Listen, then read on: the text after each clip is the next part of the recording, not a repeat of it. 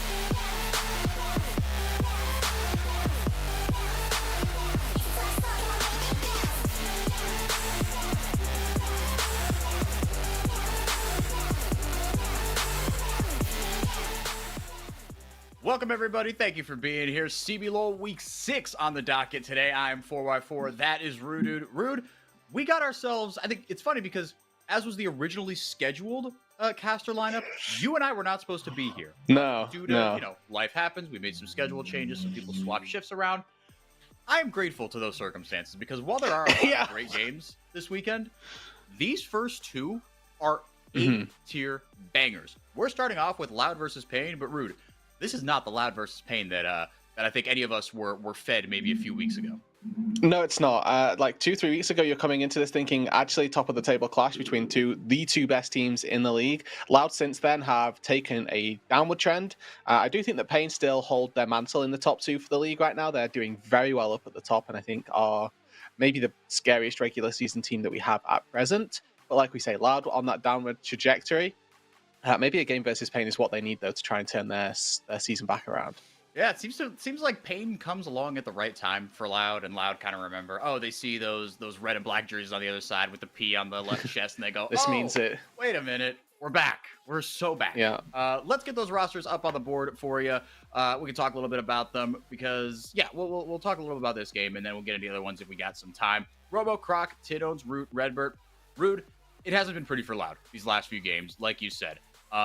There was some behind the scenes content that came out. I should have mentioned this to you off air. I'm kind of putting you on the spot here. I apologize. All right, let's go. Let's do it. Essentially, a kind of one of those behind the scenes docs looking at basically Robo and Tinones kind of getting into some disagreements with the coaching staff, specifically Stardust, who is part of the Loud coaching staff again, and additionally Redbert, not as far as the behind the scenes thing, but he's also someone whose play has been lacking in the losses last week. He was caught out in critical moments, the stuff that wouldn't see happen to Seos. No, you wouldn't. And those are obviously issues that Loud need to try and combat, both behind the scenes and obviously on stage. I think it can be fairly easy for supports to have a slight oopsie moment for Redbert to get caught out once or twice. And then there's the instances where it means something, right? Because every time your support dies, there's this toss-up of, does this actually mean anything, or is it just vision control and something that we can fight our way back from when they respawn? There are definitely occasions where Redbert's been caught out, and even things like vision control aren't nothing to get over, because they can lead to further picks, they can lead to, further snowballing from the vision that the enemy team has to try and make more plays. But for Robo and Tinones, right, you mentioned that they've had some disagreements behind the scenes. These are two veterans of the CBLOL. There's no doubt that they have experience and have like the right to go about this. But Stardust as well, you're familiar with his credentials as I am. 4x4. This guy knows what he's talking about as well. Yeah, exactly. And it's one of these things I heard. I think Bayonu was kind of commenting, like, someone put the very kind of binary and unfair question to him of, well, whose side are you on? Are you on Team Robo Tinones or are you on Team Stardust? And he was like, dude, one, that's an impossible question. Two, here's the thing. BRTT gave his take, which I thought was interesting, which was, look, I don't care who you are. He's the coach. You, even if you don't actually feel like it in that moment, especially with the camera on you, you shut up and you respect his opinion. You take the disagreements off camera. Yeah. But Bayonu, he had an interesting take. He was like, look, at the end of the day, Stardust, he's a legendary coach. Like you said, and he's your coach for a reason. So you've got to kind of take it in stride. But at the end of the day, he's like, imagine this scenario. They get to semifinals. They're down 2-1 to Pain.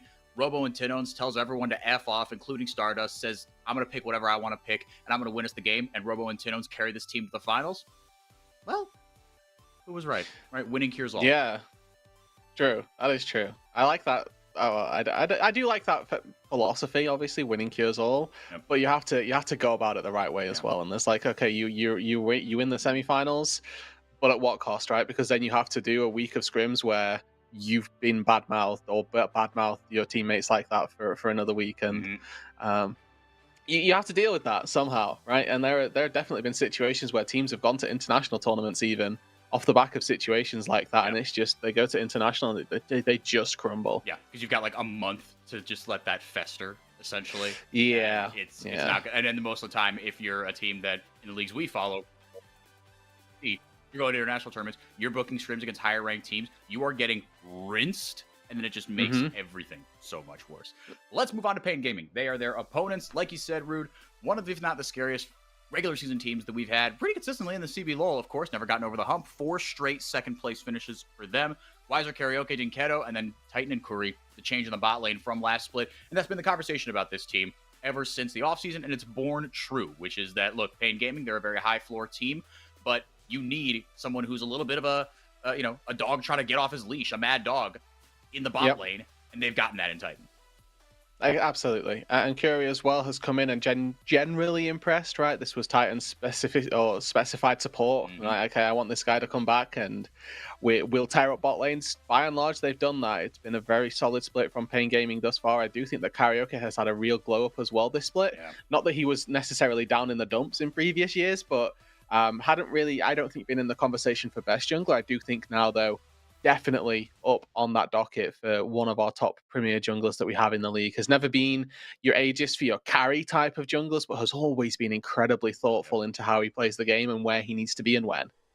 Yep, and same with Dinketo, right? When Pain were having their rough splits a couple splits ago, but inevitably made it back to finals. Dinketo was the forward-facing, kind of the mascot of the team, who came out, took the criticism from the fans, and said, "Look," and because of that, he actually got a lot of goodwill from the fans because he was able to kind of, he put himself out there and took a lot of the verbal bullets that the team were throwing at him. I think after they lost in the winners bracket 2 splits ago, the fans were literally chanting, "Chi me saying they're going out," which literally means shameless team.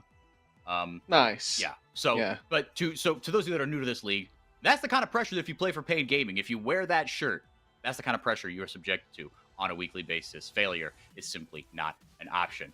Rude, look, these two teams come in here, like we said, on opposite trajectory. The fact of the matter is, Loud, any result could happen here. And Loud, like we said, they've been Pain's kryptonite. Pain did take the initial meeting. Wait, hold on. Whoa, wait. Who did win? We're fact-checking. We're fact-checking right now. That's fine. You're quite right, though. The fact that this game could go either way. Pain Gaming have been on that. They're doing very well. But also, you've got Loud, who just seem to always come up in the clutch, versus Pain Gaming, though, pretty much exactly what buttons to push to get themselves the win that they're after. So there's definitely a world where this does go to Loud way. Pain did, in fact, win in Week 1, Game 2. They took down Loud. And Loud, look, their losses have still been to respect teams, right? They are 1-1 against Kaboom, 0-1 against Los Grandes. That's the only one that kind of sticks out, but 0-1 to Pain, 0-1 to Cade Stars. We get Cade Stars Kaboom after this one, just FYI, so stick around for that one. If this isn't your cup of tea, we have a champ select, I think. And we do also have champ select. So let's go over there. Getting right into it, you see Stardust's name right there on the top left of the graphic, and this time it's Pain locking in Smolder immediately. R1. Rude, we have criticized teams in the past for locking in this champion as early as they have. No, I think that there's a few of our analysts definitely have a lot of, not necessarily bad thoughts about the Smolder, but there needs to be more setup, and you really need to draft around it. I think if you take it earlier on and make sure that you build a composition to facilitate it, then there's definitely a world where you can find success. But obviously you want to sit and scale, and now we need to see whether or not Loud are happy to take the handshake that we've seen from Smolder lanes in the past, which is the Jinx. Root, we know Jinx is in the back pocket because we've seen him play this, right? We had Jinx Aphelios meta, we had so many just back and forths between a Jinx meta in some description of some iteration. 4x4's fuming right now due to some content that we've not yet released, but that's fine with the Leona lock-in. And the Jax comes through, so maybe some AD carries do get banned away. Yeah, we are going to see that priority probably. I imagine they might take away the Jinx, or maybe take away something like the Varus or the Kalista already taken away. The Varus, look, still very much on the cards. We're still on 14-3, right? I think we're on this last week as well. Poppy going to be locked in. And Rude, I can't help but feel with the engaged supports coming back, with bruisers in the jungle in the top lane that have been picked a couple here, this feels like a late Season 13 build, right? Or Season 13 comp, right? We're going back to scaling. We're going back to front-to-back team fighting. Yeah, I mean, and I'm honestly all for it. I think that the real minutiae of League of Legends and how the team fights get played come down to these big scaling 5v5s, and that's always really entertaining for me. Obviously, with the team comps as present, the Poppy can go jungle, can go top. I do really want it to go into that jungle role. I think that Karaoke on a Poppy can facilitate quite well. Yep, and I do think that Poppy versus Jax, whilst it's a decent enough matchup if you can stop the leak strike, late game in a side lane, you're just going to get absolutely walked down. So Weiser now has a bit of a decision on what he wants to play going into the top matchup. Despite the fact that this Jax is essentially blind, they're still throwing respect bans at Dinkedo with that Hwei. We've seen him pilot this to no end of success so far this split. Yeah, he's been unbelievable on this way. It's an incredibly powerful pick, and Dinketo, right, like we said, one of those players with an Oh, extremely high floor, extremely dependable. Zarian Kaisa where's LeBlanc? and away here. The LeBlanc's still an option for Tinones, right? He's played that. He played the Mm. AD a couple of times. Actually, the LeBlanc, we learned, again, based on some content we haven't released yet, the highest DPM pick in the CBLOL at almost 1,000. And it's pretty much all the AD build, if not all the AD build. Karma Mhm. taken away from Dinketo as well. So now, Rude, like you've alluded to, priority in the mid lane. But the Zarian Kaisa bans are really what's drawing my attention here. Sounds like they're happy then with the Jinx to go through. If they want Loud to sit back, scale a little bit, maybe this Nautilus can put some good amount of threat down onto route onto Redbird if they're feeling like the Jinx is a viable answer. The Azir to come through though, I mean, Pain Gaming, they've been a very strong early game team. They've done very well throughout multiple different games at snowballing early leads. Right now, they've got a ton of scaling as well. So even if they don't get the snowball rolling early on, they've got this Smolder, they've got this Azir. If they just 5v5 later on, they shouldn't be losing. No, they really shouldn't. And it's going to come down to how they play out that early game, right? Because Smolder, like you said, you want to draft setup around him, you want to draft things around him that allow him to take certain fights, and you also don't want to put him in situations where you expect him to carry those early fights, because we've seen those compositions really fall apart. Heck, we saw Loud run a similar composition, I think, in a game that you and I were casting, where it was the ADTF top, and you put Smolder in these early fights, and it's like, dude, he doesn't do anything right now, and if they Hmm. put too much into winning those skirmishes and got absolutely rinsed. Jones will be on the Talia as a pick he's extremely comfortable on. Root going to get onto the Varus, so that just leaves an R5 counter pick for Dinketo. For Wiser, Yes, yes. for Wiser, or potentially Karaoke, of course, an option for this Yeah. Poppy to still go top lane.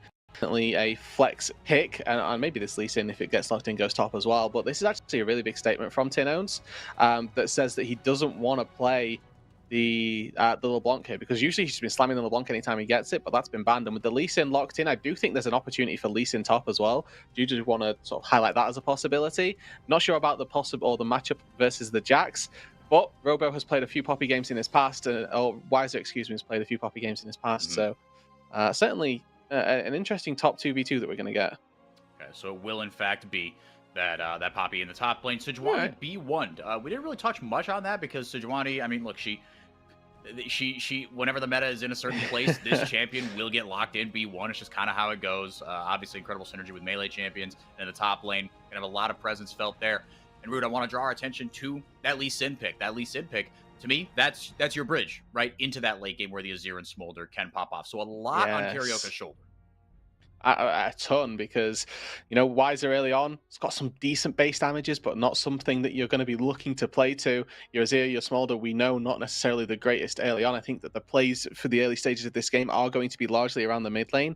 Once again, this is an Azir plus Lee Sin combo, so a lot of kill threat post level 6. Tilia, an immobile mid lane. If you have no flash and you get scoops, you're just going to die. So looking at whether they can burn Tinones' flash pre level 6 to then try and return for a scoop at that level 6 marker, something that you can do tried and classic with an Azir. Obviously, they've got an opportunity to try and play down bot lane. It's Nautilus versus the Leona, so a lot of volatility potentially down there also for Pain. Yeah, absolutely. And it's not like, and Smolder, like we said, his weakness is obviously in his early game, but it's not like once people kind of discovered, oh, maybe you go Doran's Ring early, get your W rolling to be a bit of a menace in lane. It's not like he's completely worthless in that 2v2. And with reliable setup, reliable gank, and like you said, a lot of early base damage coming out of that Lee Sin, you could see him go towards that. But you pointed out, throwing the flashes early, getting stuff going in the mid lane, and just having Wiser absorb pressure. Rose, before we get into Champ Select, Rose, our producer, I'm hoping we can get those predictions up to see where our staff fell in the Clásico das Multidões, the Classical of the Multitudes here. A lot of pain. I am going for the Loud upset here. I think this is where Loud right the ship, but look, Pain are favorites in this game, and I did it to be a little bit of a contrarian, but there's a part of me that does also believe this, right? I mean, we talked about it. This could go either way. Absolutely. And I was going to put Loud to be the contrarian and then realized that I'm top of the standings and thought, hold on, I'm going to try You got a and lead to maintain. I got to try and keep this lead up. I got to match Trajan, if nothing else, blow for blow, so that I can't lose my lead to him. But I do really think that Pain Gaming typically, or at least coming into this game, have been the better team. Yep. There's obviously the history between these two sides, which I think is all going to play a little bit of a factor in how these two teams are going to match up, whether it's regular season, whether it's playoffs, that Loud kind of have that mental edge almost. obviously off the back of 3 back-to-back splits, beaten by losing or beaten by Pain even. Yep, those last 3 finals, loud 3-0, loud 3-0, loud 3-1. I had the pleasure Mm. I will say though, I had the pleasure of being in the building for that last final down in Recife. Those fans are something else, man. Like loud, like there were so few moments that Pain fans had to be happy about, but when the Nexus exploded and they got their first postseason win over Loud, and I can't even tell you how long, I thought the roof was going to come off the place. It was unbelievable. Like it was I think it was probably 50-50, but they were just louder. They were something else. Hmm. Like we said, that's an incredibly passionate fan base for Pain and down there in Brazil in general.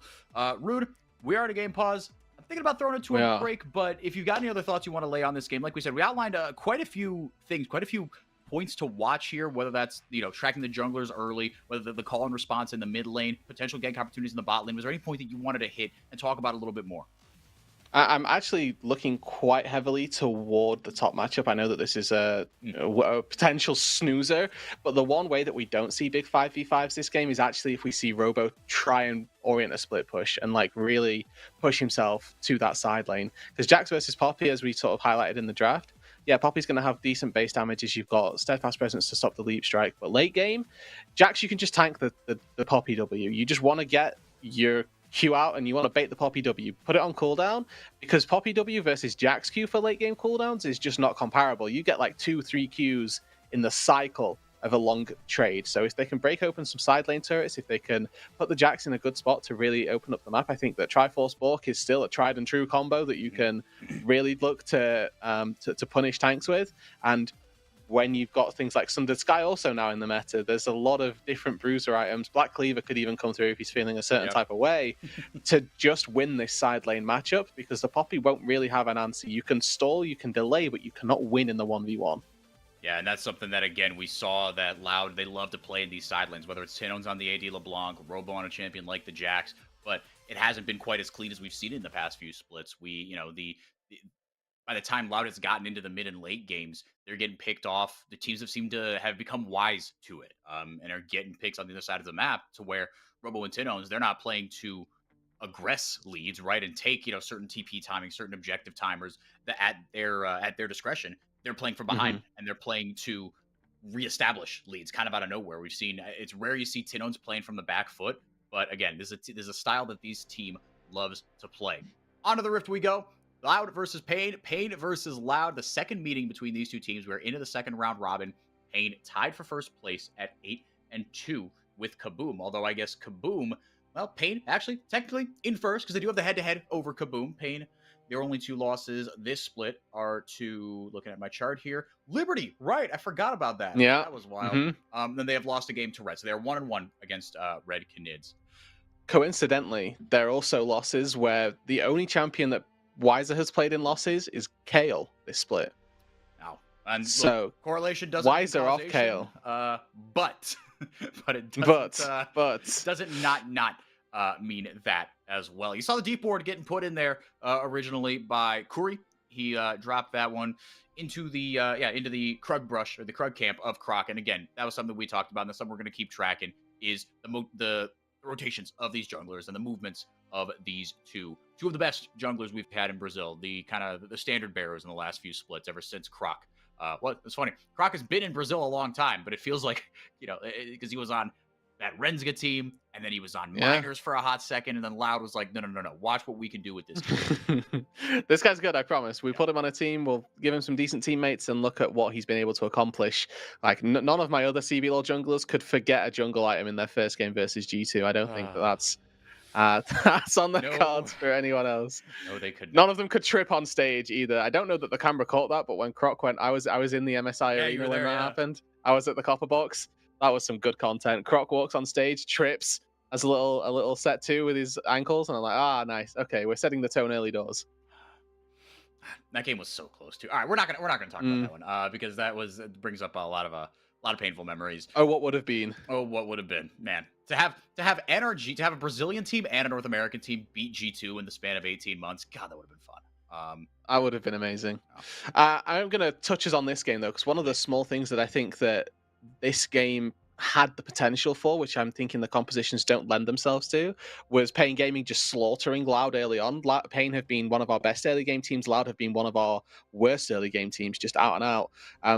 So stylistically, coming into this, my expectations were that Pain would be able to more than handily be able to deal with Loud.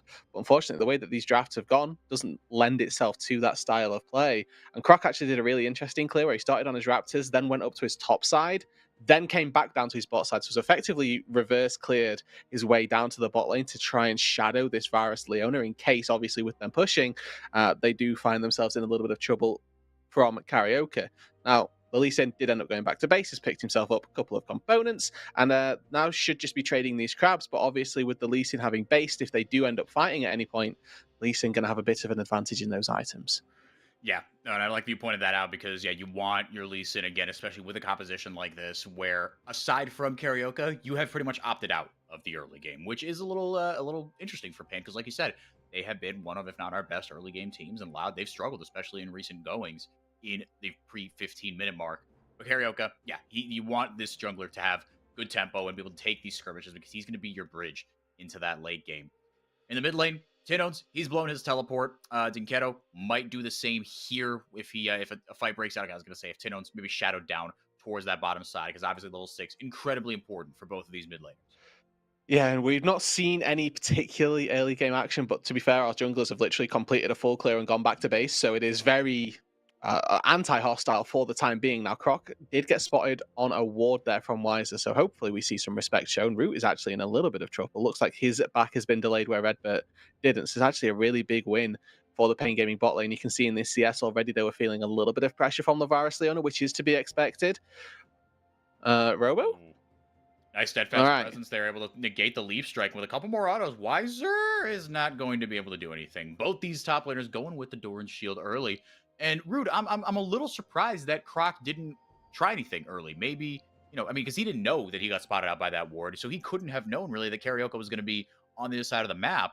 And so you do get the sense though, as soon as you walk over a brush and then the enemy laner starts walking away, you're like, okay, this is warded. Sure. So even though you didn't see the ward, there's always that jungle sense of, they know. I don't know how they know, but they know. Curry looking for a little bit of a pick here. Redbird also almost lands the Zenith Blade onto Dinketo, who himself has at level 6 Tinones as well. Both mid laners should be joining this fight in just a little bit here. The Ignite goes down onto Redbird. He gets caught, or does he? He does not. We'll be able to walk away. He still got his flash. He still got his Ignite as well. Neither support has it level 6. Again, a couple of big game-changing ultimates. Pain have very good positioning on this dragon right now. Dinketo trying to zone off. Another hook. Max range hook there from Curry. Redbird taken out of the fight. Karaoke goes in, and actually First Blood's going to go over to Root. He's able to cleanse out and get the kill. Karaoke taken out of this fight. Dinketo with the scoop. Croc able to flash away. He will go down. Titan on the board on the Smolder. Kill straight back and forth. It's a double for the Pain 80 carry, but Loud going to walk away with the advantage here late in this fight. It's a double for Root as well. He might get 3 here. He might get 4. How about it? Loud come alive in the river. 4 for 2 in the trade. Titan finds himself a double kill, but Root goes 2 better. The Berserker Greaves early on, a very powerful spike for 1100 gold. And Redbird actually plays around his Aftershock beautifully here. Loud as a team play around this brush, the banana bush, as we've been dubbed for Season 14, really well.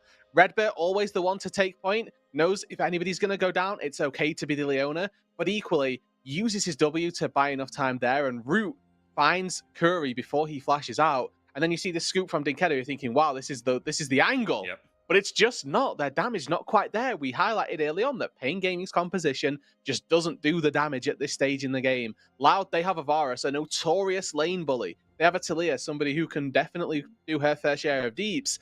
And Pain Gaming more than happily walk into that fight, but lose out big time.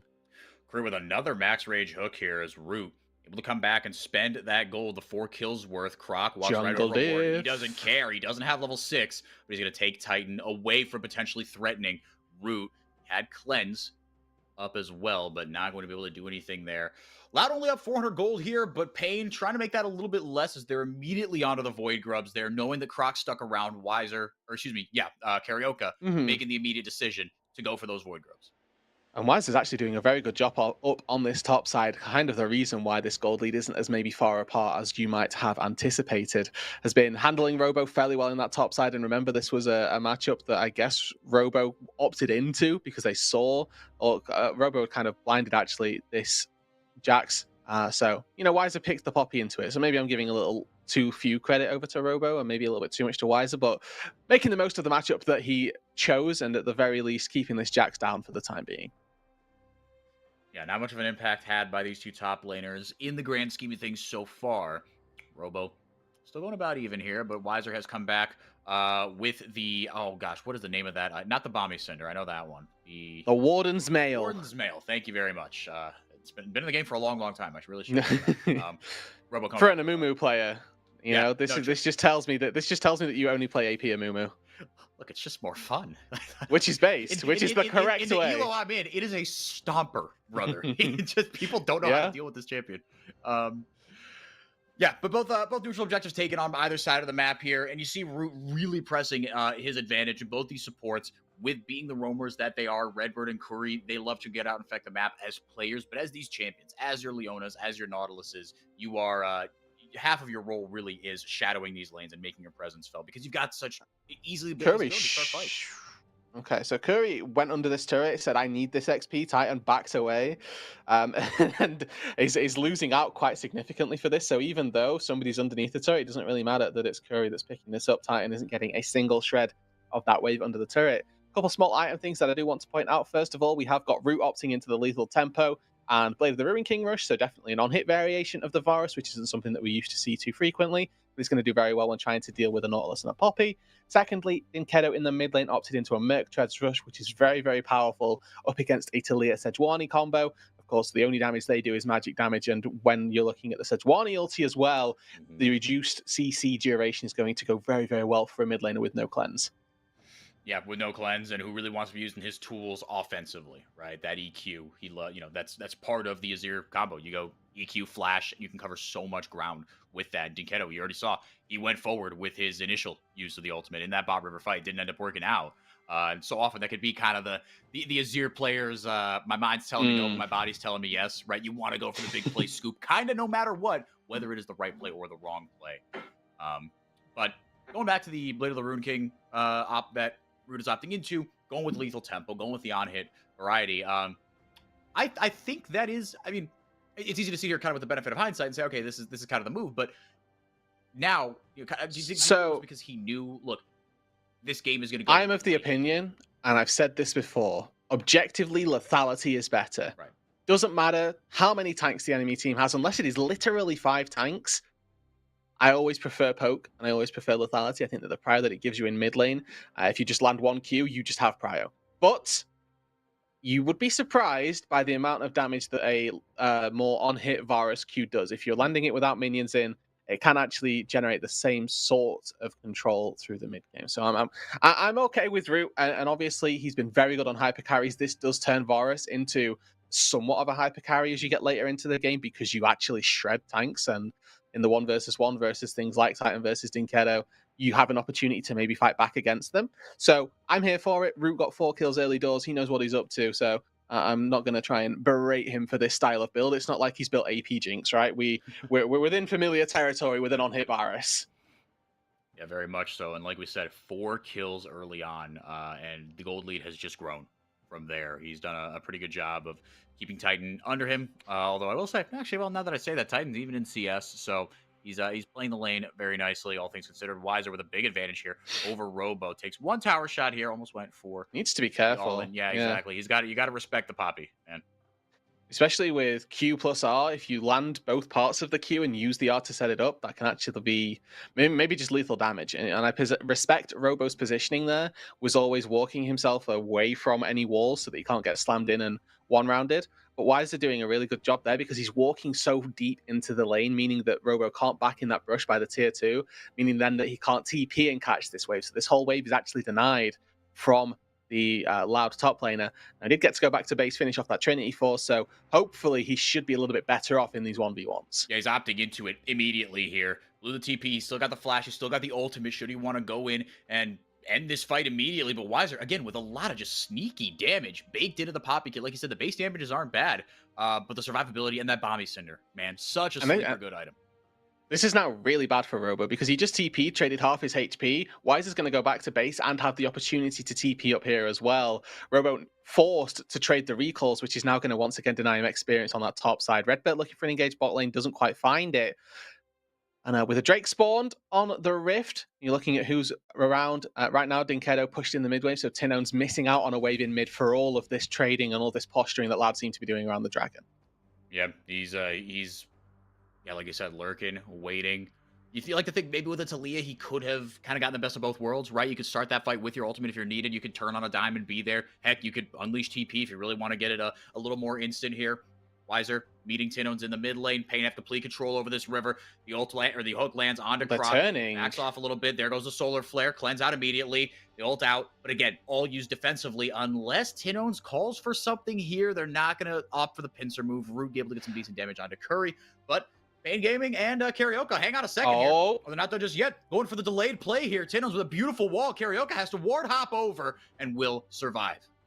And I want to iterate how much of this stems from the top trades that happen. Now, Robo does just take the whole turret. We're 14 minutes in, and he just takes the turret in response. So I actually think in the long run, this does end up favoring Loud because of those side lanes that we'd highlighted.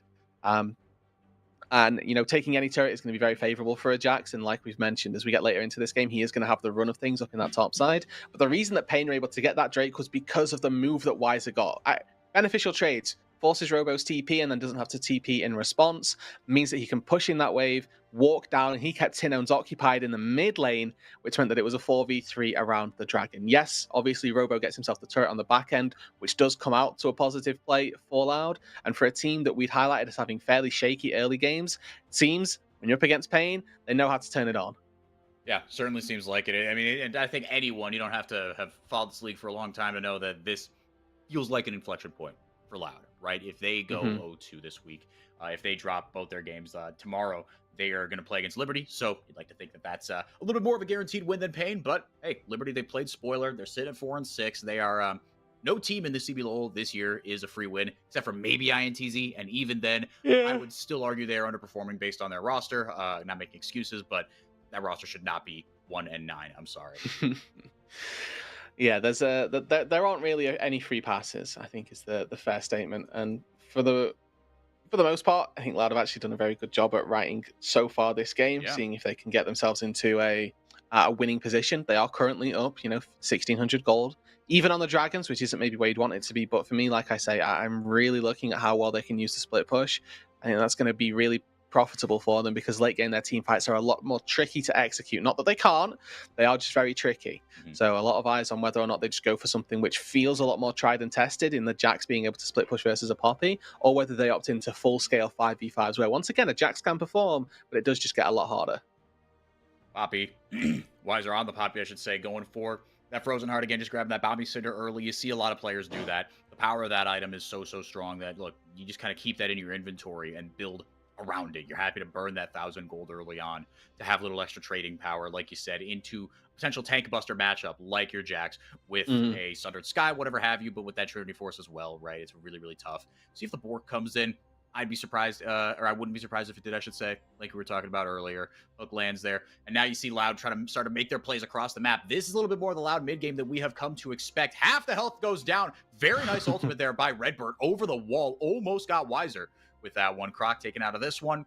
And now you see, again, Loud, they're the aggressors here in the mid game. This is a little bit more what we like to see. But again, going back to your point, Rude, it's going to be about the fights that they opt into, because that has always been the trademark of Loud, is that they take fights when they want to, on the item spikes that they dictate, not the other way around. If we are looking at those item spikes, Root just went back to base and picked himself up the components of a Rage Blade, so we're about 1,400 gold away from that. Looking at our timer for the Dragon, I don't think it will come in time for this next fight around the Drake, but they are far enough ahead in that AD carry role. I think they could be taking this fight anyway. One of the sort of quiet sleeper things about Smolder is his build path is a little bit cheaper maybe than the Varus is, but you can see matched for parity on items, and still with 690 an advantage for Roots down on the bot side. And Robo, actually, we talked about him getting a little bit put down in the early stages, has managed to find himself now 2 turrets in the side lane and has quietly amassed himself a 1k gold lead to try and take on this 1v1 in the Poppy. Yeah, up a full 1,000 gold. You point that out, and that's looking like it's more or less equivalent to the lead that Loud have. And I want to kind of cast it back to something we had talked about earlier. Evaluating Carioca's early game, right? We talked about how he's going to have to be critical for Pain to survive until the late game when they can take these fights. And one, how would you evaluate Croc's performance early on? And two, you think it was all him, because Pain get into a place here in the mid game where they're essentially even on gold with Loud. They're still in an okay spot. How do you think Carioca did, and what part do you think he had to play in that? Carioca has had a fairly quiet game. I don't know that the Lee Sin has particularly snowballed them to this position, and I don't know that if they'd have picked something less volatile, something with less agency, that Loud wouldn't have looked to push the envelope a little bit further, because I think there's a few too many hypotheticals. Carioca, though, I mean, he's got 2 assists, technically 100% KP, but so did the entire bot side, right? The only fight that we've seen was around that dragon. But what Carioca has done is play with Dinkedo quite significantly, because we've now seen that duo take 2 turrets inside lanes. They took the bot tier 1, they've now taken the top tier 1 as well. So to say what Carioca has done this game, I mean, it's very little. But then again, so's what Croc has done. And I think that for a jungler who's looking to play to stabilize his lanes, you can't really complain about that. No, and that's fair enough. And you point out how Dinkedo and company have done a good job of not matching inside lanes, but kind of especially early on before you see these 1v1s and the side lane pressure really exerted, although we're getting to that point in the game. Robo, just a little far forward there, just kind of getting vision on where Wiser and Carioca were. You see Loud doing or Pain flexing their muscles a little bit, but Croc not staying silent. He was able to grab that 3rd dragon of the game. It will be a Mountain Soul on the cards for the players here in about 10 minutes here. And here we go. Like we said, this is where you start to see the side lanes start to explode here, but Pain have done a good job of lengthening those long lanes on their own. Now, of course, Frozen Heart going to have a decent amount of impact versus a Jax. The reason that looks so one-sided is because Robo didn't actually do any damage. Ooh, double ult, triple ult coming in. Redbird, Croc, and Tinones all press R, and one man dies. Curry going down. Carioca almost lands the Q there. 3-man. Over the wall. Dinkedo looking for the big scoop, but Tinones flashes away. Whiff. TP coming in from Pain. Loud play the flight beautifully on their way back, and Dinkedo pays the iron price. Flashing in, Wiser gets a 3-man knockup, and now Titan's starting to go crazy. He gets 1, Carioca gets another, kites backwards, but Root is just too dang strong. He got 4 kills early, and he's making it Pain Gaming's problem. Robo going forward, flashes over the wall, should be able to get Carioca here. If nothing else, take him out of the fight. The Q almost lands from Root, and Robo help wipe Pain off the map. It's an unofficial ace. Loud have complete control in the mid game. And once again, Pain only get 2. This is a beautiful fight from Loud, and once again, it's Root stepping up, flashes away from the crucial cooldown, and nobody else has any threat on him whatsoever. Tanked the Nautilus ult like it was a cookie at breakfast, managed to make himself absolutely fine from that one, and then just walked away from Dinkedo when they went in for the scoop. Another great execution on a fight. They take down the Nautilus just about in time, and Tinones actually gets the flash read to pull him back in. Root gets knocked up there, and he's absolutely fine despite this 3-man kick. Root, great flash down away from the shuffle so that he doesn't get caught up. And at that point, Dinkedo, he's just a sitting duck with no front line. And although Wiser, once again, 3-man knock-up, none of them onto the important targets, able to get some decent burst down, but not on to the carry, not onto this on-hit Varus. Remember, consistent DPS is the name of this Varus's game. He's more than happy to put it out when needed. You see the coaching staff there for Loud feeling pretty good about what's going on. Stardust and the rest of the gang. I think those are equal parts joy and relief that steps are being taken in the right direction to arrest the slide that Loud are on here. And now, Rude, look, still, you saw the power of Titan and what he was able to do with just some well-placed autos, what this champion can do with a lot of mobility. Titan loves carries like this that have the ability to reposition themselves in the middle of fights. Dinkedo, I haven't loved the plays from him. And maybe I'm giving him too little credit and not giving Loud enough credit. They have played around his kind of all-in flash shuffles, right? And that those have looked a little more inty than anything. But we haven't seen that straight-up 5v5 where Dinkedo can kind of be a turret that Azir is at times meant to be. Yeah. I mean, what we're looking for really is just Pain to start timing flashes, and for Dinkedo to need to recognize that, because that's all it's been in the last couple fights. Is Dinkedo's gone in, they've flashed away from his ult, and then you're in Azir sat with no front line. So maybe a little bit more coordination, maybe just a bit more respect on people's flash timers. But I think if Dinkedo stands and faces, he's got 2 solid items now. He can definitely pump out DPS as and when is needed. But he's put himself into a little bit of a hole here. There's a decent advantage in the AD carry role. There's a very good advantage in the top role as well for Loud. So they've got themselves those leads in the relevant places. We're waiting for Titon to hit onto that 225 stack marker. We're only 13 away, so just a couple waves and he's actually got it. And once you've reached 125, getting stacks on the Smolder gets very easy. Yep. Case in point. So you're just waiting for a couple more waves. Titan then should feel comfortable to try and fight, and you're playing with that execute at that point to really give you a fighting chance back in the game. Yeah, in a longer, more drawn-out fight again. Titan with the cleanse, with the flash, with the repositioning tools that this champion has. He, if they take a fight on even terms, I can't shake it. I still favor Pain in those, but Loud have done a good job of getting fights not on even terms, right? They've so the ultimates, they aren't afraid to expend them, right, when they want to. There's been a trademark of Loud is that aggression, but Tinones, Redbird, and Croc immediately they found a pick. They blew all 3 ultimates for any advantage they can get, because Loud, they are so good at when you give them an inch, they will take a mile. Dragon coming up here. It's the 4th one of the game. Baron up as well. Jockeying for vision on the top side, but on the bottom side, Robo is all alone. Double pink ward there. Yeah, happens to the best of us. Little miscommunication there between the jungle and the support. We'll see how they want to play this. Rude, Robo, and Wiser. Everyone's got their TPs, right? So this is you can feel the tension building up in this one. Definitely scary to start this Baron up for free, or as 5 people are up on Pain Gaming.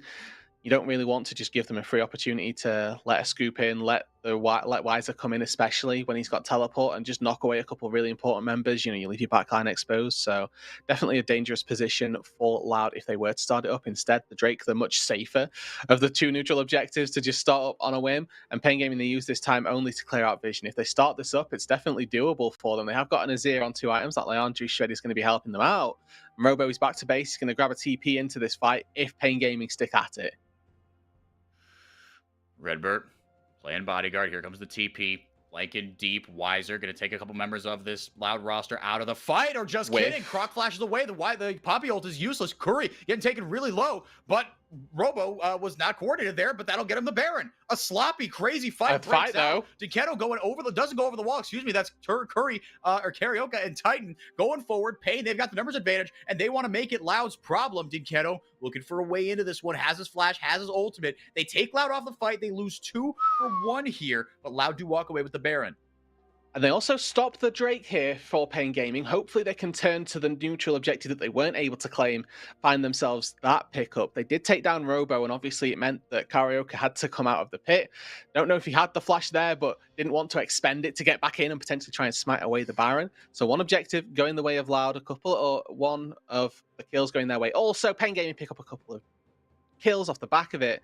And this ulti from Wiser definitely feels bad. You can definitely play this fight a lot more aggressively in a 4 versus 5, but everybody just hops out of the pit, right? Titan immediately out of there, and then he realizes, okay, maybe I can get back in here. We're not a fan of how low Redbird is and potentially living, so double kill for the Smolder. Certainly a decent start of things. Needs to get back to base and spend that gold. There we go. Lord Dominic's regard finished off. So now the Sejuani with the Frozen Heart, the Leona with the decent amount of tankiness, going to be feeling a little easier to chew through.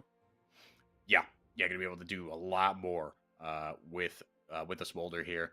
You see the gold lead has jumped up just that little bit thanks to this Baron power play. But again, Pain, their firepower is still going to be, I think, really hard to match. And Titan, like you said, with that LDR, is going to make it only that much easier because and Titan just got a way easier time getting forward in fights. And you see Robo, he's having a really tough time in these 1v1s against Wiser. Wiser is more than holding his own.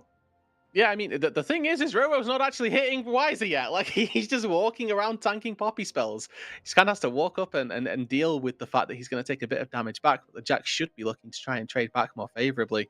Now, was the rest of Loud walking to this mid lane, an opportunity for them with the Baron to try and push a little more aggressively, as Wiser's the one that engages. Goes forward. Karaoke hops onto him. Here's the wall. Splits Pain up. If Titan can get forward, maybe they got a chance in this one. Loud backing off. Health bars low on Croc and Robo. Tinones looking for a flank here still. surfing down towards his team. Like you said, that dragon was in fact picked up by Pain. So 2-2 still in that respect, but the gold lead for Loud now, Rude, with a 2K Baron power play up to 6,000. Now it's starting to get significant. Now this means an extra decent component or two for Loud when measured up against their opponents. And I mean, the only real place where that's particularly relevant, I love this overlay to be able to see this, is that top matchup, right? 2.3 thousand. You just have finished Sterak's when the Poppy still sat on that balmy cinder, and not to sort of beat the dead horse here, but Wiser opting into this, yes, Frozen Heart, but then also MR as a second item is not going to help him in that second, or not going to help him in that side lane really at all, whereas all of Robo's items are going to do great work when looking to try and take the 1v1 versus this Poppy. Also gives him a little bit more durability for the team fight. I love the Sterak's plus Divine, or rather Sundered Sky combo, just because you get a lot of actually hidden HP almost between the healing for it, plus the shielding that comes through when your Sterak's pops. Yeah.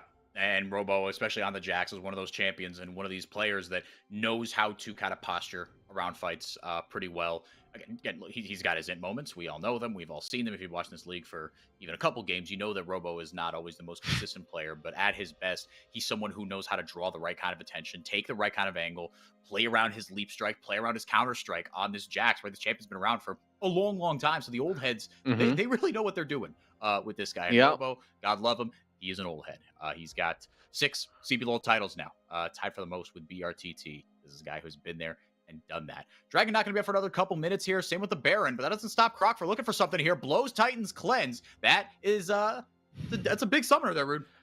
It's the perfect timer as well, right? Sejuani ulti is not on a 2-minute cooldown. It's going to be up in time for the next Drake fight. Guess what? Titan's Cleanse won't be. So that's a target that Loud can look to really exploit. They don't have to use Sejuani ulti for it. They have got a plethora of long-range pick potential between Chain of Corruption, Solar Flare, now also Sejuani ulti. Titan going to have to be very, very conscious of his positioning, and not all of it can be blocked by having a beefy frontliner in front. Not all of it can be blocked by, sending Wiser in first and acting as a meat shield. Because Solar Flare, don't care if anyone's in front of you, just point, click, hit.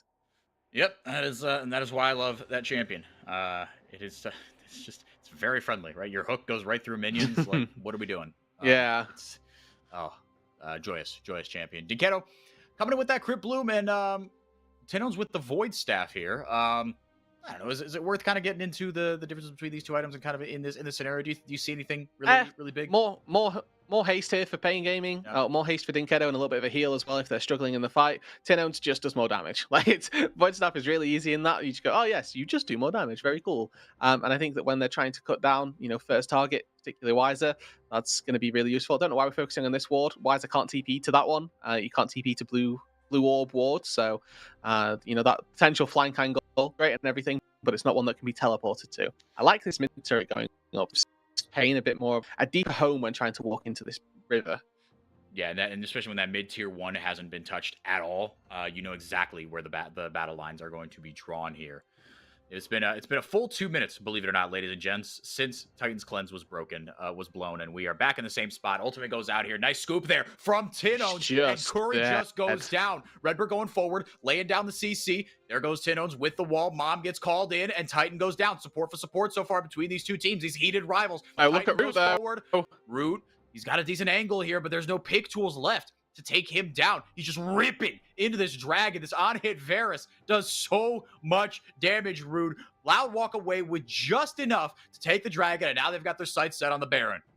Yeah, and Carioca, no flash his way into the pit, going to be very, very difficult. No front line for Pain Gaming either. It's not like Dinketo can face Jellysin, and he's mowed down if anybody goes near it. So it's up to Carioca. How good are your Sonic Waves? Are you checking every inch of every brush with that one, or do you feel like you get one of these? For the time being, he's not too shy, but now Dinketo here, Titan as well, doesn't have Mom ready to help out, so this could be James. Root goes in, or Robo goes in, Dinketo forces him right back out. Damage. A lot of damage.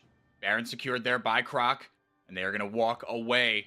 Pain, too little, too late, and getting back to that second engagement around the Baron. Loud walk away with another Baron power play, and it's already 1,000 in their pocket here. Loud looking like they're well on their way to wrapping this one up. It's been kind of death by 1,000 cuts for Pain in the late game.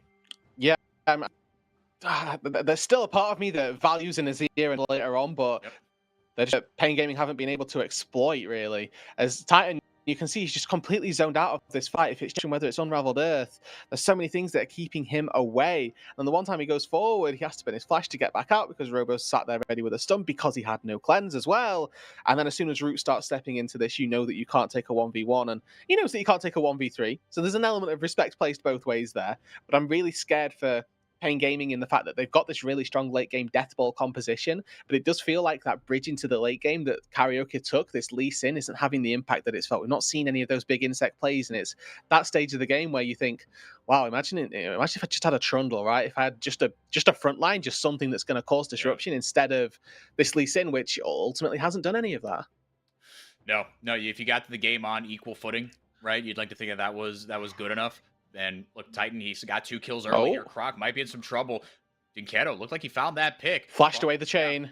Croc blew the flash. Titan got the kill. The Root didn't land from Root, like you said. And now he's in trouble here. Redbird will go down. It's a double kill out of nowhere. Oh, no. For Pain Gaming and Titan, Dinketo got the first one, and Pain went on top. And that completely stops the Baron, right? Like, in their tracks. Yep. Titan jeering up the crowd in the fan cam or in the playing cam that we get to see down on the bottom right. No Baron push to be had for the rest of Loud. So that's a great stall from Pain, and that was the type of thing that I was worried about. If you're a Loud fan, right? It's that type of just random pick, random amount of damage. You know, in fairness, I don't really think that was a 5v5 issue. This was just a Croc being 1 inch too far forward without the support of his team. And a great flash from Dinketo as well, it has to be said. Gets himself away from the chain of corruption, means that there's no remaining follow-up. Weiser quite happy to just take 1 kill. The support is all that they were after. They managed to find it, and they get themselves a double kill once again for Titan, who's 4 items on this small door already, goes back to base with, that's about 2k in his inventory, so he's going to be very happy if he can finish off all 6 items, and it looks like he's just farming as much as possible so that he can finish off full build instantly. Yeah, he's looking really, really strong right now. Root had very much a lead over him for the entirety of this game, but now Titan almost 100 CS up out of nowhere. He's almost at 400 CS, and he's got the same amount of kills as Root. Root's having a deathless game. It's been a good one by him. Let's not mince words here. But like you said, just little mistakes now have put Pain in a position where this deathball composition is looking a little bit easier to execute. Titan, he's got 4 items right now. He's going to be unbelievably strong. And again, it's going to come down to, I think, picks before the fight. We haven't seen a full-blown 5v5 yet that both teams kind of, set up their battle lines, and we got a 5-0. And the only one that we did see that was close to that in that bottom river, Loud came out on top. And you could argue that a big part of that was because Titan had his cleanse blown early on, couldn't be as aggressive as he wanted to be. And one of the difficult parts about trying to play versus Smolder is the actual mix damage that he gets when he's got so many stacks this stage in the game, right? We're on 418, if I'm reading that rightly. So he's got so many extra procs of the execute. So that execute threshold is getting higher and higher with every 40 stacks over that he gets. Fight bot lane though. Yeah, did he kind of get there? Pick Croc. He's gonna completely whiff the ultimate. It's a 4v3, excuse me, into the river. But Robo, like we said, just drawing enough attention here where Dinketo blew his teleport. See if it'll result in anything here off that. You'd like to think that Loud would be able to get a little bit more pole position in this river, but that's not the case. They didn't even have to burn the flash from Robo either, so a really big win for Loud in this instance, and it is these small macro trades that are going to be important come the late game. Drake spawns in 13 seconds. Robo once again shows his face, ducks back out of cover just in enough time. Going to go back to base. He has teleport to get back out onto the map, get as much HP, finish off that 4th item, and come out into the fight as a very, very scary Jax. Titan full build, has himself that Leandris as his final item as well, so the mixed damage profile definitely going strong for the Pain Gaming AD carry. Croc, ulti about to be back up to take this 5v5. Just silly how short of a cooldown the Sejuani ult is. Pain, start up the dragon. They're able to secure it. 2 men leave for Loud. They don't want to take this fight just yet. Croc and Redbird looking to rejoin 2 beefy frontliners, looking to get their ultimates down, have that big impact. Tinone's on the flank. The dragon again did go over to Pain. We're on the 7th one. Good ult there from Redbird. He goes in. Mom goes over the top. That is a lot of damage. Weiser taking Root completely out of this fight. And that might be the advantage that Pain Gaming need. Tinone's is still free firing though. Croc gonna miss with the Glacial Fissure. Not gonna find the mark, but the shutdown comes in for Robo, and Titan and company are gone. Loud popping off in disrespectful ways. Take the fight here. They have righted the ship, and they are well on their way to taking down their rivals. They manage it from the depths of what feels like a slippery slope from the past few weeks. Loud are coming alive versus Pain Gaming. They will take this game. 30-second death timers are too long for Pain Gaming to stop this one. And it's Redbird actually with a mammoth of a Leona ulti. Catches Pain Gaming right in the dead of the night, right in the heart of their own jungle, slays them, takes them out. And you can see a lot of pent-up emotions there for Loud, right? Pain with, I mean, what really, Titan. Dinketo is pretty level-headed. Karaoke is not one to stand up and bark at people. Weiser, no way, no how. Kuri, no. Titan, like we saw, he was talking a lot of smack, but these Loud players, they know they were down in the dumps, but a win here would make everything okay. And again, you got Liberty tomorrow. You just can't have a letdown there. But you saw in those player camps a lot of pent-up emotion and frustration at the narratives that have been painted around this team over the last few weeks. Is Loud washed? Is this finally it? And they wake up and they say, dude, look, as long as we're still here, no one is going to win the CBLOL easily. Yeah, I mean, it felt like almost like a matter of time, and it feels no better a time for them to come alive than a game versus Pain Gaming, right? Almost poetically, the fact that they're able to find their win there and take a decent win. And that was a 5v5 that didn't feel like, there were any particularly rough battle lines that had been drawn. You highlight the fact that Weiser actually did a really good job at taking Root out. Weiser's job isn't to win the 1v1 versus Root, it's to make sure that Root doesn't do damage in the 5v5. And that, Weiser, to give as much credit as you can, he did exactly that. Yep. Unfortunately, the rest of the 4v4 really fell on its face, and it was off the back of really clean engage from Redbird, actually, in the late game team fight, using that Leona to maybe the best extent that we've seen so far this split. Yeah, it's only been 2 Leona games, but look, this champion, we've watched a lot of it over the years. You and I have been casting for a few years now. We've seen a lot of Leona games. That was awesome. Over the wall, right? Completely not telegraphed, playing the angle, that extra little, that piece of brush, right? Some of the structural changes in Season 14, played around that very, very nicely.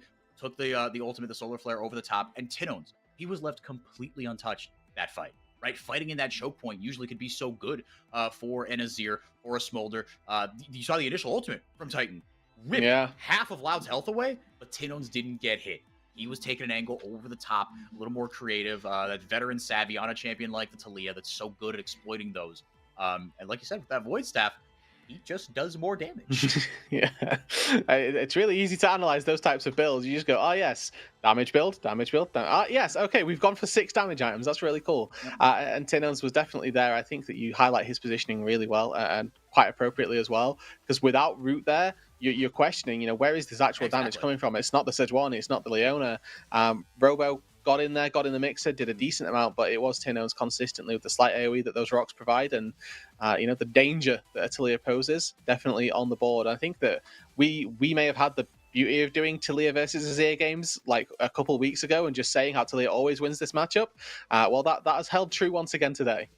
Yeah, Azir, a below 40% win rate in CBLOL. Not for nothing. One of the most selected champions, but this champion hasn't been exactly the, look, he's still a late game insurance blanket, absolutely. But we're realizing, I think, the nerfs and the changes to him had a bit of the desired impact, is that he isn't this kind of auto win in the late game, right? And the changes were to his early game that he wouldn't have, a dominant early game, as well as being the auto win in the late game.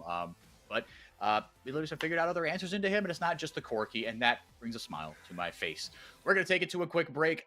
Kaboom versus Cade Stars. That one's going to be a ton of fun. Another top 4 clash between 2nd and 3rd place. Don't go anywhere. It's going to be a lot of fun. Rudu and I will be right back on the CBLOL English channel.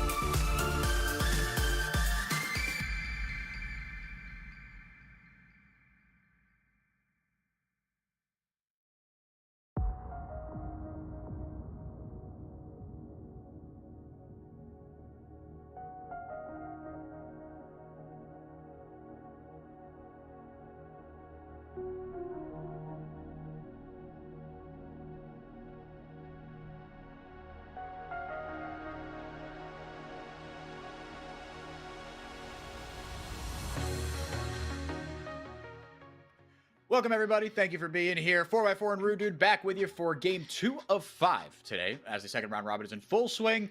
Rude Dude, this is not the Kaboom versus Cade Stars matchups of old. No, this is your fully itemized 2024, fully actualized, I should say.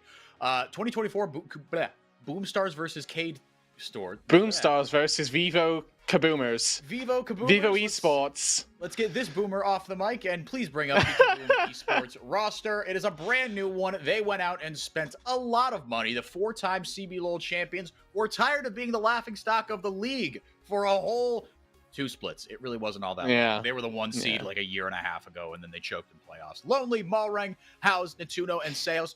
Now, you'll notice that a lot of these dudes, based on the pictures that we have of them, which are from last year, you'll see they were all on different teams. This is a roster that is playing together for the first time, but Rude, based on the way they're playing, you wouldn't really know it.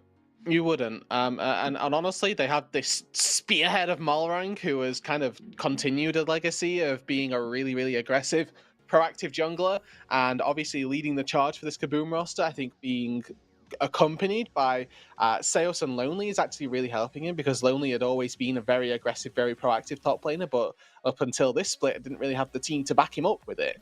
Seos, of course, the best support that CBLOL has maybe ever seen, and I'm putting him on that pedestal now. I think he's just an absolute champion in this role. You have all the tools, you have all the matchups, all of the opportunity to start taking any game that you really fancy. And Kaboom, they had a couple of rocky games to begin with, but now absolutely off to the races and are doing very well for themselves. Yeah, they are flying. House has had himself a couple MVPs. Natuno, extremely solid, like you said. Seos firmly inserting himself into the conversation of maybe the best support of all time in this region in Brazil. Lonely, if anything, for me, has been, not that he's been bad, but I think the rest of the team has done so much, and maybe that's just a function of the team, right? Because last split on Kaboom, the team was doo-doo poo-poo, but he was standing. And now the split has completely flipped. So maybe it's because I had these kind of expectations of Lonely. I'm like, oh man, look at him go literally 1v9 and drag his team across the finish line. Now, not only does he not have to, it just kind of seems like he's like happy to hang back and be more of a facilitator.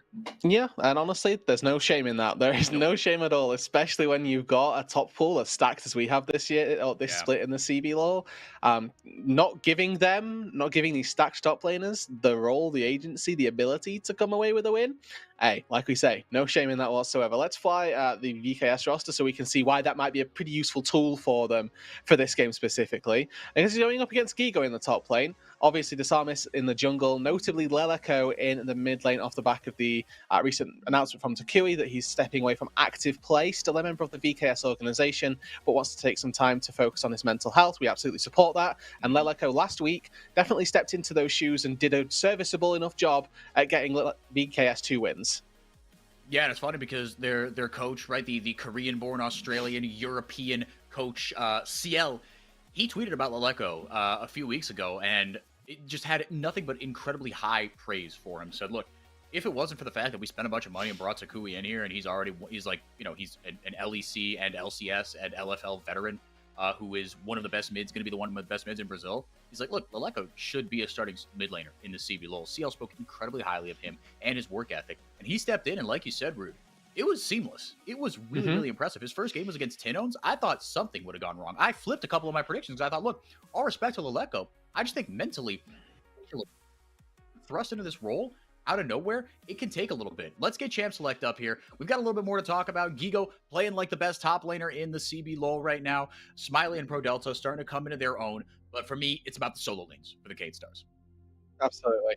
Like with Leleco starting out, I think that the Ori ban is a very, very wise one, especially when you're on red side. You've got the opportunity to ban one of the safest lines for a blue side mid laner. Leleco also played only Orianna so far, so this plays a bit off comfort. We get the opportunity here to see him on something different, whether or not he can serve as well as a mid laner. Obviously, yeah, and like you said, Rude, Takui still, waiting in the wings. So this is in theory still just a band-aid solution for now. But what a band-aid solution it has been. Like you said, only 2 games, and both of those were on Orianna. Went deathless in 1, maybe in 2, but not actually. I think he only had 1 deathless game. Azir going to be blinded. Just kidding. Don't talk about hovers. 4x4. Maokai. He was locked in. This champ still is absolutely bonkers nutso. The builds have changed a little bit. The style of game has changed a little bit. But this champion is still As you put it when we were talking about this last week, you go up to an objective, you press R, you take the objective. Yeah, and that's all there is to it. Well done. So the psalmist should be securing all the objectives first level 6 here. We'll have to wait and see whether or not that actually comes to fruition. Spoiler alert for LeBlanc. Azir was blinded, but Lelico has decided, alrighty, you banned my aura, you banned the comfort pick, you weren't okay with the safe, the tame Lelico that I've got. Let me unleash the beast and pulls out the LeBlanc. I really hope he plays AP LeBlanc. Because Yeah. I would love to see Leleco go from, just like, you got Ori both games and you won and your team's really good, congratulations. I want him to take this game by the scruff of its neck, purely just for narrative purposes.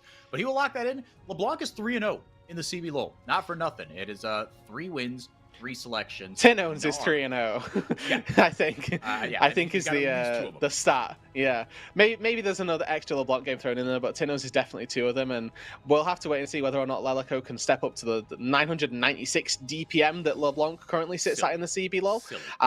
And the blind for Gigo, honestly, to no surprise, is the Nara. Now he's just given so much, I suppose, control over to the VKS bot lane. Bear in mind, they played versus a Smolder in the last week of play when 14-3 first came out, and Smolder was obviously back enabled.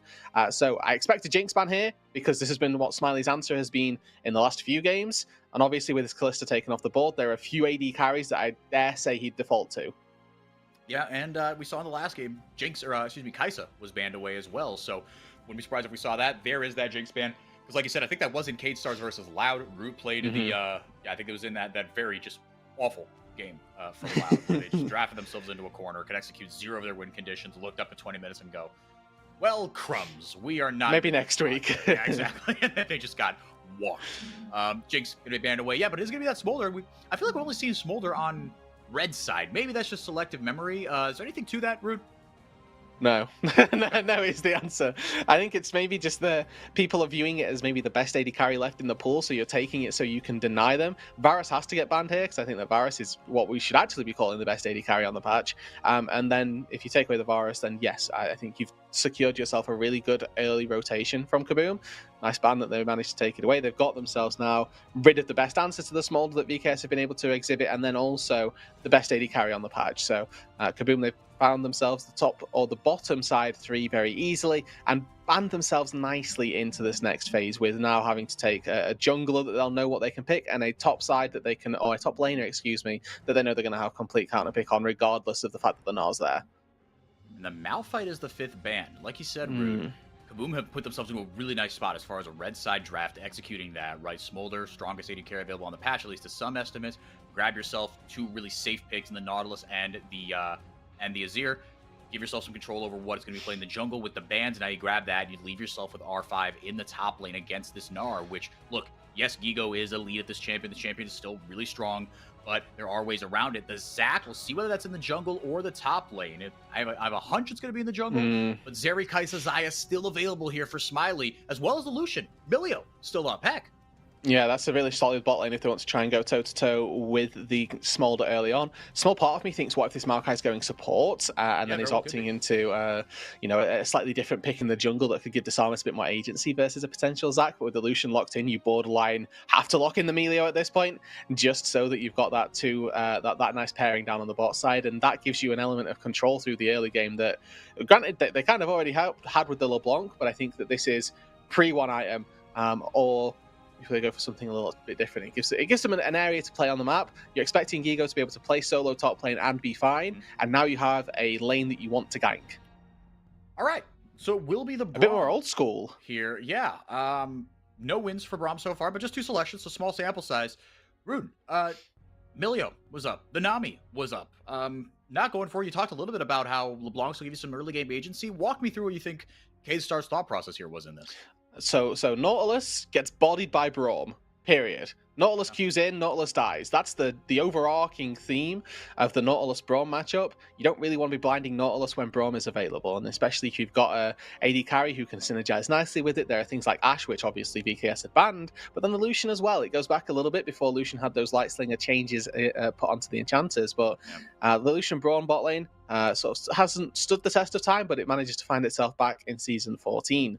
So the Xin Zhao gets locked in for Malrang. I did think this was a bit more Kaboom-esque almost. I feel like giving Kaboom or giving Malrang Zac specifically inhibits his early game, right? This is a guy that is active from level 2 onwards. If you give him a champion that can be active from that stage, you want him to be doing so. And the Xin Zhao definitely more representative of that style. It's funny because I broadly agree with you, more so because in my mind, like I've seen Malring with my own two eyes get on a champion like the Xin Zhao, these skirmishers, these brawlers, like a Wukong, for instance, right? Fills a similar sort of bucket, Yeah. and just roll teams with it. And you think, well, Malrang's part of what we knew him for was things like a Jarvan, right? Where he's ganking like crazy. And to me, Zac, well, not to me, just objectively, he is a better ganker. He can literally clear walls. He has range. He has a ton of CC. But that's not all that Malrang does. He can do that, but like you said, with the Xin Zhao, you're a little bit more dynamic in how you can affect the map, right? You can skirmish, you can get into other people's jungles, you can play around lanes that are pushed really far up and say you call House over, you call Lonely over and say, hey, let's get some wards down here, let's set up for this objective. Or if your lanes are under siege, and you don't need to be a good ganker. You can just walk up. So Malrang, right, he's a very cerebral jungler. He's able to kind of be that puppet master. And Xin Zhao, yes, he's got his deficiencies. Yes, after level 13, he becomes a little bit of a one-button Boris, but he's still incredibly strong. Let's get those predictions up. Rude, for me, this is the match of the week. These are the two maybe hottest teams in Brazil right now. And, oh, I love it. We've got a pretty much split desk. This is gorgeous. 4 going with Kaboom, that's Solari, Soph, Trajan, and Rose, but everybody else going with Cade Stars. Rude, no surprise for you. I'll let you give your spiel on why.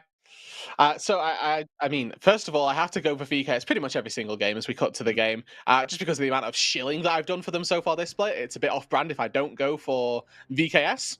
Obviously, I think that Lelico stepping in does make it a little less likely, like we've already touched on, not to say that he's a bad player, but he's just not a Takui level player. And it is going to be the AD LeBlanc as well, worth noting, Fleet Footwork plus Doran's Blade start, or we're expecting at the very least to see an AD LeBlanc start. It looks like indeed it will be that. Gigo starting with that Doran's Blade into Lonely, going with the Grasp in the top lane. Yeah, very often you'll see that. Okay. Grasp Azir, though. Are we going to see the Showmaker tank Azir? I mean, I'm not familiar with the tech, but hey, maybe we are. What I do want to touch on is actually how important it is for House this game to find priorities. I don't know that the Zac is going to get prior versus the No. I don't anticipate that Nautilus versus the Braum goes particularly well for Kaboom's bot side either. And if Malrang does want to use his Xin Zhao to start invading and start finding camps and forcing Disarmist to be behind, delay that Maokai's level 6, it's going to have to come from House in the mid lane to be able to fight back versus Lelico and get a bit of a push in before Malrang starts to head into the jungle.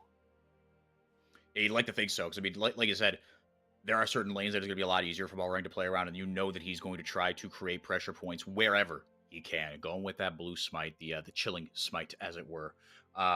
And yeah, we'll see how House is able to capitalize on this pick. This is House's first Azir of the year. Not for nothing. This is a pick that we fundamentally associated with him last split. He had a couple of, he had the play of the split, in my opinion, right? Was that that Azir shuffle knock into Brunsey on the Zeri on that Fluxu roster that went absolutely nowhere, unfortunately. Ward down into Malrang's Raptor Pit, not for nothing. So we'll see how Desamis doing a bit of an opposite clear, right? Both going red to the red other side. To blue. Yep, red to blue. Thank you. I'll get that that Showmaker, the Azir tech here. It is Sork Shoes, Leandries, fine, and then Riftmaker, Frozen Heart, and what's the? Oh my gosh, the magic resist item that Abyssal Mask. Kennick? Oh, Abyssal Mask. Hold on, Malrang is ganking top again. Goes flashing immediately onto Gigo. Gigo's just dead. Yeah, right? He should win this pretty easily here. He's got red buff as well. Gigo accepting his fate, not going to blow any summoner spells or anything. First blood immediately. That is huge, shutting down Gigo this early. And now, fortunately for Gigo, he did get the crash. The wave did get under the turret. It should bounce back if I, caught the glimpse of the wave well enough. But Malrang, once again, early game proactivity, shocker. This guy ganks, and this guy manages to make himself abundantly clear where he's making his plays on the map. First blood going into his back pocket. Lonely, he did get an assist because I assume of prior trading, but really wasn't a part of that. No, he really wasn't. That was Malrang through and through. Gigo to come back with another sword here. Like you said, that wave did crash. The CS still about even here. Had to blow his teleport. Lonely feeling okay, though, so far here. House shoved out of this lane right now, but Leleko really doesn't have a lot of mana, so it's going to be a little tougher for him to respond here. A lot of physical. With the AD LeBlanc, how does the damage profile actually shake out? I've never really thought about this. I think when I think of the AD split, the static shield LeBlanc, it's a macro play, right? You're not worried about how much damage she can do, but it's still doing 1,000 DPM. So clearly, there's something I'm missing. I mean, it's fairly mixed, I'd say, because you're coming from single auto attacks as opposed to consistent auto attacks.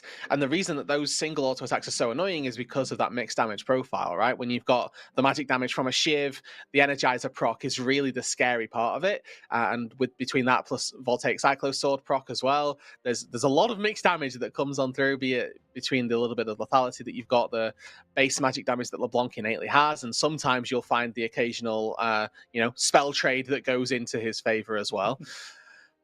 So yeah, it's pretty mixed. It's fairly difficult to nail down one type of DPS for the LeBlanc, but interestingly, what you'll notice is that Leleko actually is maxing Q so far, has 2 points in it, so that he's not using his W to be particularly aggressive and landing on the Azir, he's just using it to get in range for the Q and be obnoxious with the poke. He's doing a decent job here, right? You've seen House's health bar. He's really taking a hit. Got that the Kirkay shard immediately. Started to trade really, really well. House got himself the boots and the Dark Seal. Not for nothing there. Natuno, he's come back with a little bit of a better back in his first trip back to Boris, I think is what LS calls the shopkeeper, right? Yeah. Okay. That's what I call him as well. Okay. Chain goes wide as Leleko does manage to slip away nature of LeBlanc, and now maybe the Psalmist fancies House? Yeah, up a level here, and Gigo coming in, joining the party as well. Very nice W there, crashing down. Gigo going forward, has no flash. Doesn't have the ultimate. Malrang will go down. Leleko picks up the first kill. House in a little bit of trouble here. The chain does land, but the tower shots look like they were going to be too much. Juggling aggro nicely. Wow. Pull off a beautiful dive in the mid lane.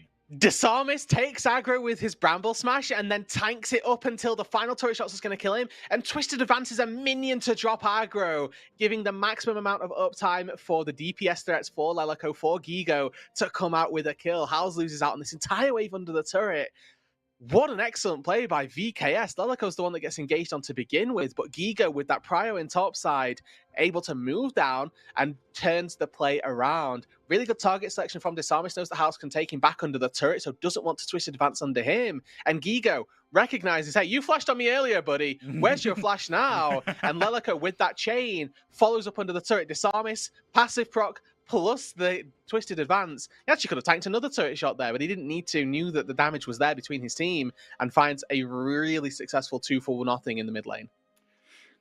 That's one of the best plays I've ever seen Disarmus make. And I appreciate that you broke it down the way you did, because I was impressed by that, but more so just like, oh, wow, they juggled the aggro really, really nicely. Because to me, that was like, oh, this is going really, really well. And then it initially, my gut felt it was an overchase on House, right? That someone was going to go down. He turned into a 1-for-0, punishing, like you said, the flashless Malrang. But it didn't turn out that way. So I appreciate you breaking that down for me. And it reminds me of what you've always heard about Disarmus and why he was on that Fluxer roster when you thought, look, I understand why I assembled the rest of these pieces, but Disarmus kind of feels like okay, you couldn't get any other jungler. Sure, he's young. Give him a shot. And again, along with some of these young players who have already proven themselves to a degree.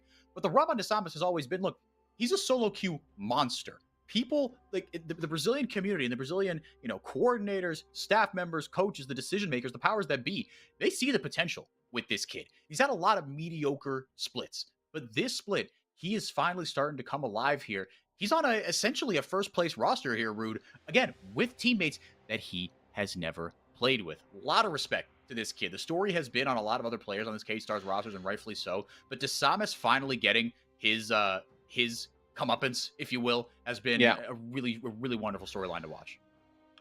And hopefully it can continue as well. Starting out this game very successfully with that early gank, now managed to find himself the dragon. Worth mentioning that Kaboom did manage to secure themselves the first couple of Void Grubs. So nice to see that they are getting themselves off to a little bit of the races with some neutral objectives. There's a nice trade up on this top side for Gigo. I mean, the power of Zac comes from the amount of healing that he can just kind of spawn in from nowhere. Whilst it may not appear that he's, particularly healthy, that Let's Bounce passive every time you land your ulti onto somebody, it does like 4 different bounces. You spawn a blob every time. Disarmus is bot and he wants to fight. Ults and takes up the entirety of the river. It's just too easy sometimes. Very nicely done. Playing off it just enough, Smiling Pro Delta, to not arouse any suspicion. And Disarmus, just a clear path down to the bot lane. And what I love about this is instantly, Seos went back to base, finished off Merc Treads. And I'm not having that anymore. All right? You fool me once, shame on me. Fool me twice, hey, shame on you. House? Also let go back. And you see it, those autos are He has no starting mana to hurt now. here, but House doesn't need mana to do a ton of damage here. Laleko might not need a ton either. Gets the empowered auto down. Seos showing up, flashes over, roots one, picks the right one. Beautiful stuff from Seos. Support roam comes in clutch for Kaboom. Laleko in the mid lane probably had the best of that 1v1, having dodged out of the respawn soldier from House. But League, it's a team game. Kaboom saving that, or Seos rather, saving that flash from earlier makes it pay in the mid lane and gives Laleko a taste of the Seos experience. Yeah, very nicely done there. Like you said, flashed over, didn't burn the hook, right? Well, I guess the hook would have found terrain, so he wouldn't have been able to hook over, but flashed over, got the passive auto route down, and then just immediately hooked the other one. He said, look, one of you, surely, is going to go down here, right? I'll root one, I'll hook the other. I'll kill both of you if I have to. I don't care. That's exactly what he did, really. Really good performance from Seos so far on that roam. Good timing as well as Pro Delta. Quietly, I feel like one of the unsung members of VKS, but maybe that's just because he's been slightly overshadowed by your Desamis, your Gigo, your Takui of past. But again, coming out of 2023 Split 2, he was my best support for the split. While Seos had been absolutely indomitable in playoffs, don't get me wrong, I actually really valued Pro Delta on that Pain Gaming roster. Now he finds himself on a different roster, right? One that people definitely had ranked a lot lower. But again, stepping into his only second split in CBLOL, by the way, and doing very, very well. Yeah, he was on the Pain roster, technically the sixth man in 2023 Split 1. Hang on a second here, Seos able to hook out. Dumps the calling into both Seos and Natuno. Smiley able to get a decent trade here. Both ultimates blown, shoving them completely out of this lane. Up 10-15 CS so far here. Neither one of these champions particularly dangerous. Oh no, the Maokai are. Desamis presses R towards an objective. Does he secure the objective? I don't know, but he might get a kill here. It's Malrang against 2. Gigo on the other side. Malrang is low. Malrang is dead. Laleko gets another one. House gets nobody with the super shuffle. And now Lonely has to flash away. House has to flash away. Gigo goes boing, boing. Gets the ult down. Gigo with another kill. Desamis picking up the Void Grubs. It's all coming up Kate Stars, and it might do so in the bottom lane. Smiley on the board. And just as you say it, Maokai gets his ulti, he presses the button at the objective, and VKS secure themselves not just the objective, but 2 kills up on the top side, 1 spare on the bot lane as well as Natuno. But saved his flash, saved his cleanse, knew he was dead to rights under that turret. Wow, everywhere going really well for VKS. I have to credit Gigo for how well he played that as Laleko. Surely we see the Nautilus here. Yeah, he's just playing, has distortion, he's fine. I hope we get a replay of it because I want to highlight what Gigo was doing up on that top fight because he was actually just 1v2, right? He just was 1v2 the whole time. Yeah, whilst Malrang was spacing. And maybe that's what I should have done. I used a lot more words to describe what was going on there. But like you said, Gigo, he was like a little black hole, right? Just drawing so much attention and being such a little nuisance while not really doing a ton. Just kind of throwing out boomerangs, right? Clicking back and forth here. Lonely. Gonna drop the ultimate immediately here. And now he might have something here onto Gigo. He's got the Bomby Cinder. He's got passive damage here. He's got the Treads as well. And a shutdown. Man, Gigo giveth and Gigo taketh away. Not good on Lonely, though. Yeah, I mean, this Zac, again, we highlighted the healing that you can do. So this is the replay of that top fight that I was asking for. And yeah, I want you to watch the difference between Gigo and Lonely in this fight because actually, Lonely has through Stretching Strike, you know, and so far he's channeling. He really wants to get in there, stops himself going in there, and has literally just walked around this entire fight. Did actually 0 contribution other than a quick slow on Gigo to begin with. And of course, Gigo perfectly times his ulti to stop House from getting away. But it felt like it was a set of 2v1s. It just wasn't. It was actually just Gigo versus House on that top side, and then obviously Malrang in the 2v1. Yeah, and you saw Lonely immediately knew, like, oh, Malrang's in trouble here. That way he popped the ultimate. I've got to be there to provide additional disruption. Because if he could lay down enough CC, then maybe they've got a shot on that when you saw, like you said, winding up the stretching strikes. I bet Malrang just said, look, I'm dead, I'm dead, I'm dead, while he was winding that up. And then, but by the time they were walking backwards, Giga was like, oh, no. Actually, I own you. And now it's a 3v2, by the way. Blue 2 flashes as well. A lot of tempo generated on that play, and they are taking advantage of it. Frozen Heart completed for Desamis as well. Going to be very, very valuable into this team. You can see as well, the build path for Smiley actually really intrigues me. I'm not a fan of personally taking Kraken Slayer on Lucian because I think that style of build path becomes very difficult to play later on. Much value, more burst-oriented Lucian when you go for things like a Stormrazor. But what this does give to the Lucian is consistent DPS if you've got a front line to be able to put it out. That was rude. That was rude, Lelico. I appreciate it. It's very CBLOL of you, but that was rude. Felt unnecessary, but hey.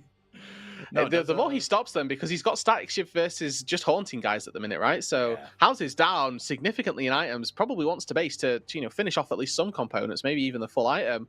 But the longer you delay this Azir from basing, the more time you have to be ahead in the lane. So absolutely worth the play. K-Stars, it's all coming up them. Desan was able to grab another neutral objective off the back of this. Malrang just looks stymied right now. He's having just put out kind of little fires everywhere, having to grab his camps and just kind of play catch up because DeSamus is very much on the front foot. But to bring back old criticisms of his, and to be fair, this is a little more on carry champions where he wasn't able to accelerate his lead. Again, I mentioned this. I like every time I talk about DeSamus, I feel bad that I bring this up, but it's like my primary image of him, and he's doing a good job of shedding that. I will soon have positive memories of him. But there was a game in which he was picked Viego, I think last split or 2 splits ago, and he went 5-0 by 10 minutes.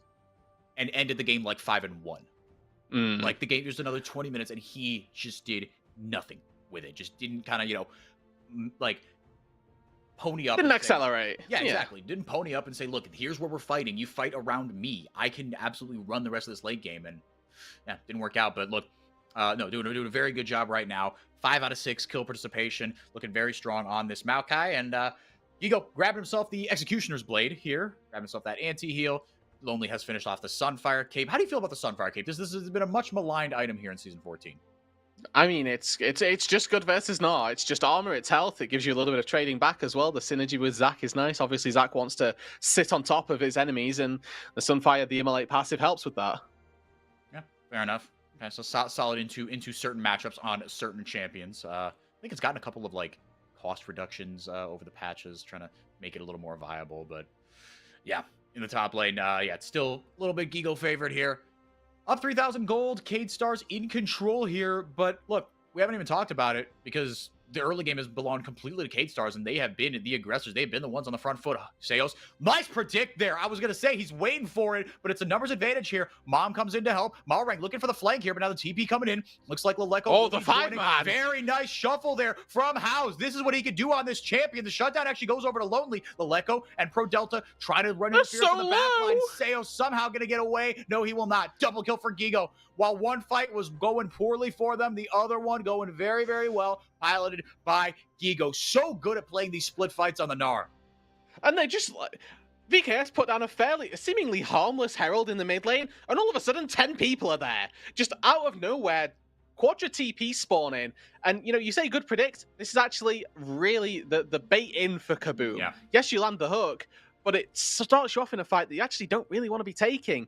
Yes, Smiley ends up going down. He gets caught up in the mixer there, but he does all of his damage. He did what he needed to. And then Lelico able to come in. Again, the Braum value you can see in this fight is actually insane. He tags so many people, actually finds himself a ton of stuns off the back of it. And then when you get out of it, 4 for 2, mid-turret went your way as well. Just because the Lucian fell doesn't mean you don't have backup damage as well. Remember, this is an AD LeBlanc. This is a very, very damage-oriented Gnar build. You've got the DPS to keep going, and that's exactly what VKS did. Wow. Talk about reactions. Seriously. Well played. Yeah, great vision toggle there by the observers. Very well done. DeSamus looking for perhaps a way into this one. LeBlanc. It's just still so weird seeing a brutalizer in this champion's inventory. Is it still weird seeing a brutalizer? For me, it feels weird. In general, yeah. It's been so long. It's been so long, and even still, we've had 8 weeks, maybe 2 months of this item. I'm still not acclimatized yet. No, not I. I'm happy they kept it the same cost as well. That was always the selling point for me of brutalizer. 1337, a little throwback to the roots. Yep, exactly. Ugh, simpler times, man. And yeah, they've even kept that with Trinity Force, right? They keep the threes going. Yeah. Very nicely. Lonely's got himself a second item here. We got a little bit of a lull in between a couple of fights here, but K-Stars have quietly amassed themselves a 6,000 gold lead. But the point I wanted to bring up here is K-Stars going to take their third dragon of the game, uncontested, I think on all 3, is Kaboom still have the ticking time bombs of the Azir and of the Smolder. They've got a nice, easy to execute front to back composition, but it's starting to feel like it is getting to be a little late here. Hang on a second. Oh, yeah, House. Maybe a little too House. far forward. Has to use the ult defensively. Sales trying to take Smiley out of this fight, buy his team some time, but it will not be enough. He has to flash away. Desamas joining the fight. Oh, Malrang might have just flashed into his doom. He might have been dead anyway, to be fair, but it looks like he will go down here. Doesn't have his flash. Nope, he's chilling. Okay, never mind. He's going to be fine. Maokai W is just not quite long enough, unfortunately, but they do punish Kaboom on the overcommit. They do take down the tier 1 turret, but the second House dashes forward, signs his own death sentences. There's way too many members of VKS coming on up, and again, Lelico continues to shine in his CBLOL debut, moonlighting in this split, subbing in for Takui, who's going through it at the minute, but Lelico had 2 games of Orianna last week, banned away from him this time round, and he steps up, says LeBlanc is also a champion, well within my champion pool, and is clearly exhibiting that, by the way. Joint for the most kill participation, 4 kills in his back pocket, 2 items finished already for the LeBlanc, working on his third chase shard completion. Top-notch performance, up 30 CS, up 1700 gold. Can't complain about the debut from this kid. Nope, not at all. And you pointed out what I was going to mention there is that both he and Desamas right on that 9 of 11 kill participation. That is an 81% kill participation, I think, for those of you keeping score at home. But either way, I want to draw our attention to something else, something that I pointed out sort of in jest beforehand. House got himself a Warden's Mail, as I was reminded that item is called. It looks like he is going for this Tank Azir grass build. So that then puts the clock, as you advertised it, to not really be as potent, right? The ticking time bomb isn't necessarily as powerful at the end. I do value, as you were highlighting, the power that Natuno can pump out, right? This is definitely still something that you need to be scared about if you're looking at the Smolder late game. But the Azir's late game, definitely not as scary anymore. No, not even close. we're just hitting Baron. 5 people are alive. Let's just hit it. Let's force a fight. Why not? Yep, you're ahead. You want to be forcing fights. You want to take them on your own terms here. Good job clearing out the vision here. Malrang and Sales have to go forward with their sweepers. Smiley doesn't have a ton of mana here, though. But with that Kraken Slayer, it's a little bit more about those auto attacks, like you were saying. So much CC. A little bit more dangerous. Malrang goes down. He can't do anything in this fight. Mom comes in to help. Actually does a good amount of damage here. It's a fight on 2 fronts. Pro Delta taking up a lot of shots here. Smiley dumps everything into House. He's not going to take a ton of damage. In there, gets the scoop. Smiley still positioning very nicely, though. And Gigo shows up and does what he does. Takes the rest of Kaboom out of this fight. Will go down and pay the iron price. It's so a 2 for 1. Leleco almost had enough range there to try and go for something here. Surely they don't restart this Baron. No. That is not a lot of health. But maybe they're just saying, look, I guess we can juggle this because everybody else has a combined 200 HP. So surely they don't contest it. Yeah, and with Lelico as well, he can just hop over the wall, finish off anybody that tries to come here. Lonely has bought enough HP between his passive. I think Lelico might need to stay in the pit here. They need the DPS to get this down fast enough. Lonely. He's got his passive as well, but will not pull the trigger. Sales looking for a hook, looking for a cheeky last-second play here. He's got his flash as well, but wisely not going to burn it here. Already 1,500 on the Baron power play, just out of nowhere. That is the power of this objective. Let's get another look at this fight. It was, again, all over the place, but these have been the kind of fights that K-Stars have been taking. Look at how well the K-Stars wait out that Crescent Guard as well. They just CC Malrang for so long. And once again, this Braum value that we've seen in this draft, right? He's actually zoning House and Seos. And even when House goes in off the back of a Seos hook, Locket comes through to give Smiley enough of a heal. The tag there from the Braum actually very important as well, because that Q landing seals once again House's death. And it's just these small things that we're seeing from Pro Delta that are working so well for him, for his team, and allowing the Lucian to be able to function in these team fights, which is something that later on becomes very tricky for a Lucian to do. Yeah, and impressed with Smiley as well, right? I mean, playing that fight pretty nicely. To be fair, I think that scoop, I thought that was a death sentence for him, and I think it well might have been, if not for the fact that, again, he starts taking these split fights, that Malrang was dead, right? And that Gigo just forced the rest of Kaboom away, right? So if Smiley gets scooped into the back line, yeah, he's probably a dead duck, but House got nothing out of that because there's nothing to scoop Smiley into. He just said, okay, I'm actually going to dash back whence I came, hop up a couple more autos in you, like you said, get the tags down from Pro Delta and get that stun going. K-Star just playing with not a lot of panic, I'm detecting here. There were a couple of points where that fight could have swung. what I like as well is they weren't happy being 6,000 gold up and only getting a 1 for Yep. 2. It would have been very easy, and like we kind of thought they would have done. Starting up that Baron, it kind of explains why, we're the casters and not the players. Mhm. But they started that Baron up when they had very little health to go between them, and they knew that the limits of their champions, the limits of their composition, what they'd got in the tank to be able to take that fight. VKS have just taken 2 outer turrets, and that's 700 gold that has gone into Gigo and Lelico. They have a soul to default back to whenever they really feel like in that Cloud Soul, and now Gigo's pushed in that top wave, Lelico's pushed in this mid wave or bot wave. I like to think that they can just head back to that whenever they fancy, or just fight now. Or just fight right now. That's what they've been doing all game. That's what they will continue to do. Malrang has used his ult defensively for like 4 straight fights right now. That is not a place you want to find yourself if you are Malrang. Double kill for Smiley. Playing this Kraken Slayer Lucian really, really well, Rude. Looking really good on it. They get a pick and they move down to Soul. Not that it was going to be, like you said, it was a backup plan all along, but now it will be free, and Gigo is free to wreak havoc on the other side of the map. They're only sending a couple down there. TP's going into the mid lane. Cade Stars keeping the pressure up all game. Okay, Natuno, he's found that 2-item spike. He's also got himself the completed passive, or some completed passive. He's got 225 stacks. Not mattering in these team fights. There's just enough peel, just enough front line, just enough damage on the VKS roster to cut through Natuno in time. They are on a clock here, VKS, right? We're only 25 minutes in. They've got a 10k lead. That clock has been pushed very far back, but we're looking at the items being built up. There's a Frozen Heart in the Azir's inventory. Yes, there We're is. going to be getting to a point where the Zac does get very, very scary. I expect that Spirit Visage to be the one that's picked up as well. Yeah. In terms of tank shred as well, looking towards the Black Cleaver potentially for Gigo at some point, but that's literally not even in the works. Maybe the Terminus is going to be working very individually for his tank shred capabilities. But VKS, if they can get this next Elder, sure. Then they probably just win the game from that. Mhm. But if it gets stolen, or if a Baron gets stolen away, any stall in this game is very beneficial for Kaboom. But VKS so far, they're in the massive driver's seat.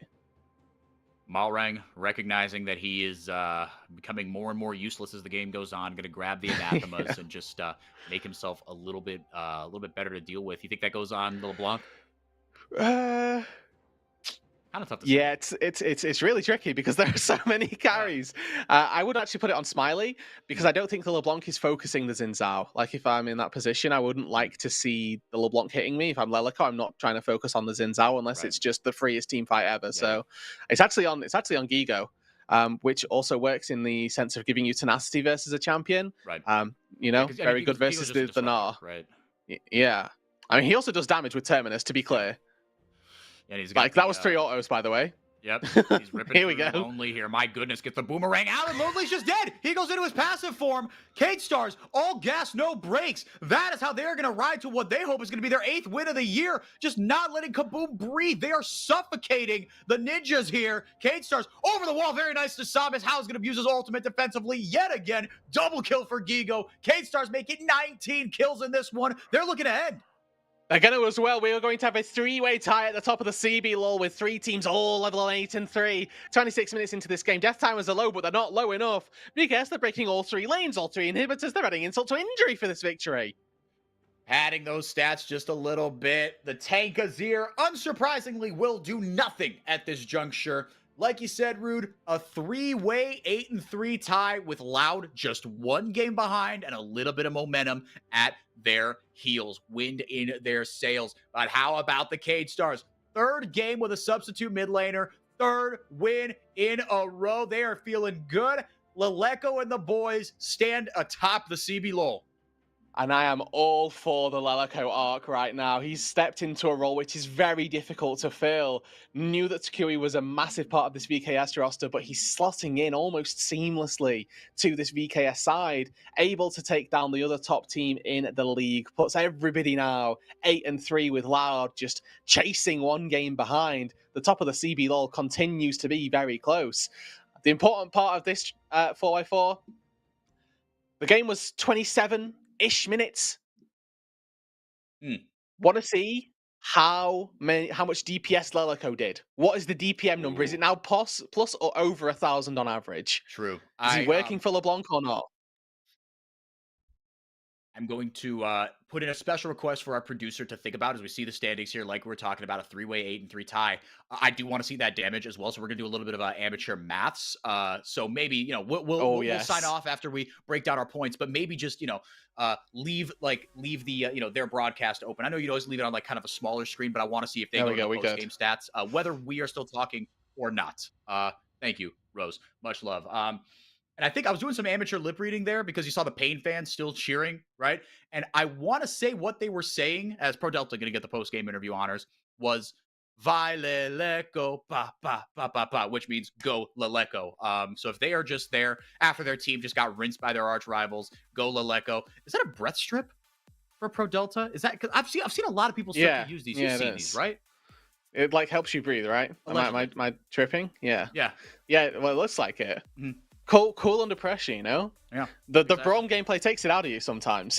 Truly, he got places Pressing to be, Q he on got somebody. bullets to take, man. Yeah. But zooming out a little bit, let's talk about we talked about Kate Stars. Look, a phenomenal performance for Gigo yet again. He draws so much attention on that Gnar. He's had a couple games where he's done this, and the Gnar hasn't been in the meta, right? He's been omnipresent in the last 3 years, but really not so far this split. But he looked really, really good on it. Pro Delta had himself a really good game on an unorthodox pick that we haven't seen much this year. Smiley looked good. Lots to say about everybody. Let's shift the focus over to Kaboom. Rude. What happened? I mean, Malvan got neutered, is what happened. He got Maokai'd, I think, because the only real full early setup that we saw was around the second set of grubs, where we just saw Maokai ult come down, Malrang get, unfortunately, really, really isolated, rather. And that was the awkward fight where Lonely kind of walked around and didn't do anything. And that felt like a bit of a turning point for that top side, because you're playing really heavily toward the Xin Zhao in his early game. Unfortunately, they just couldn't make it work. They didn't have enough in the tank. And yeah, Lonely's unfortunate performance on that top fight really cost them. And that snowballed into Malrang not really being able to do anything in the rest of the match. Yeah, he was pretty ineffective. And Cade Stars, again, the majority of the credit must go to them, because even if House had built normally, we want to talk about it doesn't save that game. No, yeah. it doesn't. It's like, but that's the thing. That's why we're not talking a lot about this take a zero ridiculousness, is because it really wouldn't have mattered. Because like you said, Cade Stars, you pointed out the Baron fight, they got a lead. And they said, okay, we are just going to put ourselves in situations where you have to fight us, or we will bleed you to death by 1,000 cuts. And it paid off very well for him. This is stuff that we sometimes don't see. That I think, like, again, Desamis, to bring it back, something I said about him. This would have been a game where he went, okay, he was whatever, like 4-1-2 early on, and then just did nothing, right? Because but this is the line you have to toe, right? Objectively, going for Baron right there in isolation, dumb idea. In the context of the game, incredible idea, because they were never about to finish that Baron. They turned off it immediately. Yeah. They were always looking for the turn. The plan was always there, and I'm actually really interested to know who's the one calling the shots on that, because that feels like somebody who's just got a bit more veteran experience, right? But the majority of this roster is fairly fresh, I'd say, right? You've got Pro Delta, you've got Desamis, who's also fresh. Yeah, it's Gigo, and for a top laner to be calling like that when it's fairly high stakes situations, really, really impressive, because typically you're resorting to more supplementary roles to make those calls. It's very, very common to have junglers to have your supports be your shot callers. But if you're a top laner, got to really focus on your mechanics as well. Really good to see that Gigo can make that turn happen also. Yep, Gigo continues his MVP caliber form. He was named by Ilalas Lindas as the first round robin MVP, and he's certainly looking the part. His team stands in a 3-way tie atop the standings. We're going to take it to a quick break. When we come back, Fluxu versus Los Grandes, a battle to get out of the logjam in 6th place. Don't go anywhere. We'll be right back.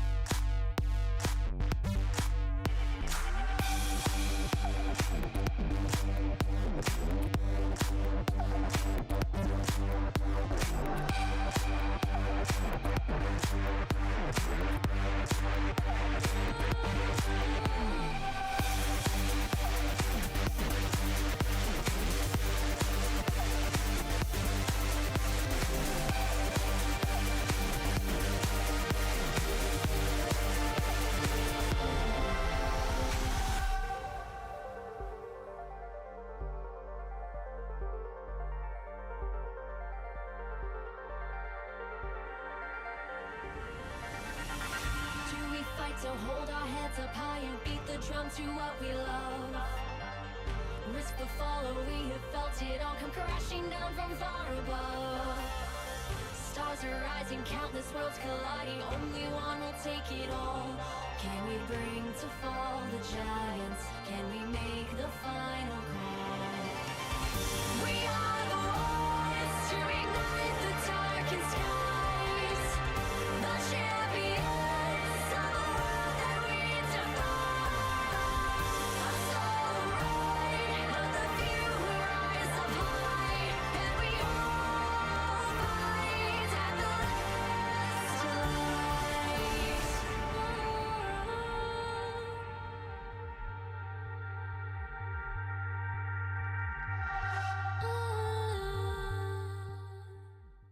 Welcome back, everybody. Thank you for being here. The CBLOL rolls on. Second split in full swing. Day 1 of week 6 is on the cards. And I'm here with Solari. Thank you so much for being here, Solari. Happy to have you back here. I hope the dealing with flight agents is always a gigantic pain in the behind. I wouldn't wish that on my worst enemy. I think for me it goes that, and then like having a toothpick jammed under my big toenail and kicking a wall is like only slightly less fun than negotiating international flights between airlines. Just it blows. So I'm sorry you had to deal with that, but I'm happy you were here with us today. Thank you very much for I really appreciate it. Yet the one of the reasons why I may have not been on CBLOL recently was because I am busy negotiating international flights, and not in a nice way. You know, yeah, I'm going for a holiday. Maybe I'm going to Brazil. Who knows? No, unfortunately, it is not in that direction and not that fun. But at least, hey, I'm here right now, so I can forget about all the troubles and focus on the games, especially because it is one of my favorite teams that's going to be playing right now. Yep. So let's start with them. Fluxu against Los Grandes. We've got we'll get that roster up here for you. And Solari, you have been shilling for this team for a long time. We were talking on the most recent episode of Gringos Liberados that, look, we've got a couple teams tied at 4 and 6, but this roster right here of Super Clever C's, Envy, Cello, and Cabby, they kind of stick out a little bit above the rest. If there's anyone that I think and that Rudude and Hawk thought on the episode, we're going to secure 6th place, it's these guys. I imagine you feel similarly. Yes. Going into the season, I believe I even said it out loud. I wanted and I thought that Los Grandes would be higher than 6th place. I thought there was a definite playoffs team, but unfortunately to me, my hopes are being shattered by the recent unfortunate events on the Summoners Reef. Let's put it this way. They are at the 4-6 situation right now, currently on a small but still not a lose streak, and they are just not finding a lot of success, unfortunately for them. And unfortunately for me, because I'm still rooting for them. But yes, I think they are in the 6th place right now, and that is exactly where they belong, as harsh as it sounds. Yeah, I mean, look, the top of the CBLOL is tough, right? You can't look being better than kind of our top 4: Loud, Los, or Loud, Pain, Cade Stars, and Kaboom, and then Red Canids expect to be a very strong roster. If INTZ had performed even halfway of what we were expecting, maybe they would be in 6th, and Los would have an even higher uphill battle to climb. But they are led by Envy in the mid lane, who is incredibly strong, incredibly just veteran, solid mid laner. Cabby has been a surprise to some, not to others, i.e. someone who, I don't know, may have seen him in the Ultra Liga, for example, beforehand. They knew what this kid was going to bring. And what I would call the super, or the rookie of the split front runner in Super Clever. Just look, the ceiling I think is capped for this team, but I've liked what I've seen, and we'll see if they can run this back next split. But if they could, this is a project that I'm very invested in seeing how it continues. That's a very good choice of words, actually, from you, 4x4. This is a project. I totally 100% agree with you on this one. This roster has a lot of room to grow into, and I think the ceiling for them is indeed very high. I really want to see how this team is going to progress, how much they can grow throughout the next upcoming splits. I really hope this roster is going to stay the same for split 2 of 2024, or at least, go through as minimal changes as possible, because I like everybody. I would say especially Super Clever, the guy you just also mentioned. He has been feeling very well on the top lane. Some of his plays were pretty spectacular. Yep, got the first pentakill of the split on Rumble when he was just terrorizing the top lane. Now he's fallen a little bit out of the meta, but wouldn't be surprised if he picks that back up. Let's get their opponents on the screen for you. Fluxu. They are not the Fluxu of last split. If you are just tuning into this split for the first time, they are a completely new look roster, a very young roster that, like we said, is a project. Kiari, Sting, Fu, Kojima, and Scamber. We're already into Champ Select, so we'll talk a little bit about them in conjunction with what we're seeing. We'll get Champ Select on the screen here. The top side, in my opinion, has been the strength for this map, but they are going to give Kojima some priority here immediately and slamming the Varus. All right, so Fluxo are on the blue side, Los Grandes are on the red side, and since this is the second half of the double round robin, Los Grandes have already played against Fluxo and have actually won their game the previous time. So right now for Fluxo, it is super, super important to try to take them in their hands. There is no small demand, by the way, so I would not be surprised if somebody wanted to slam it. Maybe not Fluxo that much because it is first pick for them on the blue side, but maybe it's something Los Grandes could have in mind. And with the 80 carry, like you said, already taken off the board on the blue side, they are going to opt their pressure elsewhere, their draft priority elsewhere. Grab and Envy the Azir, blindable. We have 2 games in a row pretty much blinded on red side. Maokai, I think, is 2-0 today. This champion is still really, really strong. So C's grabbing himself a champion that can do so much with so little. Rel picked up here. We'll see where she goes. Could flex in a couple different spots, but we'll see what the third pick is here for Fluxo. Hover is Hui. This champion is very strong. I love it. I love what Flux are doing already because they have so much poke. They have the game-making champion for them as Rel, and she's going to be a very decent front lane. We saw just how unkillable Rel can be even pretty early in the game, but on top of that, they have so much long-range control on their side, long-range poke, on their side. With Hui and with Varus, they can stay in a relatively safe distance from Los Grandes. Los have some decent answer into that already in the face of Azure, their first pick, but I want to see more range from them, and Aphelios that they're picking right now for Tello is not exactly what I meant by that. He is going to be overranged massively. Yes, it is going to be really, really tough, but you see kind of an identity, if nothing else, developing around this composition for Los Grandes. You've given yourself, if not the Smolder, then another strong scaling 80 carry. Trouble is, you have to get to that late game, and Fluxo, if they have their wits about them, are going to make that very, very difficult. Like you said, indexing very heavily into the poke. The on-hit Varus can be a monster, like we said, but as Rooted was mentioning, look, lethality is still really, really strong. In his opinion, unless there are literally 5 tanks on the other team, you take lethality. It simply scales better. Twisted Fate banned away for the 3rd game in a row. No one wants any part of dealing with this. The Nautilus is going to be taken away from Cabby as well. Cabby still has a lot of picks. Do Fluxo have enough picks to cover for the Twisted Fate? I mean, picks that are as strong as Twisted Fate in the current meta, because I love this ban. It is very justified, but at the same time, it is such a strong playmaker. If Fluxo wanted to go for something of that sort, I really wonder what the idea is going to be for them, especially on the top lane. And actually, the second ban from Los Grandes is going to be directly towards the top lane, so this Olaf is going to be removed, and Fluxo are removing Renata from Los, considering Los are on the red side, and Renata has been a prevalent R5 pick for a very long time. It's also a very justified ban, no? Yeah, I think that's perfectly justified. Cassante will be locked in here, so Maokai for sure going to be in the jungle. I mean, I guess he still technically could be in support, and they're saving kind of a cheeky R5 jungle pick, but even so, right, like jungle as an R5, I don't know, right? Like you said, you want something like the Renata, something that has a direct answer into something else. And Maokai, look, he's as blindable as it gets. A couple other junglers taken away. The Talia not going to be an option, although she's played much more in the mid lane. Vi is actually the second one taken here. Yeah, I'm looking through the bans. No jungle bans. It was just Maokai Vi immediately. I mean, technically you could say that Talia is kind of a jungle fan. She doesn't really go to jungle these days. She doesn't go to Summoner's Rift in general too much these days, but could have been. But what matters is that, yes, this is Vi and not as the last pick for Flux. So I like Vi quite a lot because it is going to be a really reliable lockdown onto Aphelios. And if you can get to Aphelios as Flux, if you can lock him in one spot, it's going to be so easy to land all of their long-range poke onto him. This seems to be, if C's does lock this in as this Xin Zhao, we are seeing what we have seen basically for 2 games before this on the red side, which is Azir, Xin Zhao, scaling 80 carry, and just kind of a straight up front to back composition. And we are seeing it as Maokai support. I think that's why you're smiling there. I finally caught up to it. Hey, I played some Maokai support. I believe last year in the previous season, I played him a little bit. It is not the most playmaking support on the lane. It is not what he was made for, you know? He goes for a different style. He goes for controlling the lane in terms of keeping the AD carry pushing into the enemies, because he controls the bushes really well. It's pretty much like a Heimerdinger, like a Heimerdinger from, I don't know, Wish or something, wherever you buy cheap copies these days. But he does it pretty well, and he's going to still be super useful in the team fights later on. So that's an interesting pick. I quite like it. Yeah, I mean, the ultimate is, I mean, to me, Maokai's big selling point, right? And the fact that you can, Yeah. if nothing else, get vision with the saplings. That's still very much a Yeah. part of his kit, no matter what. Rel is in the support role, like we are maybe speculating earlier. We get those predictions here on the board. Flukes or Los Grandes, like we said, 4 and 6.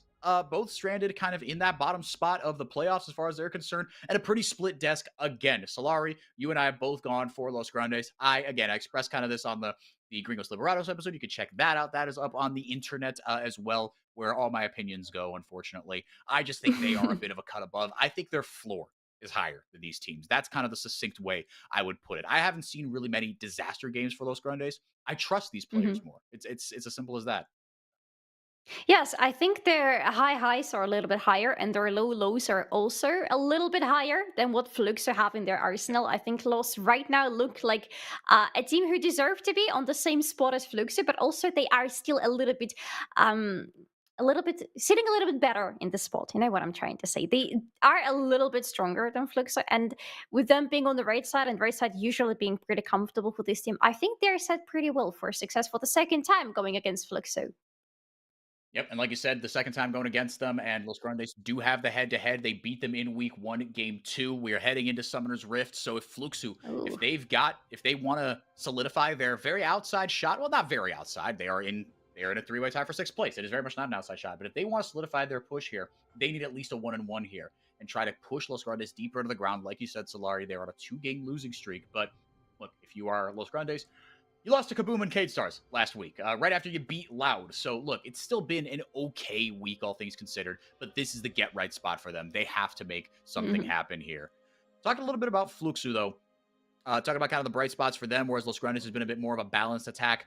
For me, Kojima and Scammer have been the weak points of this Fluxu roster. I've been all right with what Sting has been doing, but if you want to talk about Super Clever being the front runner for Rookie of the Split, I think Fu is in a close second. I think his team has been performing a little bit worse, but he has been monstrous in the mid lane. He had a couple of Kali games early that were like, oh, wow, this is really fun. But even then, I wasn't totally convinced. I was like, look, you could be a rookie and come in here and have like one good Akali game, and Akali, it just looks better on Akali because she is flashier. She is visually more kind of stunning, if you will. But he has been a lot. There's been so much more to like with him. I like Fo quite a lot. I've grown throughout the split to like Fo quite a lot. I'm the one in charge to combine all the flashiest plays of every week for CBLOL, and Fu is pretty often, a very high contender for being on the majority of those flashiest plays because he just does his job so well. But I like him more when he's not doing the flashiest job. When he's playing champions who are a little bit more set in the backlane, who are maybe having a little bit less skills, having a little bit less of the 1 versus 9 participation, but still they are a very pivotal role in the team. And Fu playing on Wei is exactly what I want to see in that sense, because I think Fu can really deliver a lot being in this role. Yeah, like you said, he's got a lot of poke, and we're going to see that as the later game team fights go on. We're going to be looking at, okay, how well can Kojima with the Halo Blades, right, going for the lane bully into this team, how they can utilize that as objectives come up, right? That's part of what makes poke so annoying to deal with is if executed correctly, and it is a tough thing to execute, you go into every objective fight at an advantage, in theory.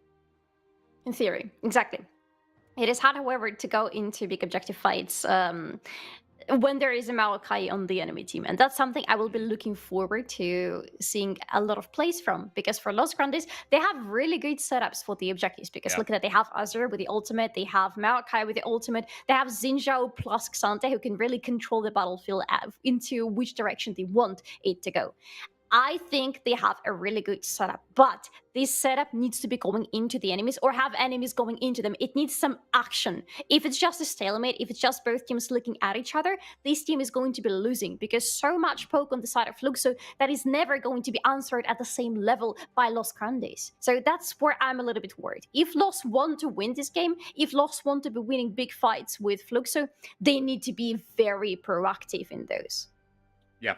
No, well said. And so I think when I'm looking at that, right, inevitably we'll get some sort of NA RAM in the mid lane, and we'll get something before an objective comes up. And you want to see, for me, based on what you've described, I want to see Los be the ones making the first move, because, like you said, in stalemates, if Fluxo are doing their jobs, they are going to lay down a world of hurt. Nothing much to speak of here so far. Just checking in on both the junglers. They're trading Scuttle Crabs. They're both at the same amount of CS, essentially. Although I don't know how you end up with 23 farm. Because each camp's supposed to be worth 4. I think maybe he missed a chicken somewhere. Yeah, the little dot on the raptors there. Okay. A Unfortunately. little baby chicken, Yeah. a little orphan right there, right? So everybody else from the family has been killed, and no, it's all of them Just kidding. actually. No, the family's there. kidding. They're gonna die all together. Well, that's romantic. I don't know. I don't know. Anyway, yeah, Fluxu, Sting, not able to. Yeah, he wasn't able to finish all that up, but C's is going to get onto those camps. You see the pinks coming down here on the top side as the Void Grubs are going to spawn. Very good vision laid down there by C's. Mhm. Sting, he doesn't know that he is spotted out, but I think he might find out soon enough here, knowing that that opposite scuttle was traded, right? He got the one on the bottom lane. He knows that that top one is probably taken by C's, given that he didn't see him at all. So he knows that, look, he's being tracked, I think. He has to realize that he's being tracked. If he doesn't realize it, he is going to be in big trouble. If he just decides to go towards the Void Crabs, because there is a prior for Kiara in the top lane right now, he has to be punished for that quite heavily. Seas is on the other side of the map, but he knows where Sting is. He pretty much understands the movement of Sting at this very moment, or again, at least he has to. So I would expect some answer from Los, especially around the mid lane, because it looks like the tensions are high here. But look at that again. Scamper is still on the vision. Cease is doing, and Lost Grandes in general are doing a pretty good job at tracking the enemies. Yeah, and Envy, he's got his flash. He doesn't have his ultimate, so not completely safe. Should Scamper flash in or do something there? He doesn't have. Yeah, he didn't take. Actually, no, I think he might have taken Hex Flash. We don't know yet, I suppose. But Cabby wouldn't be surprised to see him potentially leave lane as well. But Kojima doing very well in that 1v2. Cabby not willing to pull the trigger, kind of low on mana, not able to capitalize on the numbers advantage that they have. Sees. We're going to make a play here, maybe. Down bot, Scamber hovering. And like we said, Cabby, not a ton of mana, can offer just one engage, maybe. 2 Kevins taken up on the top side by Sting, so not able to clear out. Excuse me. Wow. Not able to clear everything out just yet. But Fu looking for something in the bottom lane. Gets priority and is able to move his way down.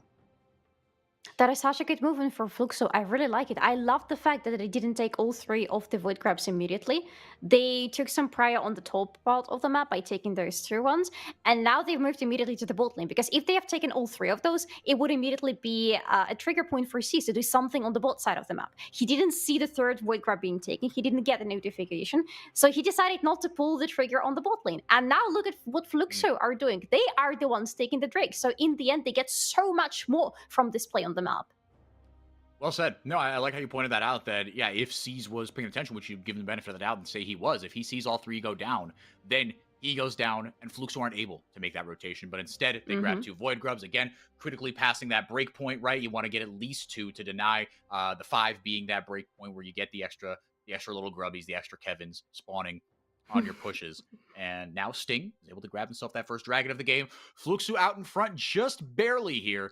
We really haven't seen a ton of action. 7 minutes in, no kills, but there has been stuff to talk about. Like you said, I think we've been able to track kind of both these junglers and their objectives so far. I appreciate you breaking down the nuances of taking 2 grubs versus 3 and kind of the small margins that really these early objectives can be decided on. And that is what I like the most about these games. I always say that I love my League of Legends bloody and, having the bloodbath on the Summoner's Rift, but at the same time, when these are games like that, when both of the teams have a lot at the stakes and they're pretty much sitting at the same spot, they want to be playing those mind games with each other. And I love this quite a lot as well, because in the end, it is about this more intricate way of approaching League of Legends that defines the best teams, right? I mean, we're not talking about the best teams in CBLOL right now, because again, that's just 6th place. But it is the question of which of these teams is going to eventually come on top of each other. And so far in this particular game, just in a nutshell, removed from everything else that has been happening in this split, I really love what Fluxo are doing. They are looking a little bit more accurate with their movements on the map than Los Grandes are. Yep, so far, making things happen and just being on the front foot, yeah. Cabby and company, or excuse me, C's and company having to be a little more reactive, I should say. Envy's grabbing himself some Sork shoes. Kiari almost got the ult there onto Super Clever, but doing a good job of taking control of this lane. Up 15 CS in this one. Did Super Clever pick this Cassante before Kiari did? Yes. Okay. For sure. It was last pick now for Fluxo. Okay. And Super Clever have it like as fourth pick or something. Yeah. Definitely before he saw Dagnar. But I would expect Xante to suffer pre-6. I guess that's usually how the lane looks for Xante, right? Pre-6, he's just a small boy, he suffers. Then level 6 comes for him and suddenly, boom, puberty hits and he is a big boy suddenly and he kills the enemy. Yeah, puberty hitting just swiftly for Cassandra. Everything, just getting incredibly muscular, able to, just figuring out how to wield the Intofos and whatnot, all the might of Nazuma coursing through his veins, and he's in absolute terror, as we have seen. Scamber, moving forward here, obviously didn't really think he was going to get anything out of that one. Fu on this way, doing a good job in this lane so far against a veteran like Envy. Again, Fu, a rookie. Sting, a rookie. Kojima, a rookie. Scamber in his second split.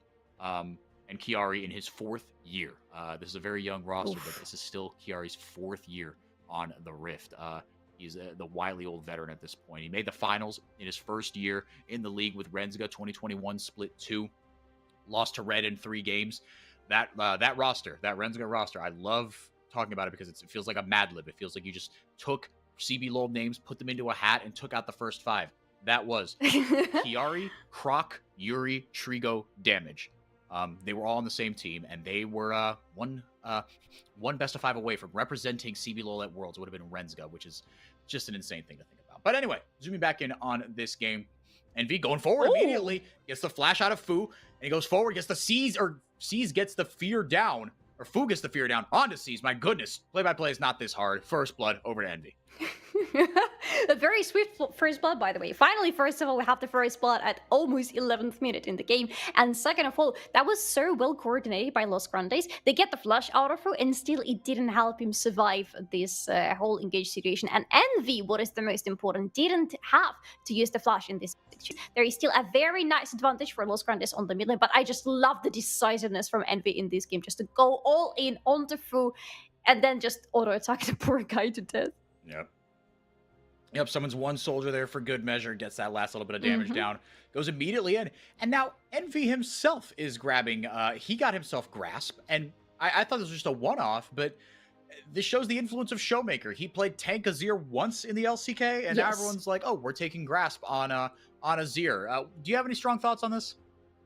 I don't have any strong thoughts. I just think it's an interesting but very justified choice, to be honest, because it helps you have this upper hand, well, quite literally, honestly, hand on the lane, because you have this additional healing that your enemy might not necessarily be able to answer. And it really helps, and we stay alive on the lane and have this upper hand against Fu. I was a little bit surprised there by seeing Fluxo maybe trying to go in, but it's all right. You know what is not all right there? The fact that there is both Drake and the Void Crabs on the map right now. There is only 1 kill so far, and none of these objectives have been taken by anybody, which means we are about to see some action, hopefully. Yep, Sting and Scamber. They've set themselves up with some vision very nicely. Here comes the TP down. Cabby going forward again to support Maokai, but still that ultimate and that W still very impactful. Sting has to flash away, gets the Q out. He's ignited down. Super Clever shows up, and the might of Nazuma reigns supreme. Los Grandes take 2, but Azir taken down. Envy is down. Chiari not able to have an impact on the Gnar. Turns Mega just a little bit too late. Gets the stun down, gets the ult down, and somehow will survive. Actually sets up a kill for Fu there, but now C's going forward. No flash, no problem. Still has the Crescent Guard, still holding on to that. Kojima can't do anything. Flashes away. Fear down from Fu, and the health bar is so low, but a lot of blood spilled. Solari, we got our wish. We got our wish indeed. It is suddenly a 2-4 situation. And I love how Los Grandes started this fight and how they were going around this fight, because they did exactly what we said they had to do in a fight, right? They didn't wait for Fluxo to just start going into the river, to start taking the advantage slowly but surely, outpoking the enemies. They went all in onto them along with the ultimate from Kabi. And they caught them almost off guard, especially with Super Clever having an immediate follow-up to that with a very nice all-out onto Fu, if I recall correctly. Would need to see that replay, but I'm almost sure it was Fu he decided to remove from the battle. Yeah, it was removed initially, like you said. He would come back and save the life of Kojima. That's true. But look, for the important part of the fight, like you said, grabbed himself 4 kills, only up 700 gold here, because Kojima, to his credit, with that lane bully Varus playing that very, very well, right? Up 20 CS right now, up 1,000 gold effectively, but the rest of the map starting to fall apart around him. Super Clever picking up 2 kills on that, playing this Cassante very, very well. Right, you are not really a tank in these team fights. You are, once you find your angle, you are an assassin. You go all out, You are a disruptor. You take people out of fights. Very well done by him. Fluxu gonna get on this dragon and pick up their second one, actually. So not all for naught here. And part of that gold lead, you see, the turret plating 3-0 in favor of Kojima and Scamber. They've done a good job dominating this lane as they should, Solari. As they absolutely should. That is Virus Rel to you.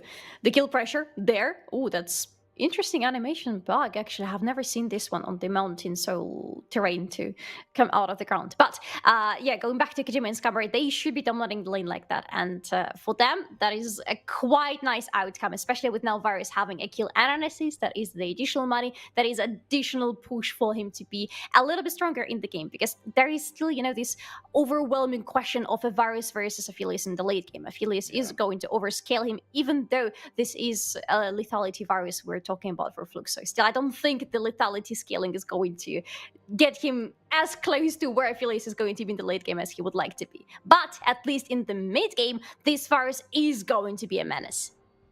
Yeah, and that's something that we are going to be watching, is can Fluxu take advantage of that? Kiari's got himself the Trinity Force on the Gnar. We saw Gigo put on another masterclass on this champion. Sees jumping right in. Fu not going to get, actually does get the damage down. Good predict there. You see players are starting to get a lot, get smart with the range at which enemies jump out of the herald, excuse me, and laying down spells as a result to try and catch. Very nicely done. Fu's level 11. He's got himself that rank 2 ultimate. Still slowing down just a little bit here. No objectives to fight over to really speak of, but you imagine that, like you said, Kojima, he's going to be in that mid lane with that 1Q from the Varus, right? You have so much priority. It's such a pain to have to answer. I think this is the most interesting part about Lethality Virus that not many people, I think, talk about, is the fact that his wave clear improves significantly compared to pretty much any other build from Virus, I would say. He just destroys those minions on the spot.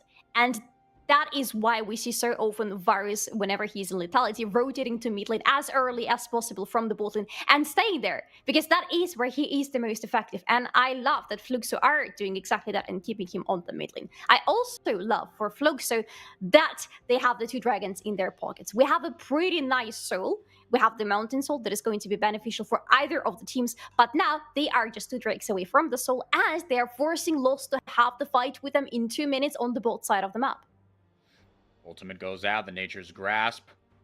Good job buffering the crash down there. Scamber. Oh, going in right now. Envy able to get the ult down. Cello going to grab the kill there onto Kojima. Just caught out just a little bit too far forward. That's the power of the Maokai ultimate. It takes up so much space. You can launch it from so far away, and it moves with enough speed where you could start fights that it becomes really, really difficult for Fluxu to react to. And Kabi launched it from a very good spot where they couldn't see him and they couldn't see the ultimate being started for quite some time. So it hit them that the ultimate is going to hit them a little bit too little too late. And Kojima was the one hit by the furthest part of the ultimate. He used the cleanse very timely, by the way, to get out of it, but it was a little bit too late still because Envy was there. And Envy just, coincidentally had an ultimate of his own as well. And that's the story of how Kojima went down. It is a very good pickup for Los Grandes. They now have a lot more possibilities to regain control over the mid lane and over the bot lane. And I love that they're doing it because, again, a minute and a half and the next dragon is up. Yeah, and so you're going to see, again, Kojima. He's got the most gold in the game, him and Envy. And to be fair, everyone kind of just clumped up in that kind of low 7s, high 6s. So it really isn't all that much of a difference. Fu cleaning house pretty nicely here. Envy recognizing that something smelled a little fishy. Going to EQ out of danger. Doesn't have his ultimate. But I think actually at the rate that's ticking down, he might have it as soon as the fight breaks. He'll definitely have it by the time the dragon's up. Like you said, a little over a minute to go on that one. And Cello doing a good job of responding in kind. And then the junglers and the supports just kind of playing the vision game around this dragon. That's what they're going to be doing for the next hour. Not hour. Good Lord. For the next minute. We'll see who comes out on top. But this third dragon, yeah, I mean, look. Los Grandes, they're down as far as the dragons are concerned, but this is when you're going to start to see a couple champions start to come online just a little bit. But I would still give the edge to Fluxu here. And to circle back to something we talked about before, right? It looks like these battle lines are going to be drawn, barring any sort of disaster, with the top laners both having their TPs, both having their ultimates. You're going to see everyone shows up to this fight kind of all guns blazing. The only thing that's missing really is the Ignite from Scamber and the Flash from Sting, and the Ignite from Cabby from that last fight. But we talked about the poke, right? And how well can you use that beforehand, set up the vision so that you can just kind of just set up like what's a balloons tower defense, right? Just set yourself up like a turret. Anyone that comes near, you just blast them. I like the idea. I like the plan. I also like the plan on the top lane right now, because you were talking about the top laners, both of them having the TP so they can join the fight should it start at any given moment. I will be looking at Kiari if the top laners decide to join. I will also be looking at Kiari right now because Sting is around there, just trying to see if maybe they can cut through this top lane turret before rotating to the bot lane. But Kiari in the previous fight around the Drake was really good with a 2-man ultimate onto the Mega Gnar, and maybe he's going to do it again. Let's see here. Yes, Super Clever did a good job of thinning the wave before it crashed down. We got to fight in the mid lane, though. Kojima taken out of the fight. Didn't blow his Clatons. Actually held onto it. Just walking backwards. He blew no summoner spells. And somehow, Fu going to grab 2. Fluke's going to walk away with this one. They weren't able to finish off Kojima, and he's going to make them pay. Turret goes down here on the bottom side, but for the rest of Los Grandes, it is not looking good. C's has to blow the ultimate and gets almost nothing out of it because his team's still dying around him. 2 down. Now Envy joining, but he's going to get CC'd up. Oh, I don't know what he thought he was going to do, but he gets out somehow. Actually gets the kill onto Kiari, or at least sets it up for C's. Kojima still in trouble, blows the flash, still has the cleanse. CC down onto C's. He's getting juggled. It's a bounce house, and Kojima going to grab himself a second kill. Kojima is doing an excellent job there. I don't know what the moves are, but those are some very smooth moves that he had. Oh, we have the immediate replay. That is very timely. I love the initial idea here by Los Grandes, but they are underestimating just how many people there are going to be from Fluxo joining the fight. Also, the engage from Scamber immediately onto them with the beautiful ultimate from Death Realm was much one of those things that were the decisive factor. And then the problem for Los Grandes is that if they're joining a fight and they're not winning it immediately, and they're the ones who have to retreat, the retreat is never going to be successful for them, because every time they're running away from the enemy is going to bombard them with all of their poke.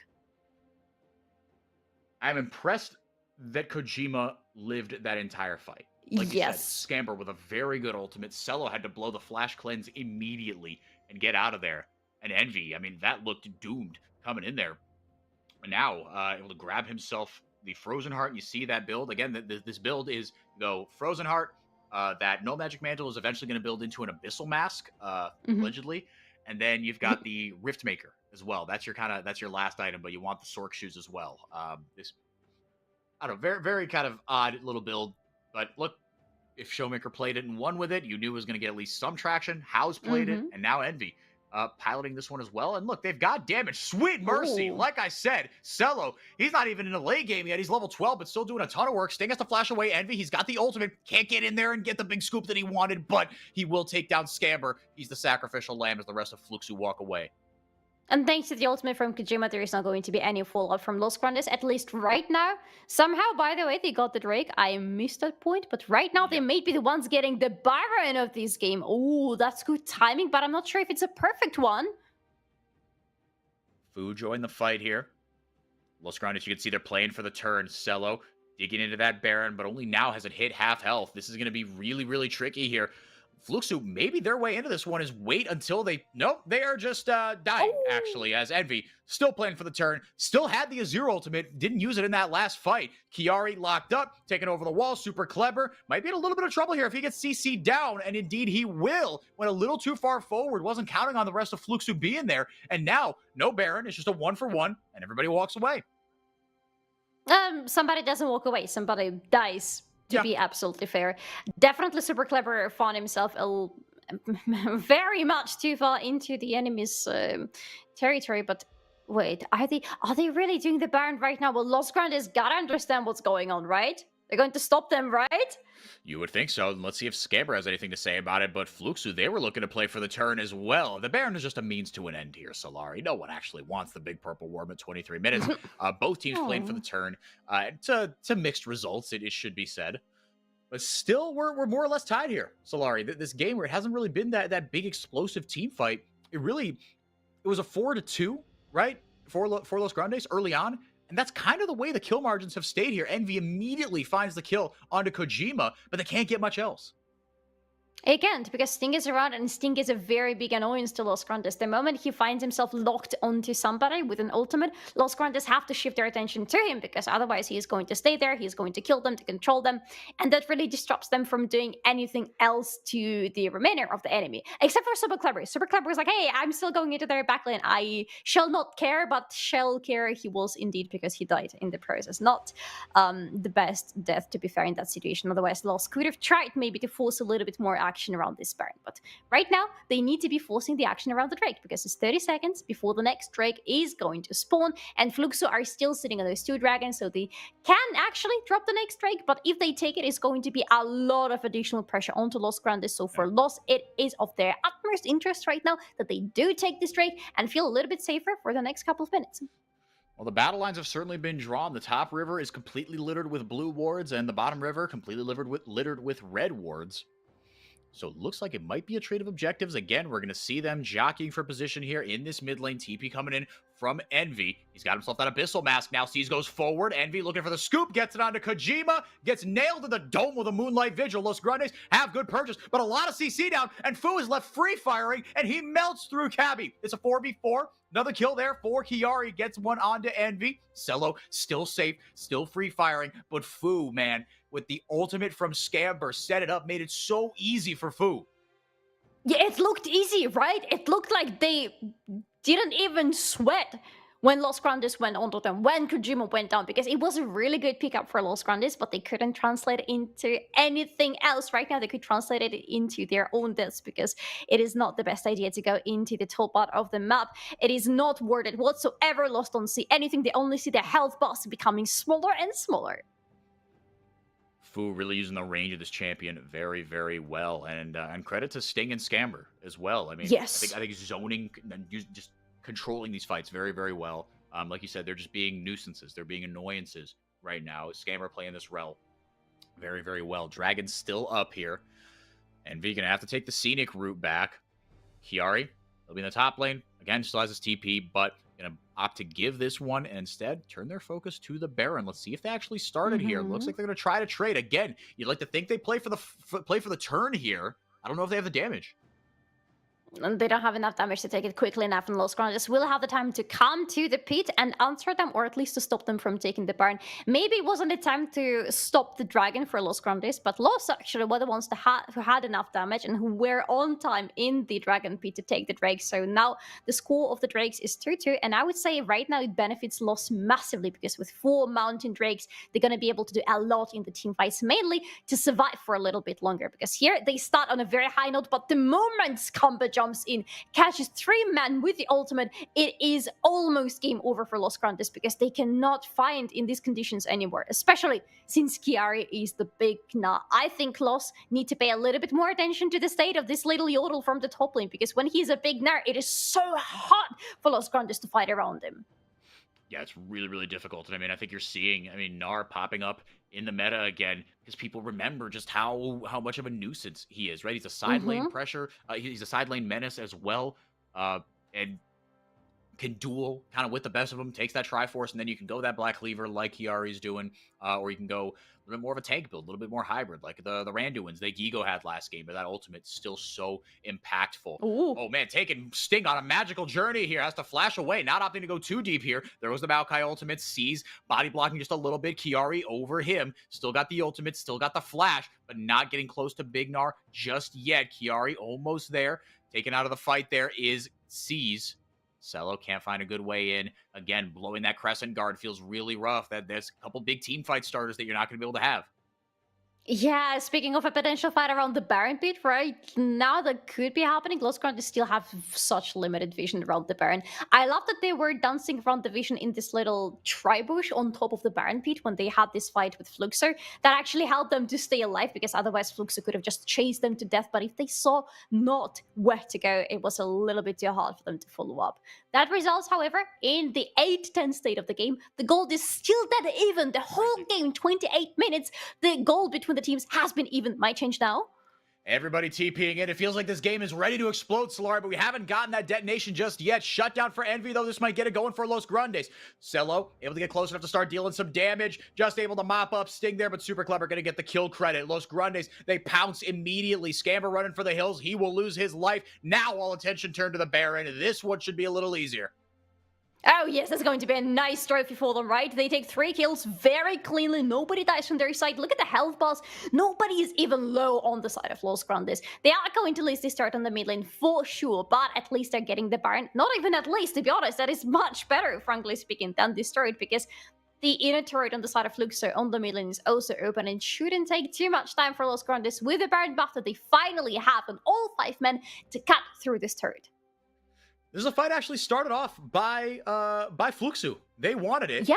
But then Sting, or rather Los Grandes, they just had all the backup. Fu TP'd in, saw it was ugly, and immediately ran the other way. Yeah. Oh, no. I'm not getting anywhere next to that. Thank you very much. But that was honestly a smart decision, because otherwise he would have just died like some more of his teammates. Really good reaction from Los Grandes. I love that they immediately pivoted everybody onto this top lane to answer to Fluxu, because it was the perfect opening for them. And I love that they saw it. I love that they seized it. Now they have the Baron, 2 dragons, they're pushing in a minute before the Drake. The timing looks perfect as ever for Los Grandes. Yeah, now is when you want to start taking fights. Your Aphelios has got 3 items, right? Everyone baby. pretty much is on 3 items. Cassante as well. And now the scaling really going to start to favor this team. Another Haunting Guys in there for Envy. And Solari, I guess this is kind of that tech. Because Haunting Guys doesn't build in anything other than Leandries, does it? I don't think it does. I don't think it does. Maybe a Rift Maker? No, it will not. Yeah. But look, the passive stack now, right? So that's something that very early on in the season, everyone was like, oh, it's just 5 Haunting Guys type. No, it does build Rift into Rift Maker. Maker. Huh. Okay, cool. Okay, We both I learned shall something never today. doubt myself. Yeah, trust your gut. You Indeed, had it. but thank you very much. Yeah, I didn't want to trust my gut, but at least you did. So we have it fair and square right here. I love this item though, and Envy. So and he's always in the midst of the fight somehow. Usually he wants to be in the midst of the fight because he wants to reposition himself to use his ultimate to the best, and he always does use it to the best. But with this Reach Maker, it's the additional survivability for him that I really love. Yeah, and it's certainly giving him a lot of it. Right, like you said, you get the additional healing early on. That was what the changes to Azir, I guess it was late last year, right? Kind of made his laning phase not as dominant. It's like, look, if this champion is going to be a turbo scaler in the late game, at least make it so that his lane is as free as it is. And now they say, okay, now finally the counter to the counter is, well, we'll just take Grasp. We'll sacrifice some of that early damage, but we'll be able to trade back and forth so that when we have the all-in, because you still have that insane kill threat, right? As Los Grandes pick up their 3rd dragon, then we're going to take it on very favorable terms. Absolutely so, and the terms indeed are very favorable for Azir, especially, I think I'm starting to love the Grasp of the Undying on Azir. Not saying that's something I would try myself, but that's just because I'm nowhere as good as a player to just play Azir in general, but yeah, I'm seeing the point of it. I think I quite like it, and V for sure likes it quite a lot right now. This is a level 18, almost full build Azir, who is ready to dominate all of the lanes at the same time. Right now being a little bit busy with trying to dominate the top lane, but the Baron buff has worn off a bit. Not a bit, sorry, already. I'm losing my words even in this game, honestly. Crazy.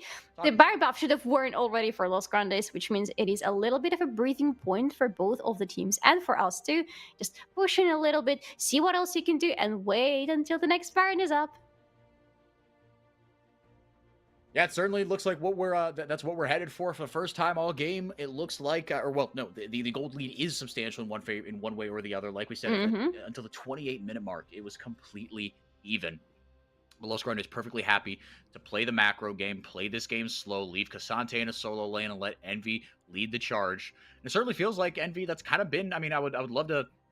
I'll be listening a lot closer into the behind the scenes, the kind of the mic checks here this coming week to see who's making the calls here, right? Because I imagine it's Envy, right? He's the one that has played on rosters that have had some foreigners on them before, so he speaks solid enough English, but he's just been around the block a couple times. He's a 2-time CBLOL champion, and opted to come to this Los Grandes roster against, allegedly, it should be said, against INTZ's wishes. Envy was their main target this offseason. They weren't able to get him. They settled for Ithuza. We all know how that went. And Envy said, look, I'm okay with kind of taking on a project, as we've called it, and we're seeing the positive signs here. But also want to credit Fluxu, right? They've played well, all things considered. Sting and Scamber, especially in these team fights, setting up the early skirmishes very well, capitalizing on a couple of misplays by Los Grandes, right? Super clever, going a little too deep on a couple of Cassante ults. Yeah. But the scaling really starting to come to the forefront here for Los Grandes. This game is going to be really tough for them to lose. The thing is, Super Clever, yes, he is going too deep and too far into the enemy territory in the fights especially. But he is a Xante who is level 17. Even if he does it again and again, he is not really going to be punished anymore for that, right? Because this is Xante. This is one of the most stupid champions we have in League of Legends at the moment. It is so damn hard to do anything to him, especially look at his items. He even built a Canny Kurukin for himself. So now even all the bulk from Flu is not really going to land on him if he has a shield on. No, it's going to be much, much tougher. And he's all well on his way to his 4th item right now. I think that might be a spike that Los Grandes are waiting for. Knight's Vow! Wow! On Azir. Huh? That's a wrinkle.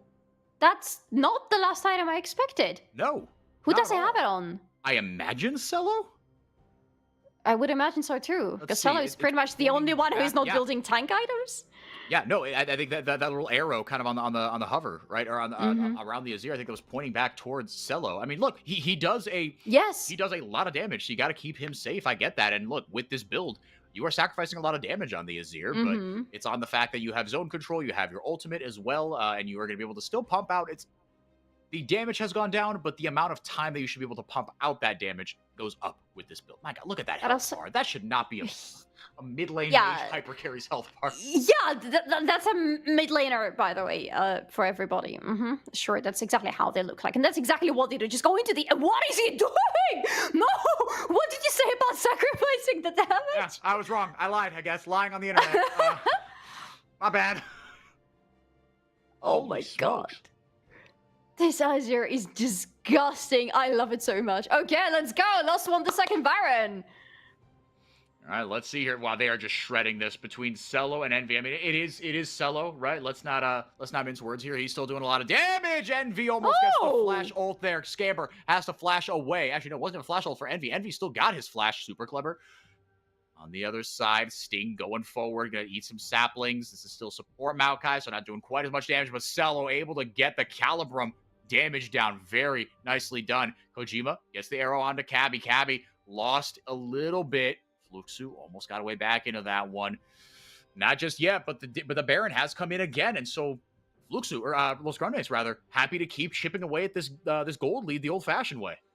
Look at what they're doing right now. They have the Baron buff. They could have been pushing, but they are forcing Fluxu to go into a fight around the Drake that Fluxu don't want to be taking right now because they are in a weaker position. But if they don't fight for it, it is the immediate soul for loss. It is a big win con for loss. So Fluxu have to fight. Again, they don't want to, but look at Chiari. He is on a very good flanking maneuver right now. Has been spotted, but still can go in if he wants to. Super clever is going to meet Chiari. Again, he's got the flash, got the ultimate, trying to keep that Gnar bar at about 2/3, 4/5, right? Looking for his way in. Cello in the back line. The flank angle is disrupted, but he's able to get the CC down onto one, and nothing else will help. But the shutdown does come in there from Fu. And now Fluxu may have purchase in this fight. Cello able to cleanse away, keep himself alive, and that's enough with Super Clever running interference. Cabby helping out Cello. He's going to grab his kill, and they don't even need him to take down the other two. It's a Cassante moment, baby. Double kill for C's, and Super Clever gets one. Los Grandes take the fight, even with Envy down at the start of it. That's Mountain Soul, and that's going to be a couple of hibs at least. I love that Los Grandes didn't even need to group up, and they didn't even blink after Envy went down in the very beginning of the fight. They're like, yeah, you know what? We still got it. We still have enough damage. We are still tanky as heck. So we're gonna do, everybody's gonna do their own job. You know, everybody had a job in this fight because Super Clever was busy dancing with like 3 enemies at the same time. Cease was casually taking the Drake, like there is no fight happening around him whatsoever. Chalo was dancing with Kabi around, who was it? It was still Chiari while he was still alive, I believe. So yeah, there was a lot of action happening at the same time, and Lost were winning all of that action at the same time. Not right now though, because that's Cease. That's no. Oh my goodness! Less than 100 HP, down to 90, and had to burn the flash to get away from one last spell from this Xerath, or not Xerath. Sorry, that's okay. Almost. Honestly, it feels like some, Zero's chroma or something, honestly. Yeah. But look at that. Look at how nicely they got Envy in the very beginning with Kiari jumping onto him after the ultimate from Kojima has landed. And there is a very nice reset at the same time, because there is this crypto bloom that Fru bought a long time ago, and it's healing everybody up when they get a kill or he gets an assist or anything is happening in the fight. But right after that, there is nothing else they're finding, because Lost are winning everywhere. I love what Lost are doing in this game. I love how everybody except Cello is tanky. And Cello is still fine because everybody else is tanky, and in order to get to him, Fluxo need to cut through everybody else. Yeah, and he's just ripping through the members of Fluxo, doing so much damage. He's on 4.5 items now. Still got the cleanse, right? Still have the flash there.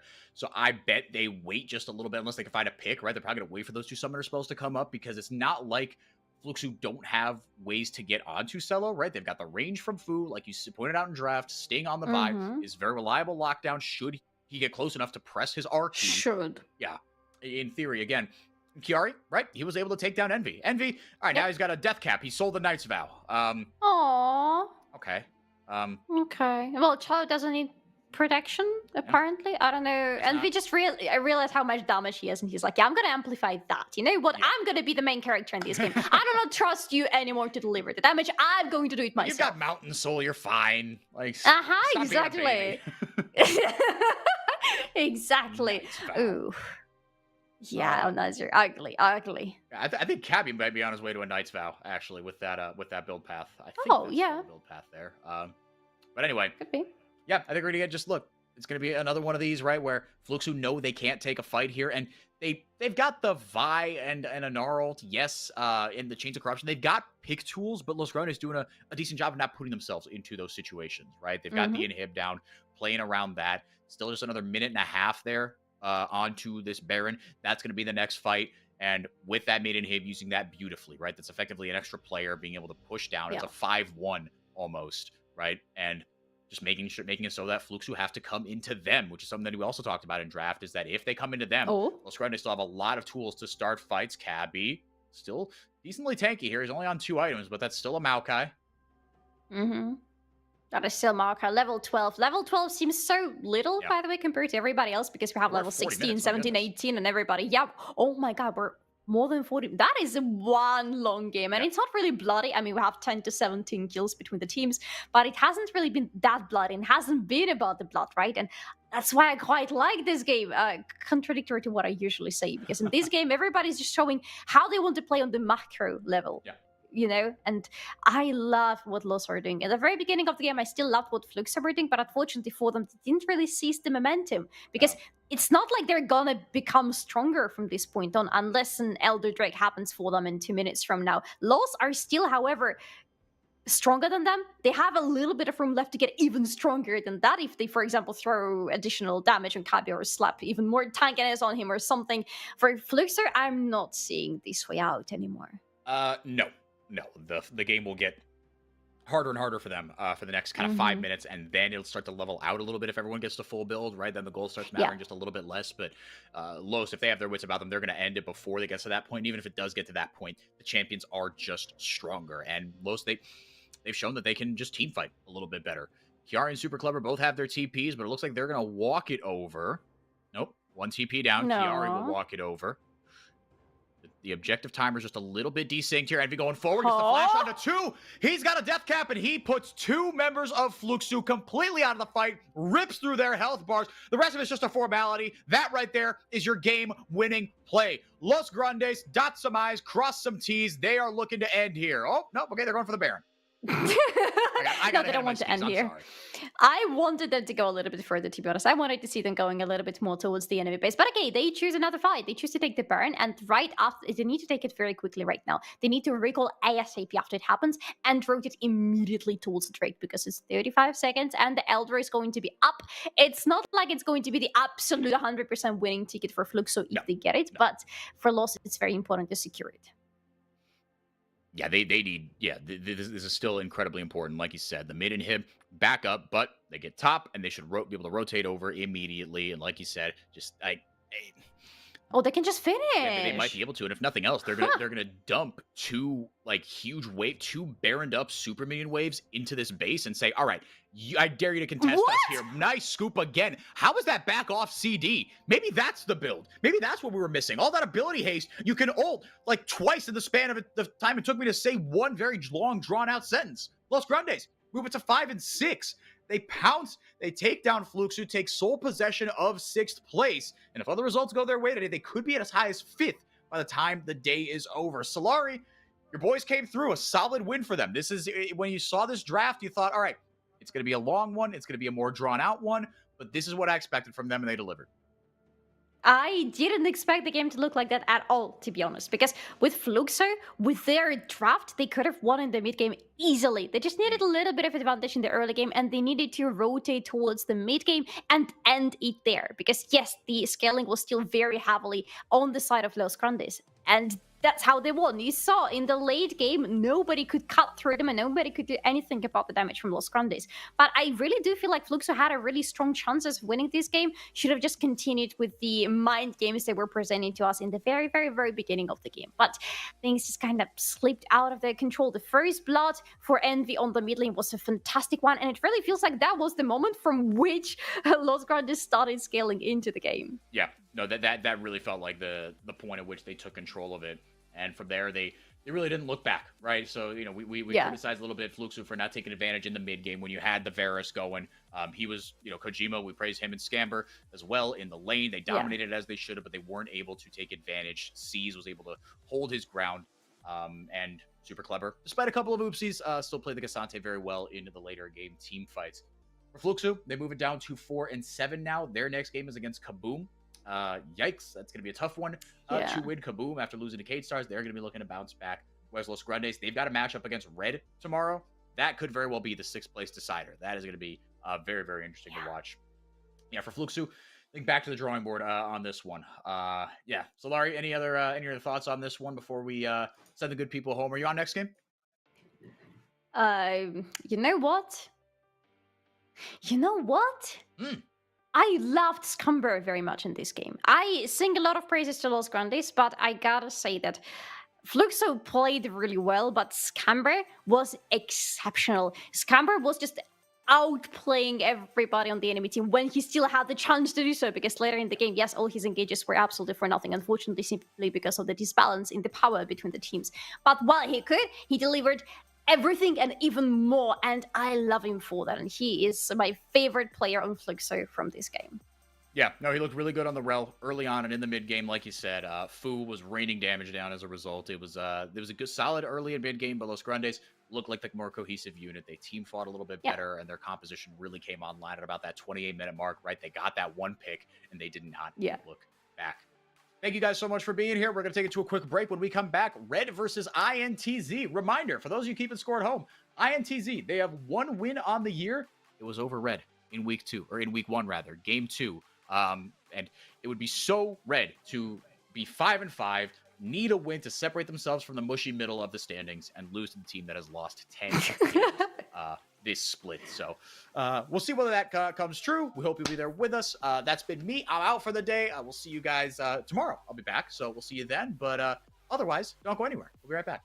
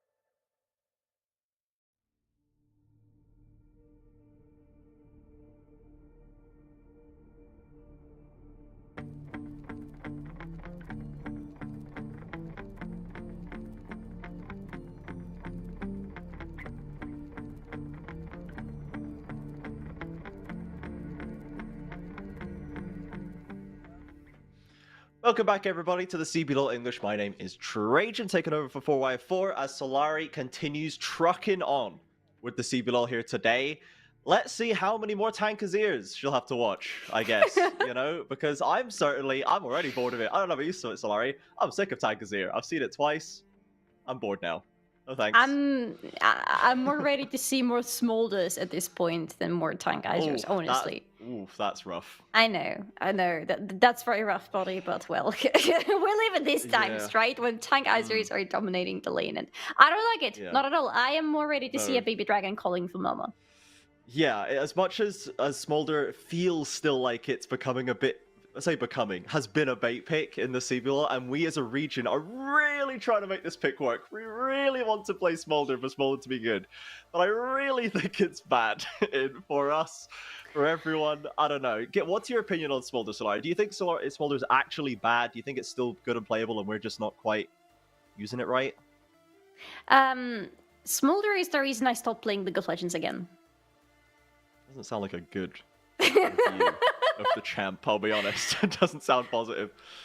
No, not at all. I really do think he's overpowered, but he needs certain conditions, and it is important to remember that he is a hyperscaler. But the important part is not the hyper, but the scaler in this sentence. He needs to wait until the late game, and his early game needs to go pretty well because he needs to hit his spells. He needs to last Q the minions with his Q in order to get his little dragon practice going in for him. At the moment it finally hits, and his little horns turn all fiery and fiery, which by the way is a really nice visual thing that I love about it. Yeah, it is very cool, and it helps you when you're playing against him to realize when you're absolutely doomed in this game. When the game's over.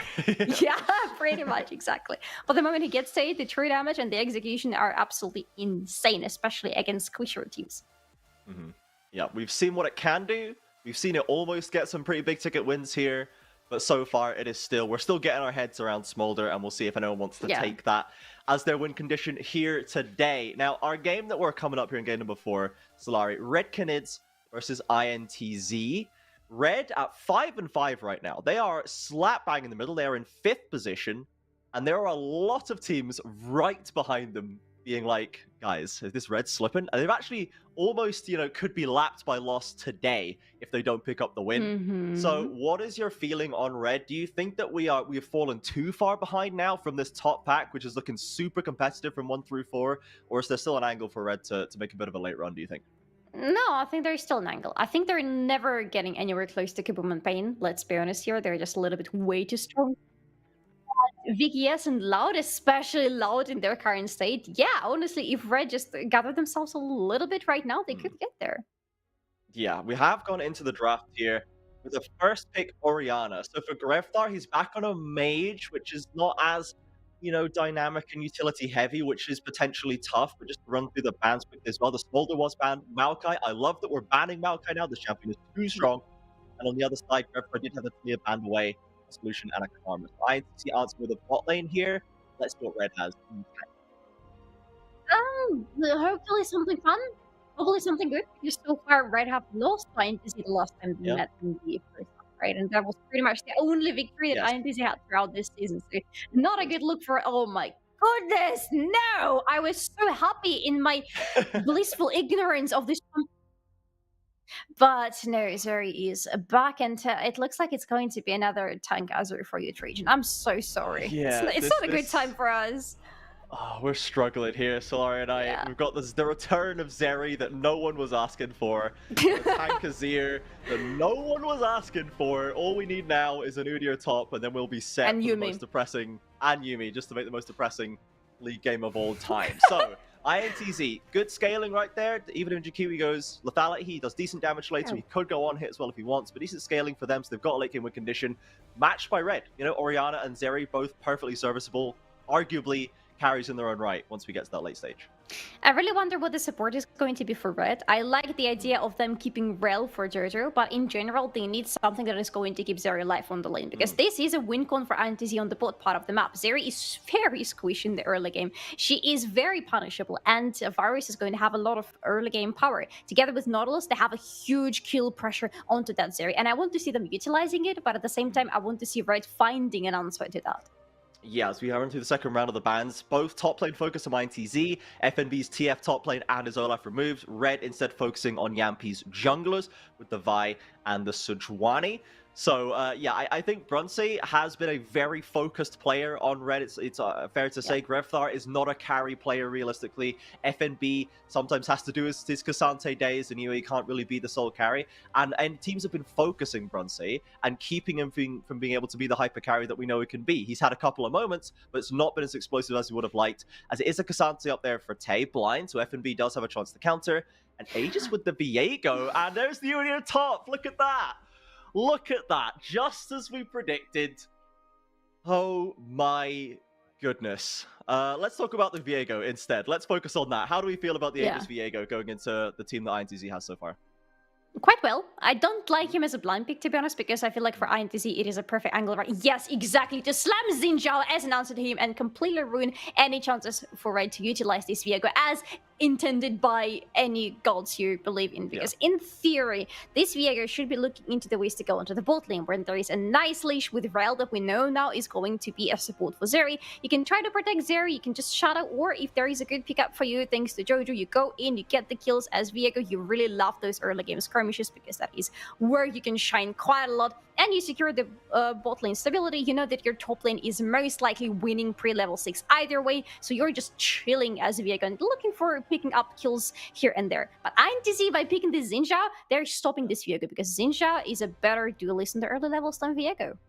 Yeah, I think INTZ have put together a solid team cut. They've got a win condition. They've got a way to win bot lane. They've got a decent matchup in mid lane. I think Grevthar on a mage is not a dominant force. Ithusa should have time to scale up into this, hopefully damage Azir. But if it's tank Azir, whatever, he's not going to be super pressured, I feel. Excuse me, tank Azir is still damage Azir. We just saw it in the previous game. It doesn't work like that. Envy did give us a solid pitch. House's pitch was not good. Didn't love that. Envy showed us, no, this is how we do it. This is how we build it. We build Knight's Vow 6, then we sell it for a Rabadon's. That's the build path. It's a 7-item build path that Tank Azir has. And we'll see. And then in the jungle, you said they've got a great jungle matchup too. The only thing they have to have is for Tay not to get steamrolled by FNB's Udyr, which has been one of our better Udyrs. So as long as that lane can be under control, I think INTZ have come away with a good draft here. I think you're right. And this is what they need. They need this at least minimum to have a chance against Red, to try and get that second win, to get anything going on the board for this roster. If I were to give a prediction right now between the teams, honestly, I would be it would be so hard for me to do so, just looking at the draft. Maybe even removing the nameplates, it is so hard to name a better draft that is going to feel better in this game. But actually, production, can you remind me what I predicted for? Can we see the predictions of everybody on our CBLOL English crew and what everybody thinks is going to be the outcome of this game? Oh my god, not again! Yeah, we've gone for the full sweep. But we do have the Hawk caveat, which did save a couple of teams in previous weeks from getting cursed by it. So there is a chance that Red should be able to just sweep this away, as we really need to see, right? We're going to head into the game just now, and I don't know about you, Solari. I really need to see a strong win from Red, and I need to see it soon, or I am going to be losing what little faith I have left in this team to contest at the top.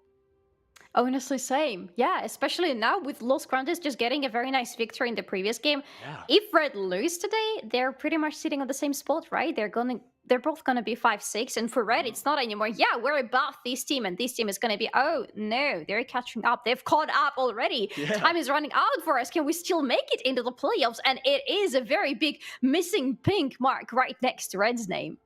It really, really is. We need to see this team come together. We need to see them work out how they want to play, get a hold of this meta, or maybe pray for a shift that is more favorable to them, because something just isn't quite clicking. And then for INTZ, you know, we've beat this dead horse enough. There's really nothing really going right for them at this stage. But I think over the last few weeks, we have seen some more competitive games from INTZ. We've seen them get into the mid game on a more even footing. They've still not converted any of those into wins, and they have to start getting wins now if they even want a hope of sniffing for playoffs. So both of these teams with a lot to prove right here that could set the tone for that second round robin for them. Yeah, but let's set the tone for the game, because the top lane is going to look like that for the upcoming couple of minutes. FNB is going to completely dominate. Tay, you cannot die right now. You know that? You cannot afford to die. This is the one thing that has to happen, okay? They're solid in mid, they're solid in bot. We need Tay to keep it on lockdown here. Yampi's on the top side. Once he finishes up the red, there might be an angle for him to push if Tay can hold the wave in a good spot. There's no vision for FNB right now. But man, I'm always sweating when I see that Cassante go solo against the Udyr. Yeah, when you see anybody honestly going solo against Udyr, this is not an easy lane for absolutely anybody. Early game, Udyr is a menace. I still have the flashbacks that I would rather not remember, to be honest, when Udyr just started getting picked, and including CBLOL, usually on the right side, as the R5 pick, was proxying the lanes, was finding a lot of success there, but then suddenly everything was starting to fall apart, and that was the picture across all of the leagues, I believe, because I saw it in CBLOL, then I switched over to LEC, for example, and I see absolutely the same picture there, and that was quite depressing. Yes, not the most...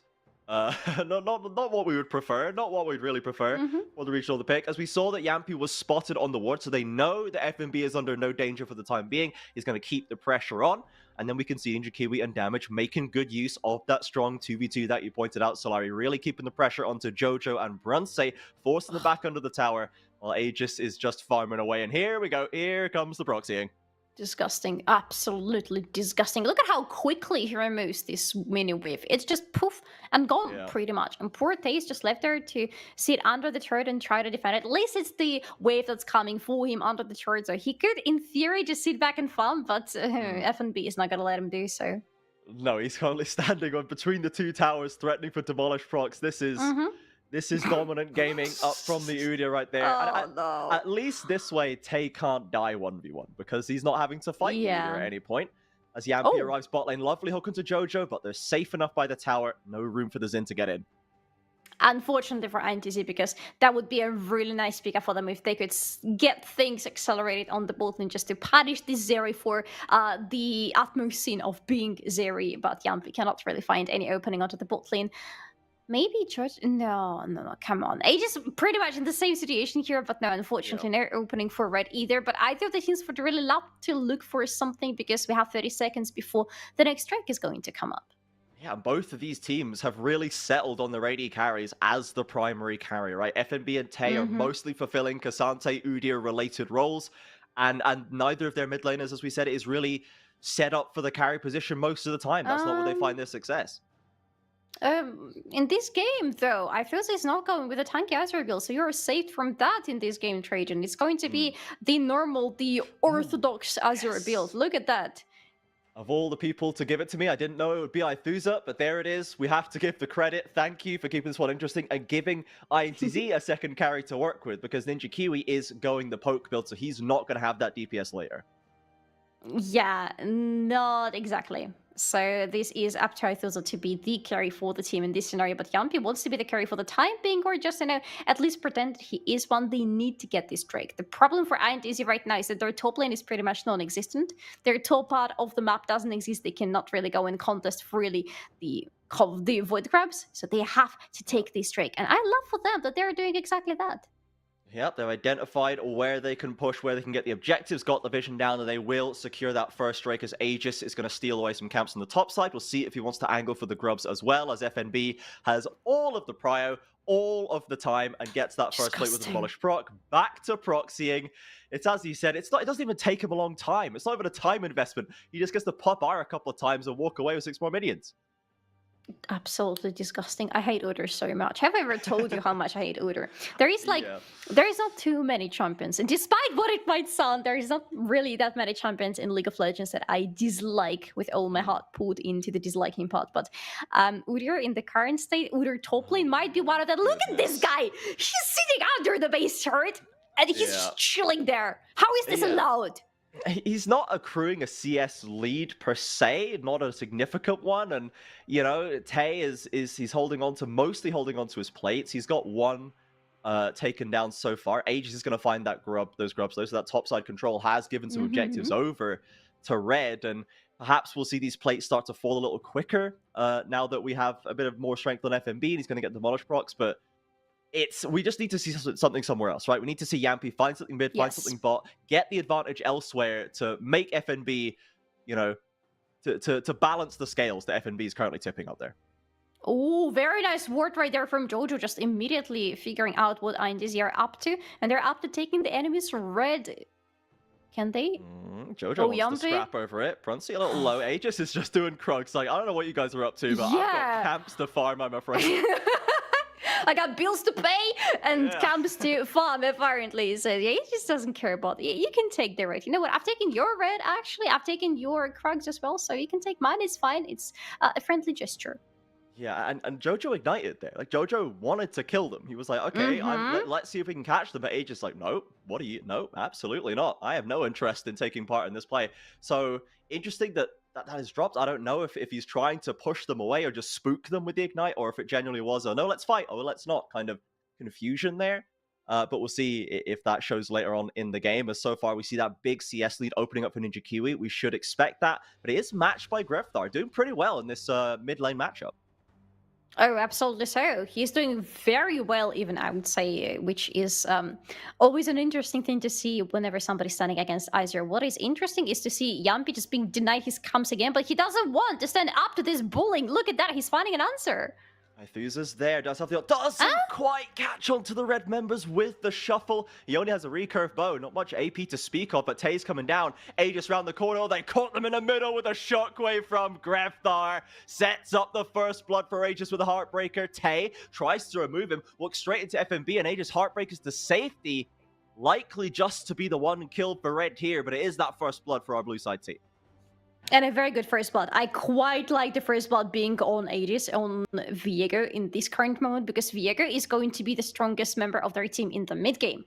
Because yes, there is still Grefthar, who is hopefully going to land these beautiful shockwaves over and over. And Brunsey is going sooner or later to step into the shoes of being the big hyper carry for the team. But for now, it's going to be Aegis. For now, it's going to be Viego. And I really like that he is the one getting this little additional gold influx for his pockets. Yeah, I really love that we have Aegis in the league, a player with that extra depth of pool in the jungle role who can take carries, where so many of our other junglers are sticking very rigidly to the bruiser archetype right now. It's very much the Xin Zhao's and friends in the jungles, and there is Aegis who can give us a Viego, who can give us a Kindred, who can give us something a little different now and again to keep it spicy and give red that extra carry that they need when they aren't playing around mid as a carry role. When FMB is on Udyr duty, they'd love to have a second backup if Brunsey gets put behind. And Brunsey can get put behind. It hasn't happened yet, but I would expect INTZ to try to figure things out around the bot lane, because Ninja Kiwi is doing a really good job at farming on the bot lane. He's keeping the lane pretty much under his control. But the problem is that is not enough.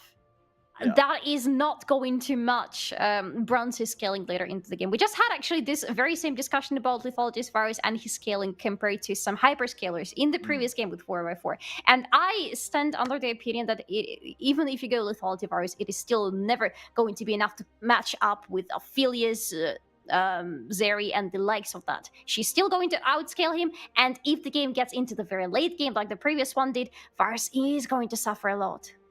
We see the flash stolen by Ithusa there, and a quick replay from production. Saw a wave crashed in. FMB going to pick that one up. Big surprise. Now 3 plates taken from that top tower, and Udyr still uncontested on that side of the map. We do have the dragon coming up in 10 seconds. INTZ managed to pick up that first one with the bot side control, and looks like they have a similar idea this time.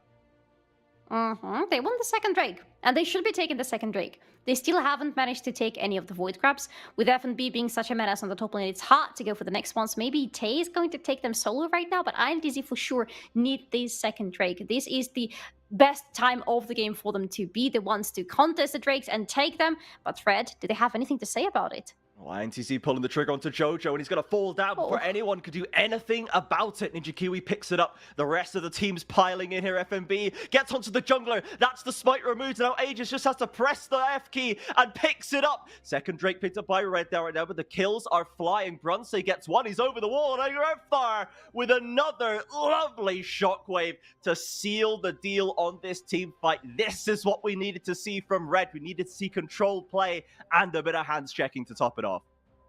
So that is a triple kill for Zeri.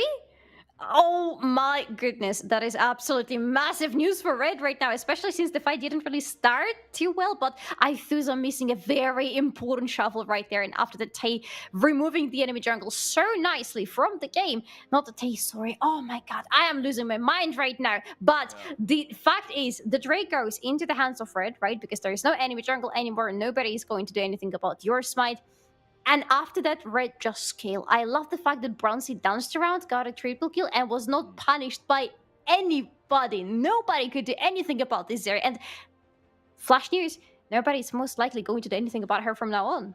Yeah, once that shuffle went wide, it was just free, like, just, you know, free firing for the Zeri. No more threats, as you say. We can see this top lane still about to go down. The Krugs picked up 6 grubs for Aegis.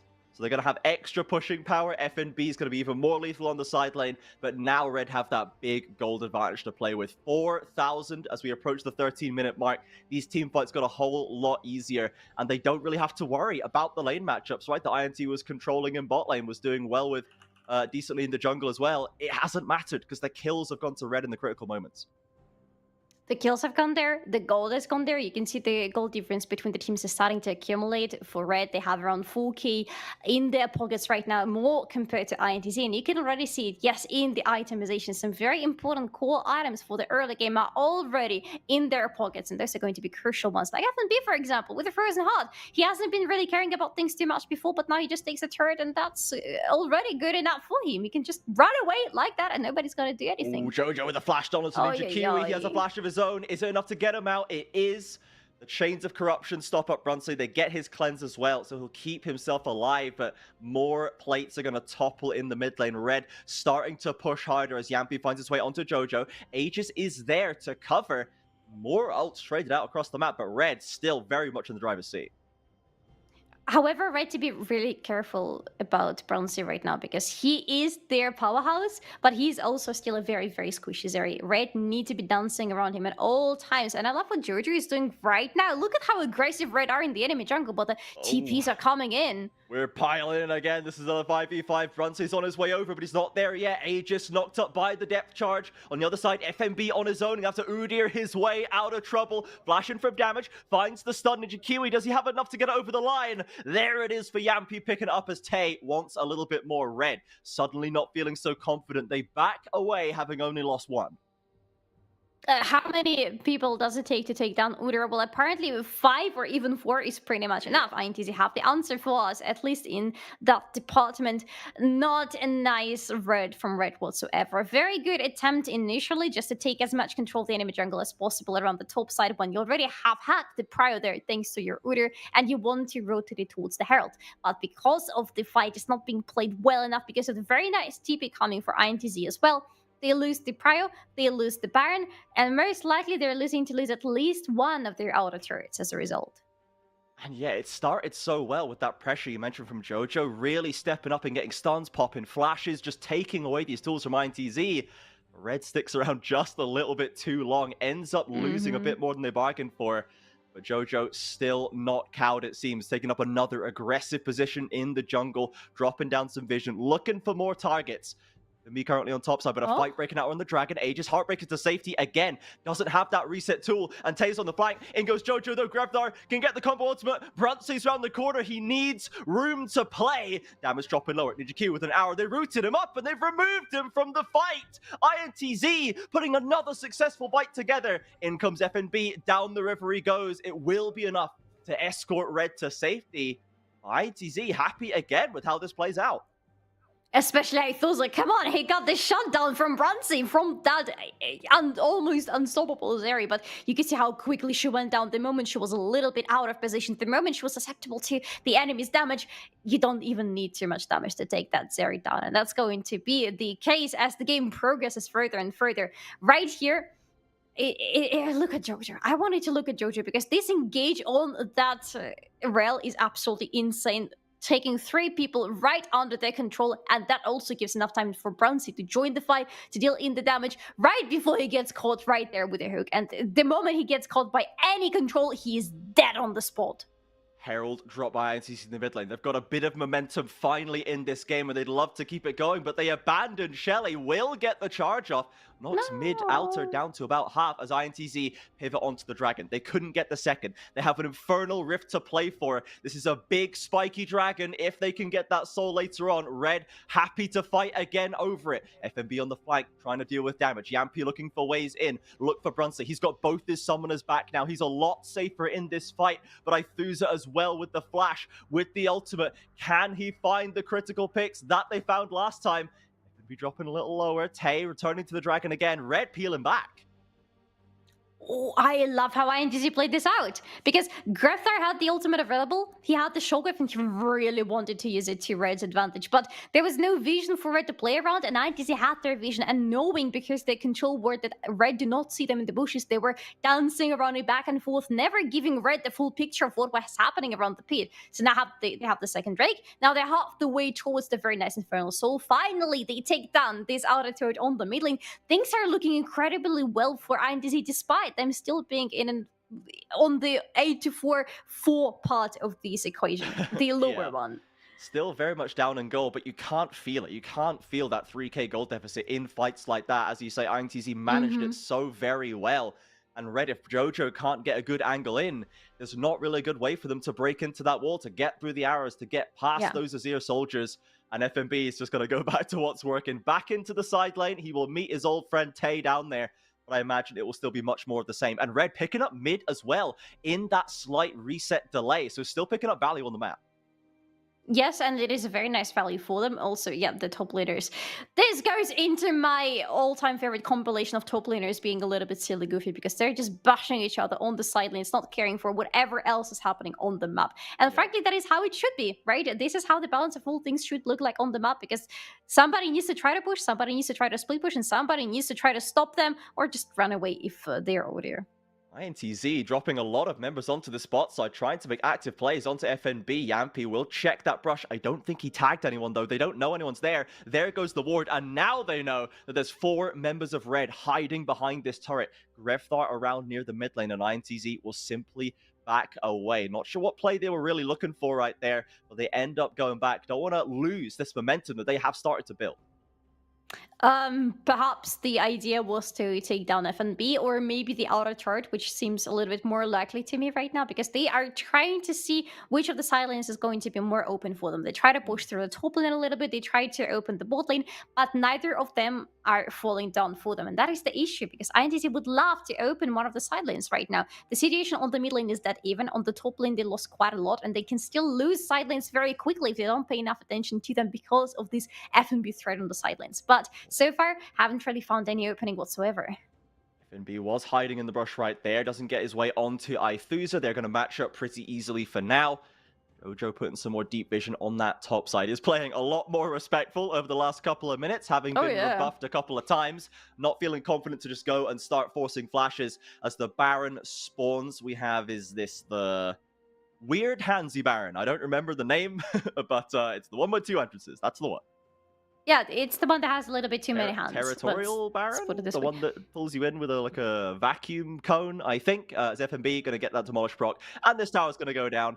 It's not really anything Ithuza can do. We have had it confirmed by Rosal Production. It is Territorial Baron. Yes, and it's going to grab you if you do some nasty things around it, like trying to kill it, for example. Sounds pretty nasty to me, to be honest. Yeah, just as nasty as what FNB is doing to the side lanes, frankly. Yeah, it's the Dark Souls boss Baron. It's the Miyazaki Baron with all the hands, as FNB gets that bot lane. So 3 turrets to 1 for Red. They are still very much in control of this map, and they retain the flash for Brunson. They have the cleanse almost up there as well. So he's still got tools. He's on 2 items now as well. Is this a point where we start expecting Zeri to do a little bit more damage? As I feel like FNB is fine here, and I can just ask you this. So talk to me about Zeri. Are we in a good point now? Yes, we are, as long as everybody in Red understands it and plays around Brunson, because they need to protect this Zeri at all costs, and if they do so, she's going to deliver a lot of damage to them. The problem for them is actually, the biggest problem for them right now is Ninja Kiwi, because you can see just how much he pokes the enemies, how much damage he has actually against Brunson, exactly, because he is a lethality virus. But look at that, the fight is starting! Catch onto damage, but they get knocked up, and Jojo's very low. Aegis has the flash away. TP back in for FNB, does have that frontlining now with the Udyr. But Jojo's still super low. Red definitely with a health deficit to play with. At INTZ, you can see them still brimming with confidence, shoving Red back into their jungle. And they're turning for the Baron? Huh? Huh? That's a very bold choice. No, they're not doing it. Yes, too bold even for them. They will step back. Yeah, exactly that. But actually, I believe in the beginning of the game, you praise Aegis for his slightly unconventional picks for the jungle, considering the current meta. I, however, don't think that this decision for this specific game is really paying off so much for Red, because I am not seeing so much of this Viego. Unfortunately, he didn't really have Yeah. things too accelerated for him this outside of this first spot that he managed to get. And now he's not the front lane, he's not the carry, he's kind of in this limbo of not being anything to the team. He is really suffering. He's getting poked out and having to defensively ult or flash many, many times. Yeah. He's gotten early onto the Infernal Drake, though, and Red are willing to cover and delay INTZ rotating over. Hook goes onto FNB. He's pretty tanky. He stampedes his way out of there. Doesn't take too much damage. Absorbs the Ignite. Down goes the Drake. Now, Red, do we want to try and catch them? Do we just want to get away with the prize? Looks like they're happy to just take it and run. Yep, they're happy to just take it and run. INTZ are okay, not happy, but okay to disengage. What else can INTZ do on the map there? Because this dragon wasn't too crucial. Oh, thank you. Thank you very much for reminding us. We might have cursed everybody. Yes, again, nothing new though, right?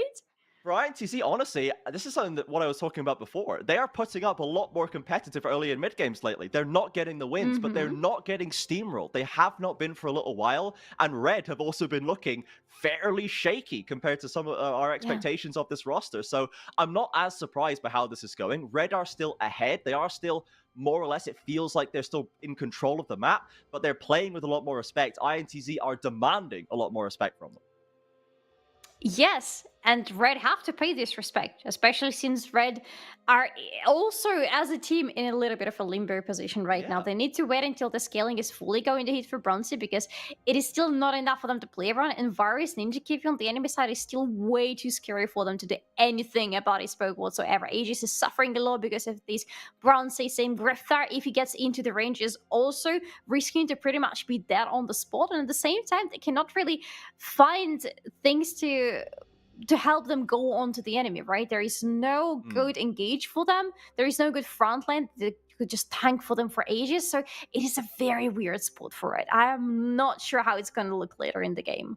We've just had the Rabadons come onto online for Grefthar, so these shockwaves, they need to land. They really, if they land, they will change the course of the fight. If they whiff on Yampi's ultimate, we're going to lose a lot of value here, and Grefthar is without any kind of safety options of his own, as Grey just steps in. I believe he did snipe away that big chicken, as as FNB is currently pushing on the bot side as well. It really has slowed down, but now this is more of the Red we've seen. Jojo stepping into the jungle, getting the deep vision. They might look for a catch, might try to bait them in with Bronze. Oh, yeah. That is very dangerous, because scientists have zero vision in their jungle on the top part of the map whatsoever. They cannot really go into that like that. Do not go gentle into the darkness of your own jungle. But okay, they're putting in their words. They haven't been punished so far, except for this top lane turret that might go down with all the 6 void grabs that Red have on their side. The split pushing is, it is so juicy for them. Yeah, they're Red just not looking for the fights ever at this point. They're just running INTZ back and forth across the map. FNB getting demolished procs across every lane. And this is a much more controlled style for Red. They're going to pick up this inner with the bonus gold. Nothing lost for them. This is a very different Red from the first 15 minutes, but I think it is a necessary shift for them. It is, because they need to be very careful about things, but also they need to find some picks here and there, and it looks like they found one right now. We're really trying to kill FNB very hard here, folks, and Yampy will ult and flash away. Looks like he survives. Is there a counter punch available here? Out comes the arrow. FNB down to half, but they will step away. Honestly, I feel like Yampy dedicated a lot of time to try and kill an Udyr that did not seem like he was interested in dying. I'm not sure who was trying to kill her in that situation, to be honest, because it's like everybody was punching each other, but nobody could actually deliver the kill. Yeah, exactly. It's like, you look at the health balls, and they're supposed to go down, but they're not really going that down, you know? So everybody stays alive and just looks at it in weird case. League of Legends is in a weird state in that sense right now. I gotta say, I quite like it, though. It's a little bit chaotic situation. They have situations like that where there's people just hitting each other and it's like they're pretending to fight and hopes no one notices they're not touching each other. And on the other side, there's people getting popped 100-0 by a Storm Surge proc or, you know, a massive Varus arrow that chunks you down 40%. There is quite a nice mix of super tanky boys and very slow, kind of slow burn fights and those big explosive moments. So overall, I'm still happy with these changes. I-Thuza is going to spot what's happening here and skate away from Aegis. Red still in control of the Baron vision. We've got a dragon coming up in 45 seconds, and both of these teams would love to get onto the soul point first. Oh, absolutely. So, I mean, if you get to the soul point, it doesn't yet guarantee you the soul. It doesn't yet guarantee if you lose the soul point that, you know, everything is lost for you. But for sure, this is pretty important dragon to fight for, because it means that for the next dragon, if you are on the soul point, you have a little bit of a relaxing time, and also you will be forcing the opponent to be a little bit more aggressive around it. So yes, either of the teams would like to take it. The problem is, though, that there is also Baron alive on the map, so you gotta be really careful if you decide to all in onto the Drake. We've had a full extra item and a half completed for Bronze. He's now got the Vamp Scepter plus 3 crit core items for the Zeri. Definitely in a place where he's happy to get stuck into a fight. But let's see how these teams manage the trade-off. The Dragon is live. Aegis would like to start it up just as he did last time. INTZ threatening on the Baron, but they're hesitating. Yeah, they're threatening, but not really fully committing to it themselves. Right now, finally, Yampi and I-Thuza are starting it, but they don't want to take it. They want the full straight to drop the dragon and go contest them for the Baron. But they're not dropping it. Aegis is playing his own game. He doesn't care. He's got it. 7k HP on the Baron, but in goes Jojo to slow them down. A lovely rel engage, and look for Bronze. Teo's on top of him. Someone help the Zeri. Someone help the Zeri. Slides away from Tay. The rest of the front line is kind of falling apart. Ninja Kiwi's gone down. FNB is a little bit uncontestable right now as Aegis has arrived. Greftar is down though. INTZ not out of this one yet. It's a 3v3, but there's the reset, and now maybe Aegis can get it done. Zeri falls to Yampi. Now it's the 2-on-2, but FNB is just too tanky, man, and Aegis will get another. It was so close, but Red, they pick up the dragon, they pick up the kills, and they're chasing down Bazin as well. Oh, he's going to be the last one. I mean, Damage is already alive, so it's not going to be an ace, but it's going to be the last person to fall in this very long fight. It's taking them so long. Come on! Just kill him! It's 2 of you versus 1! Die. And yeah, please! That staggered death timer could be rough for them, because now they've got 40 more seconds on Yampi while the rest of INTZ come alive. Red, I don't know if they'd be confident enough to try and just pull a quick Baron off this, but we'll see if they want to make any significant play or if they're happy to just pump the brakes, take the gold and sit back. No. They have to do something right here, right now, because this is a massive advantage and they're doing it. And I love it. The little grabby hands are in the place and the Baron is going to be slain soon. Maybe, or maybe not, because a TP from I-Thuza. I-Thuza has an ultimate. I am scared for Red now.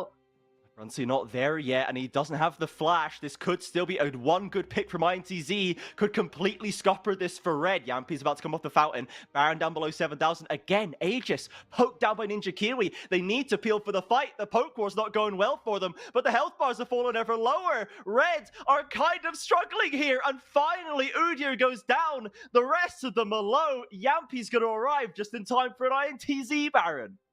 Yampi wasn't even there. The whole fight for the Baron wasn't supposed to be rather that big for INTZ, but they managed to find very good angles, and oh my god, the fact that Red don't really have any very reliable front lane for themselves is biting them back so damn much, because look at Tay and look at FNB. It's their turn for the 4v5, but they don't feel confident about it, and the replay, no! I assume they don't steal it. I hope they don't steal it. That's crazy. They don't steal while we're not watching, right? Right? Oh I sure hope so. Oh we my come back word. and it's INTZ all dead, Red with 4 barons. And we're like, don't worry about it. Don't worry about it. Yeah, nothing significant happened, nothing game-changing happened whatsoever. Right. I gotta say that this fight was started really nicely by Damage, because that hook that Nautilus landed was not supposed to be landed whatsoever, but somehow miraculously it hit. And Ty was doing a lot. He zoned out Bronzy, and that is the correct idea, because Bronzy has the most damage in the team. So he just zoned them out, and all was good. And INTZ now have the Baron, and apparently they just took it, and all was nice and happy. Sunshine rainbows. Yes, we did not get as hard trolled by production as perhaps we could have been, as FNB wants to catch them. Yeah, Jojo's in, gets 1, gets 2 with Greftar! They've got the resets! This is going to be surely 2 quick kills if they can chase down Yampi. He's burning, but he's gonna maybe get back to safety. Red would have loved to get more from that. It was a lovely catch from them. Okay, Ty's in the bot lane. Ty doesn't bother this time to help the team whatsoever. That was a really good reset, yes, for ages, but they couldn't really find anything after that. They get the turret. If they get this inner turret right now, and yes, thank you, 6 Void Grabs are helping a lot, because this is a very good pickup for Red that is slowing down the advance from INTZ and effectively destroying the fact that they have a Baron buff on their hands. I love the decisiveness from Red, just seeing INTZ trying to push forward, instantly punishing them and completely slowing down that Baron push. They've got more time to get more items on their carries. But I must say, even with Brunsey scaling up into the late game, we haven't really seen that big Zeri impact that we remember from last year yet. Zeri is not the same Zeri. It's not that Zeri that you remember from the last year. She's not exactly the position. Okay, maybe now. I feel like LDR is a very late pick for Zeri in this scenario because there is too much frontline from INDZ to cut through, and nobody can really do that because there is no Void Star for Grefter and never going to be. He decided to go into Crypto Bloom instead of that, and Zeri is the only one who's supposed to be doing anything with the frontline of the enemy. Before LDR, she couldn't really do that effectively. Maybe now we're going to see the big bada boom Zeri. FNB keeping an eye on INTZ with the Baron buff still live. All 5 members shoving down this mid lane. Red trying to poke and prod from the side lanes, trying to distract them, trying to keep them from getting any kind of objective gold value here. The Baron power play only +5 or 600 gold right now, but Red are walking a fine line. Ninja Kiwi's kind of caught out here, but the rest of INTZ can go and assist him. He got the Varus ult down. Aethusa looking for the ult, but Udyr just scuttles away. And he's gone. He's very low on health though, so he's not a fighter. Damage! The flash just comes through. The hook lands onto Bronte's head, but Greftar with the shockwave! That's what they needed. That's what they were looking for last time. And this time around, it goes perfectly.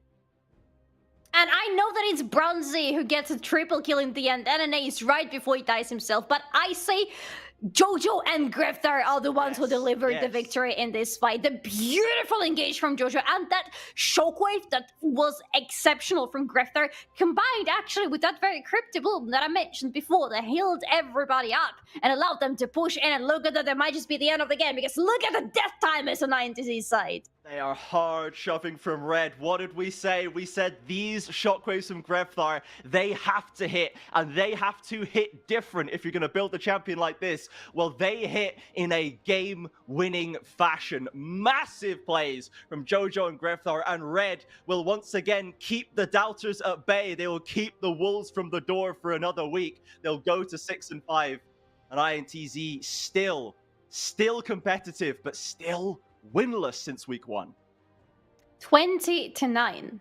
And I gotta say, yes, INTZ had some really good plays here. And despite Red pretty much always being in the gold advantage, it didn't feel so at many stages of the game. It really did feel like INTZ had a really decent fighting chance and that the game was going pretty much back and forth all the time. But in truth, the fact that Red were always maintaining some sort of control over the game, some sort of advantage over the enemy, helped them so much. In the end, of course, it all came down to one decisive team fight, and in this very team fight, Red delivered exactly the moment when it was needed the most. They didn't disappear like some creatures out there. They delivered the killing blow to the enemy.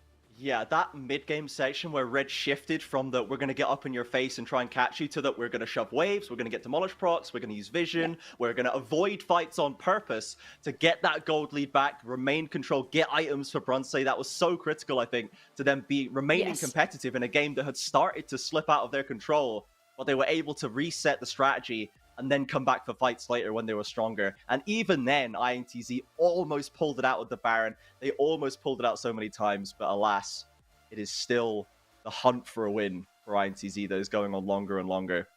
I feel like they are going to get one more. It's at least one more. They're putting together too much like quality gameplay in the mid game to never get another win, I think. But maybe it's just cope because the rest of our lower teams are also putting together really good mid games and late games. So yeah, I don't know. It's tough for them. I'm afraid it might just be cope, Trajan, because with this loss, they're going on a 9-loss lose streak, and even if they're improving gameplay wise, this lose streak does have to take a toll on your mentality, right? Yeah. It really does. I'm very worried for them. Yeah, our playoffs cutoff is normally around 9 or 10 wins, and they have almost mathematically no way they can get 9 wins if they win every single other game. I feel like that's not going to happen. So we're playing to salvage what we can from this split. And that's kind of what Tay was saying, right? When he put a public social media post out, he doesn't communicate much on social media. It's just not for him. But he put a long post out saying that, yes, it's no, he's very well aware of the struggles they're having and the ups and downs of his career.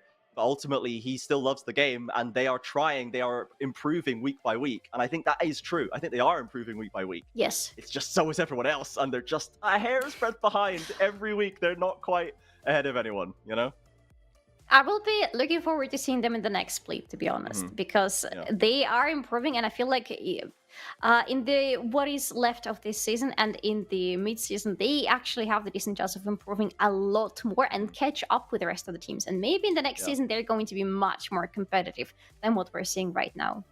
Yeah, I believe there is hope. I think there will be changes, but I believe there is hope for this core still for INTZ, and we will see if the Giant can wake up once again, either later in this split or later in the year. For now, Red will take that win. They will bank it, and they will move on, having righted the wrongs from Week 1.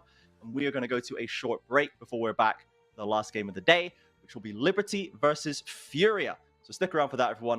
We'll be back in a few minutes.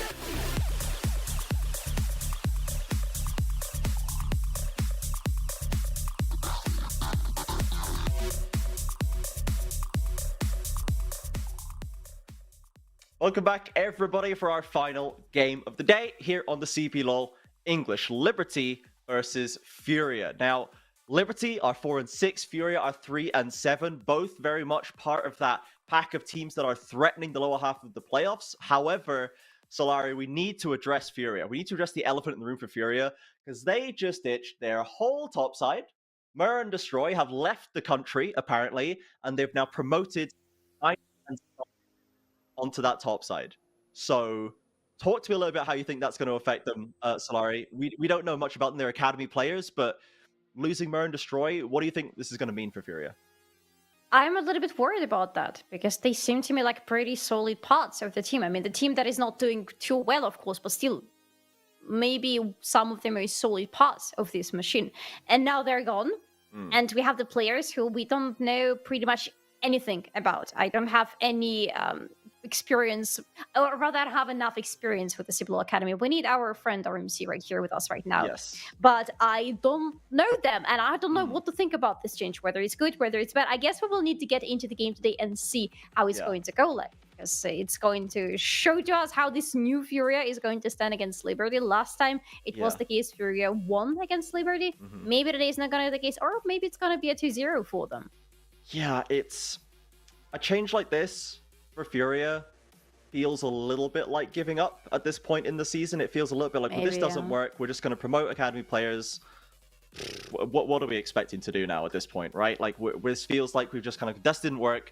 There's no sense keeping them around here for longer than they need to be, which I think is fair. I think that's actually quite based. So if you have players that, like, if it's not working, it's like with Trick and Los Grandes, right? It wasn't working. He wasn't enjoying his time here. So they released him from the contract early and let him go. And he left. And he didn't have to sit in Brazil for half a split doing nothing, right? How can you not enjoy sitting in Brazil? I would enjoy that, Fair enough. I would love to sit in Brazil all year round, to be clear. But evidently Trick was not the biggest fan. So he went back home, right? So I think it's fair to let them go and let them leave.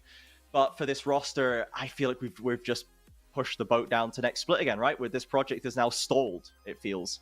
Unless Zyno and Steiner can come and do some make super clever level clappings up in here. We don't want to underestimate our academy players, right? For sure. I took a quick look into them. We haven't really seen any kind of meaningful results from Zyno or Steiner in the academy system so far. They've always been on Fury Academy, and we're waiting to see anything really of note from them. They're still very much on the developing end. And here is the roster in its entirety. We obviously don't have pictures because this was announced this week. But yeah, we'll see how this works out. How do you feel about Tuts, Ayu, and Zai instead, Solari? As the known quantities for Furia, how do you feel about their first half of the season? A little bit underwhelming. That's how I'm going to put it, I think, because I think maybe it was my mistake to expect a lot. Like, I was just looking at Ayu and Zai, and I was like, yes, them and Toots together, they should be delivering quite a lot. But so far, the results pretty much speak for themselves. I don't think necessarily that, they were the solid part of the team and then the top and the jungle were the problem, but rather I think that the issue for Fury lies somewhere else. The problem for me, I'm not, the best analyst to talk about this because I haven't been able to understand what is going on with Fury. I expected them to be a solid mid-tier team in this season of CBLOL, which is a very stacked season, but still I thought Furia would be able to do it. And now they're in 9th place and only INTZ look worse than them, which is not a good look for Furia. I thought it would be, a solid mid-tier team with a much less stacked mid-tier, admittedly. But I thought we'd see more from them when we did our preseason predictions podcast. I thought the most improved player this split was going to be Ayu. I thought we were going to see huge growth from him. I thought I liked the team they'd built around Tuts, Ayu, and Zai. I thought this was going to give him room to really elevate himself to that rank 1 EUS challenger player that we know is in there somewhere. But it hasn't really worked out that way. We've seen a couple of moments. All of the AE carriers have given us something to think about. Overall, this roster just didn't really seem to be coming together, and now even less so. I can't imagine this is going to suddenly turn their season around. I'd love to be proven wrong, but I don't have high hopes. We'll see what Zyno and Steiner can add and how the roster performs against Liberty. Let's take a look at Liberty, because this one we have much more defined opinions on, I think. All these same 5 players we've seen from the start. What is your favorite part of Liberty right now, Solari? Because there's a lot of disparate pieces together. I can't say I have one favorite part. Exactly. That's the Hard issue. question. Like we had a little talk about Smolder, for example, today, right? When we just Yeah. joined, and Mikau, actually the person who might turn you into the believer of the Church of Yeah. Smolder, if there is one. I sincerely hope there is not, because he has delivered an exceptional performance on that little baby dragon last week. On Yeah, top of absolutely. that, there is Makes and Pilot, and I think those are my favorite parts of this roster because, especially Makes, has been doing some really crazy job on that top Yes. lane. Liberty... Oh, he's big Darius! Oh, but speaking of Makes, yeah, okay. Liberty definitely has... Liberty has that classic Brazilian energy that Los Grandes, I love Los Grandes, but they're not like a traditional CBLOL team, right? They're a bit more tidy, they're a bit more buttoned up than the average CBLOL team, but Liberty is Brazilian through and through, man. They've got Macau on the roster, this pillar of the community, and that CBLOL blood is running through this team deep. As let's check in on this first half of the rotation. So we've got the Darius in top side, we've got another Azir for Pilot, this is fine for him, and we've got a Maokai, big priority pick for Cavallo or Drake hero. For Furia though, we've got the Zeri back again with a Talia for Tuts, so plenty of options for him, and then another Xin Zhao jungle in Poseidon.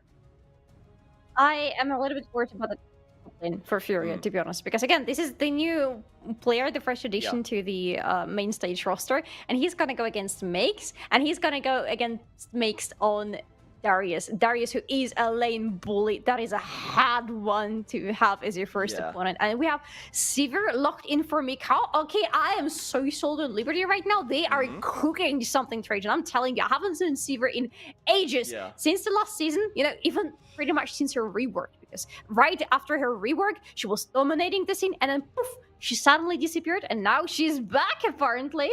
Yep, she certainly is. And there goes the Rakan paired up with Cavallo. So pretty solid duo down there. The scaling is great. It is such a Makes Giga Chad move to blind the Darius against the new Academy top laner that hasn't played their first CBLOL game. You just slam the Darius and say, what?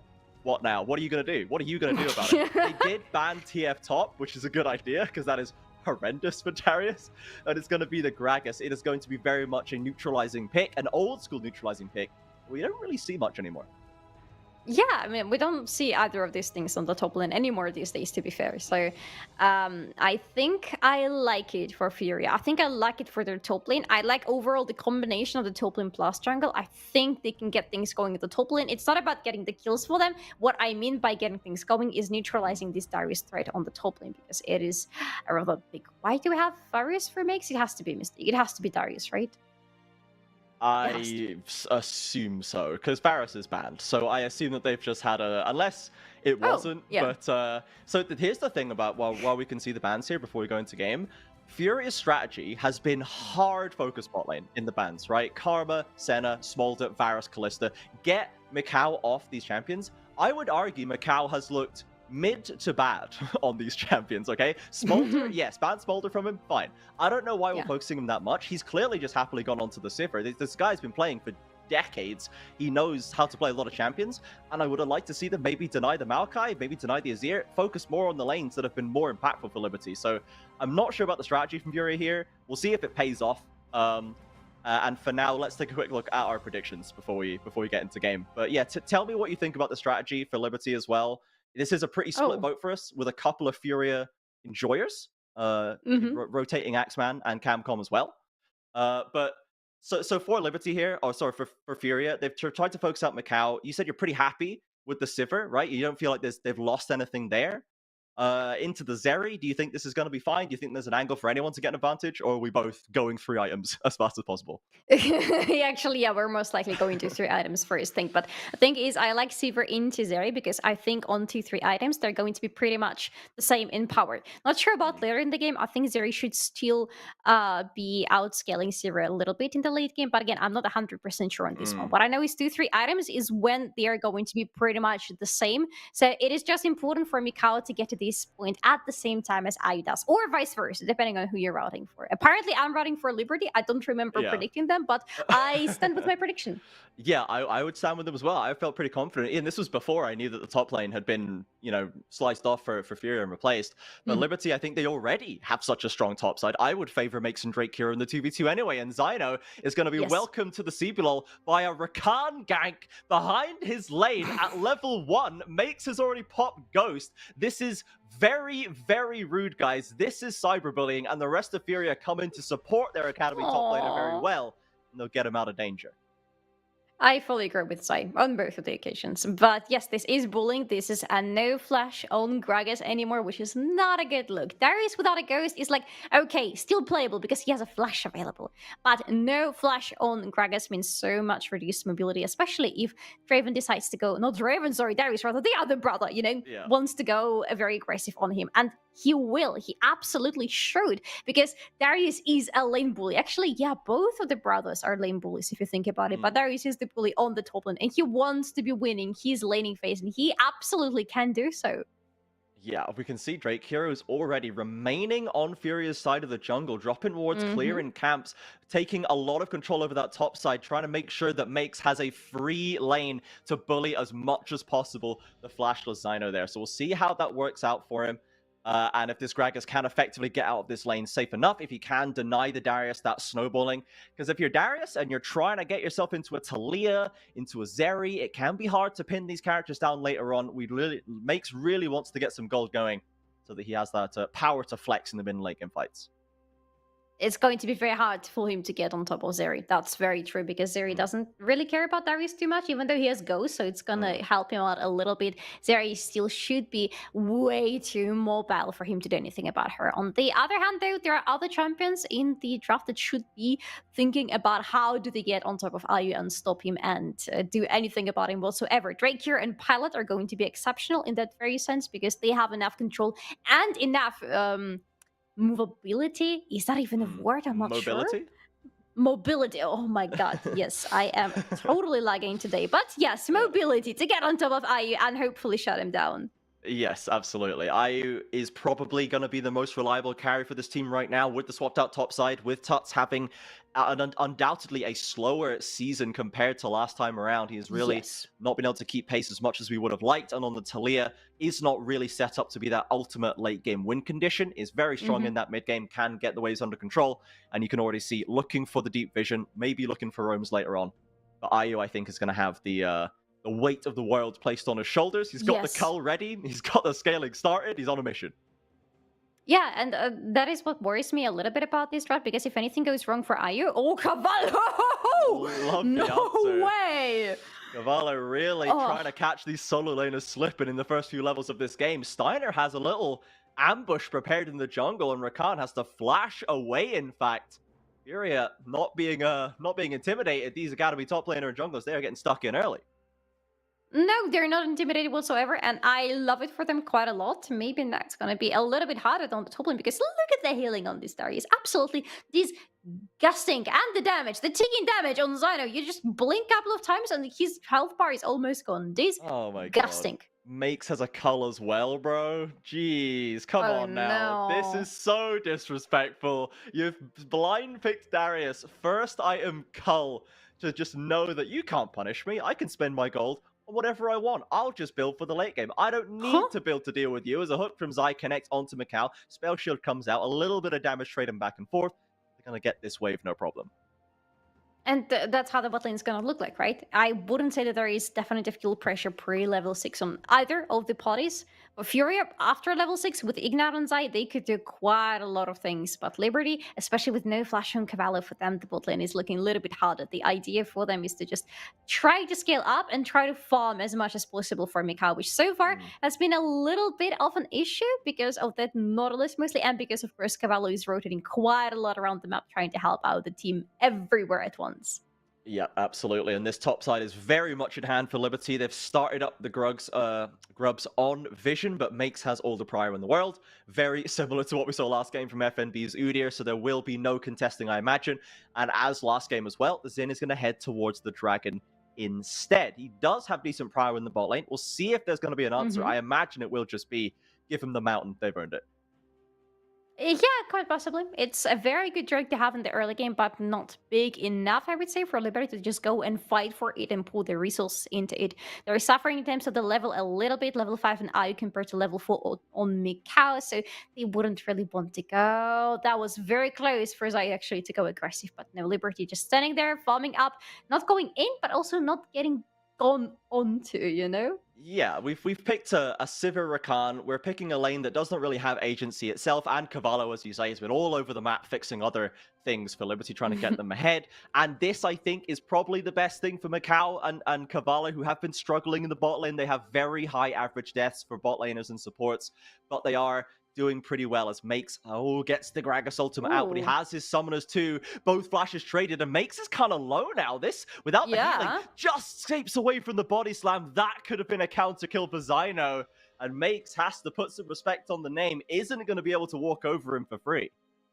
Oh no, the problem with Darius though in such matchups is that if you don't really land your abilities well enough, and if the enemy hits you with like an ultimate, for example, it is really hard for you to do anything because the cooldowns, the early levels are really devastating. Even though, yeah, it's level 6, it's still rather early levels, right? So he still has the ultimate available, unlike Zyno. Maybe he will try to punish him for that a little bit, but so far, yeah, it was almost a death on the top lane for him.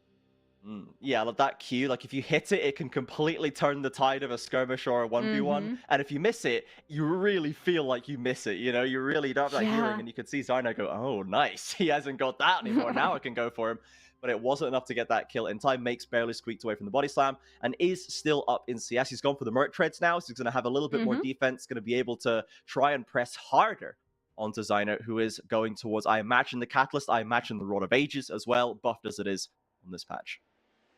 Yeah, quite possibly. And honestly, this is the return of the Rod of Age Gragas on the top lane, and I quite like it. It is also the return of Liberty to the top lane, which I think I quite like too, but Makes might be the one in danger right now.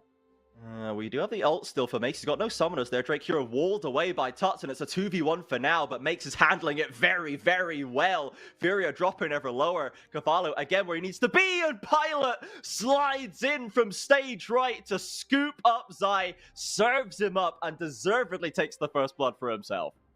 Pilot has done two things very right in the very beginning of the game. First, he gets a very nice ultimate on the first blood, and secondly, he's not going into the tank Ice Reveal. So far, he wins everywhere in my books. Ooh, Drake here is very aggressive. They're going for the dive onto Zyno here. Mikes does still have the ultimate, but Drake Hero, he flashed forward, twisted advance onto a Krug, and then Q'd. He did get the Krugs, I think, but I'm not sure if that was intentional, but certainly asserted some dominance in that top jungle camp. And is looking to take the red buff as well.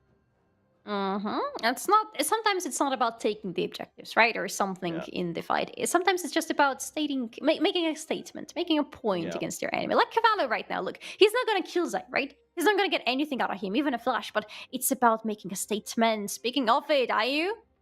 Zai, I just said this. I see them as one person now. We'll see a replay of this top lane fight before we check in on what he's up to.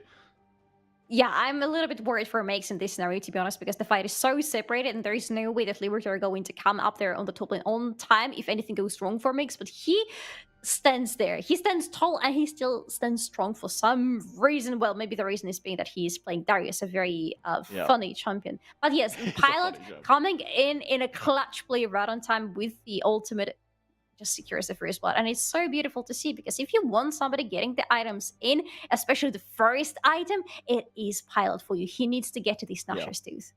Yeah, so you got the recurve burst. So again, we are going to see some damage Azir. It's not under the tank Azir for Pilot, which I'm happy to see. And as we did see, we checked in with Ayu there. He is significantly up, has been mostly 1v1ing through this game, but is up 15 CS. He's way ahead on the cull stacks, as you can see, and is making good use of this 1v1 with the Zeri. So certainly still not completely without agency there, as now Drake Hero forces the flash from Furia with the Maokai ultimate. Was going to take one of those grubs away. It will be 4-2, I imagine. So sadly, no mites for anybody.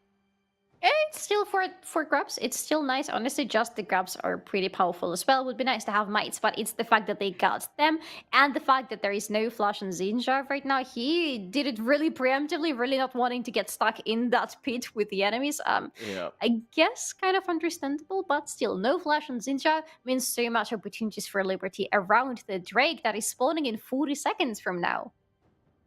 One mountain so far secured for Furia. The next is a Hex Tech. And I imagine Liberty would love to get that stacking away from there. You don't want to give any extra value from Hextechs over to Azeri, that's for sure. Zai is now spending a bit more time down here, potentially seeing that they need to get this pressure down for this dragon. That has been what Furia was trading for. The top side, Liberty ahead on the grubs, way ahead in that top lane. And now the bot lane is where they've actually got a bit of a foothold with IU scaling up. Still plenty of scaling to be done, though. Doesn't even have that first item. I imagine he probably has the gold for it, especially once he ticks his cull over in 5 more CS, and then we might have to see more from him.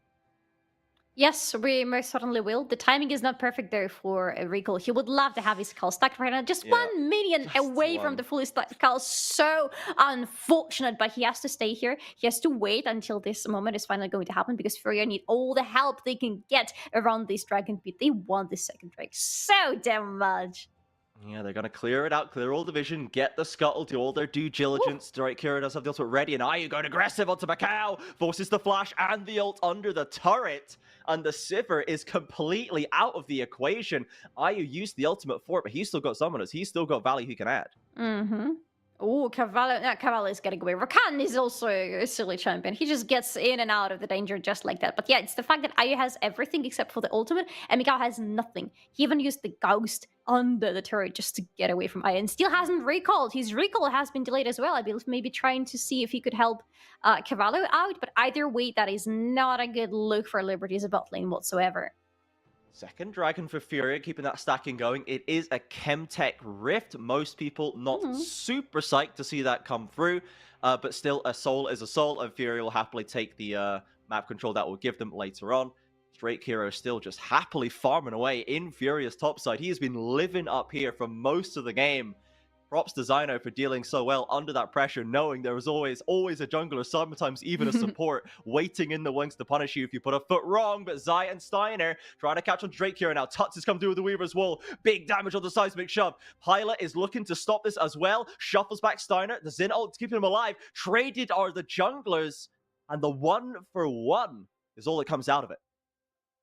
There's 1 kill for Steiner, and the second kill was taken by Cavallo, so not perfect. I would love for this second kill to go into Pilot's pockets because he really needs the gold, but Mikau right now might be dead. He's caught him now, pushed him between a rock and a hard place, and the Sivir, with no business being there, IU finally gets the solo kill he's been hunting for. This is what Furia need. They need the Zeri to get rolling early. Damn, it's just 1 item on Zeri, by the way. And before that, the fights we saw was one item on Zeri, so I feel like I fear that we might see the return of the Zeri right before our eyes, and I'm not happy about it because Zeri is a very weird champion who is always in a very weird space. But yeah, IU has been pretty happy with this weird play so far, I believe, because he's 2 levels ahead of Mikau, he is 1 kill ahead of Cavallo, and I believe, almost 2k gold as well. Thank you, Carl. Thank you, farming. Thank you, the kill pressure from Nautilus. All is looking super well. Yeah, the only person with the gold lead on the Furia side. Everyone else is some shade of down. And here's the replay. Macau just really wants to get this push, but doesn't really have the vision to be playing with it. And once you're trapped in this position, there's nowhere to go.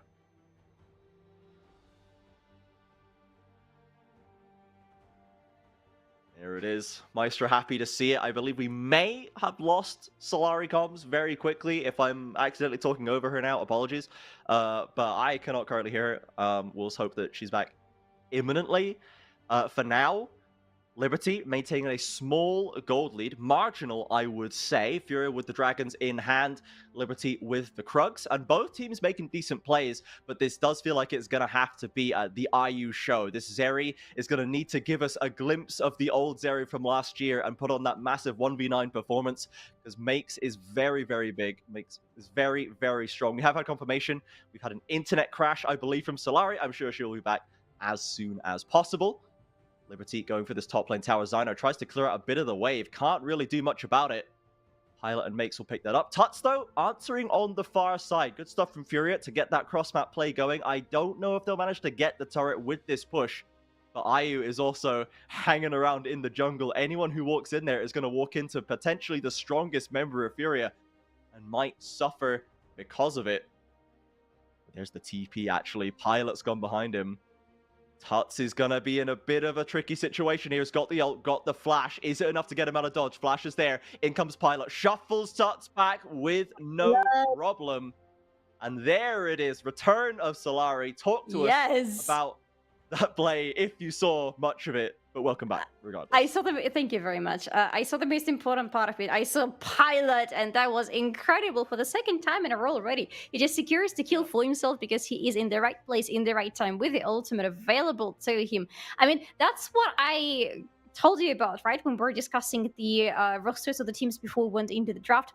Pilot is a big revelation to me this season. He joined in the last split. Yes. He was fresh from the academy roster, and we didn't really exactly know what to expect from him because I believe he joined together with Cavallo, and he was still called Piloto back then.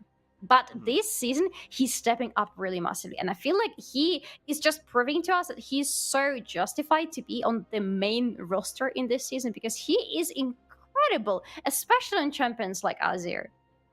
Yeah, it's been such a glow up from Pilot, who before we would always bemoan the lack of utilization of resources. He'd get gold early on, but it would just fall into a hole and we'd never see that gold again, you know, on his Jace or his Rise. We wouldn't see that value. But now on the LeBlanc games, on the Azir games, he's getting gold, he's making use of it, he's playing to his power spikes and his strengths. And this is a much better roster. You know, before, from last split, we would see Liberty as an organization. You go onto that roster and you kind of just assume nothing's going to happen. They were taking what felt like a lot of splits off from competition.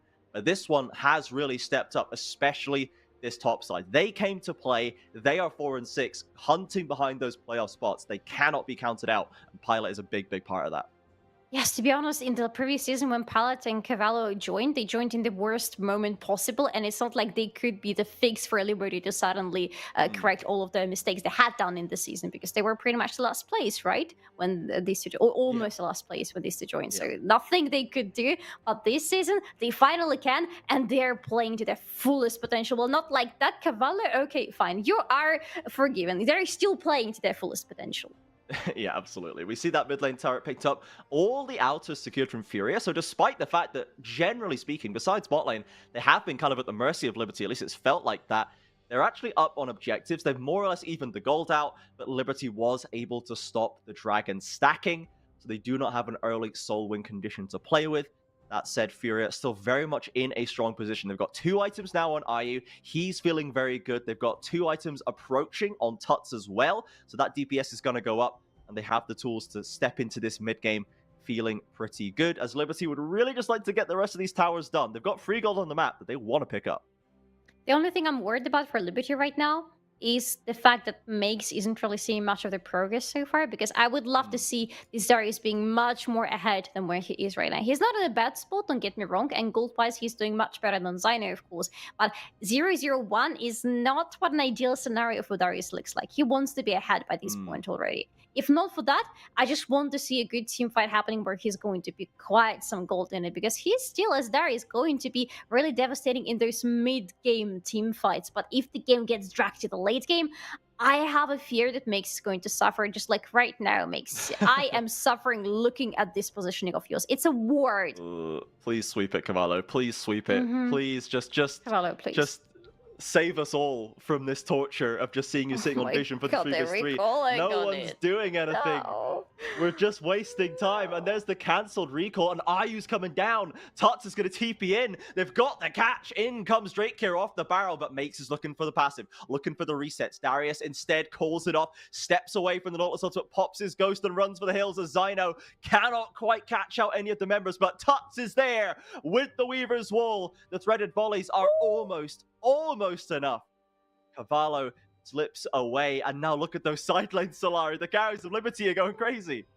I just wanted to say that this play was good for Furia and really bad for Liberty, because it started bad, it continued bad, but it is only one dead, as Rose rightfully mentioned, only one somehow dead after this exchange. And in the meantime, yeah, the important parts of Liberty that need to get money into their pockets right now, we're getting the money into their pockets at that very moment and getting the turrets from the Furia side destroyed. I think for Liberty, they didn't really lose much in this whole exchange, apart from their dignity, probably. Yeah, it was a little embarrassing to be sitting there on a ward for so long, I'll be honest. Makes at least holds onto his flash, but a couple of ghosts are spent across them as well. And Furia have now caught up in the gold variety, because they picked up that inner turret in bot lane that Tuts had been working on from before. So now they've evened that up, and they still have a 2-turret lead over at Liberty at this point. You can see on the gold graphs, IU still very much the richest player in the game. We're yet to see him get a proper Frontier to push that advantage, to demonstrate it. And we've got a while still on the next dragon. The Baron is now live, but we kind of entered a bit of a slow spot here. Liberty built up that one play, and ultimately got squished for it. Got squished. Exactly that. To be fair there, apart from this huge gold lead for IU, everybody else on Liberty is doing fine in that sense, because look at that. The gold difference between the teams, it's non-existent, which is not a sight you often see at 21st minute of the game when Baron is already up and the teams are putting the wards around it. Usually either of the teams is already having at least some sort of an advantage, but not in this case. Liberty, everywhere apart from the AD carry role, are doing rather fine. And I think that the mid lane difference for them is the most important one, because Pilot is getting very close to 2 items. I am surprised by this choice for the second item, but we'll see if maybe the Zonius is going to help him out. I'm hoping this means he is going to be aggressively shuffling into every team fight. Exactly. That's what we want. That's what I hope the stasis implies for Pilot. He has been taking more of that frontline role, more of the important roles in the team fights in this split. But yeah, we've gone back into the farming war. Both teams trying to just keep it fairly even. We're hitting some more 2-item power spikes across the board. Zyno has evened it up. He's got the Cosmic Drive and the Rod of Age stacking, so he has not come out of this lane behind by any means.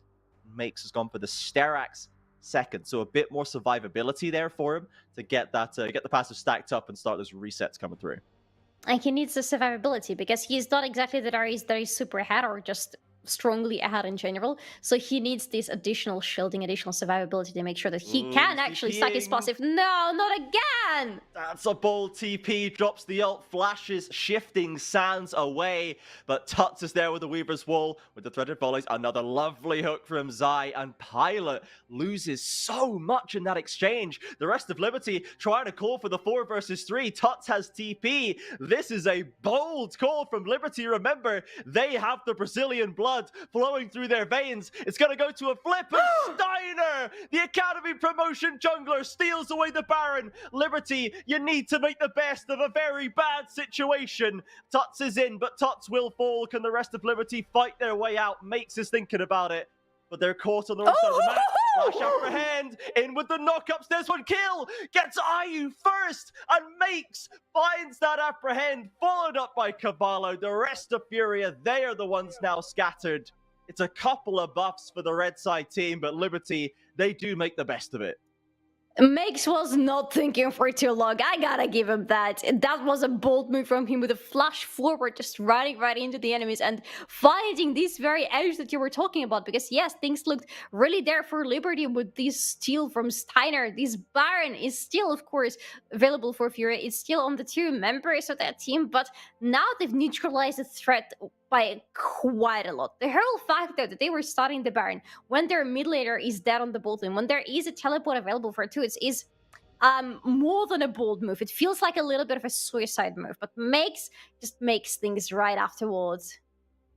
Yeah, with that flash in there with IU, even in the brush, right? Not having vision, just goes fishing, finds himself a Zeri. We've got another fight breaking out on the bot side here. Liberty with decent position though. Steiner's pretty low. Drake Hero as well. Zyno pops him back with the wall. Kinda saves him.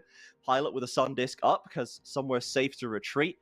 And there will be no kills coming through right here. The Baron buff ticking away. And you can see the power play. Minus 1,400 gold for Furia. Yes, Steiner found a beautiful steal.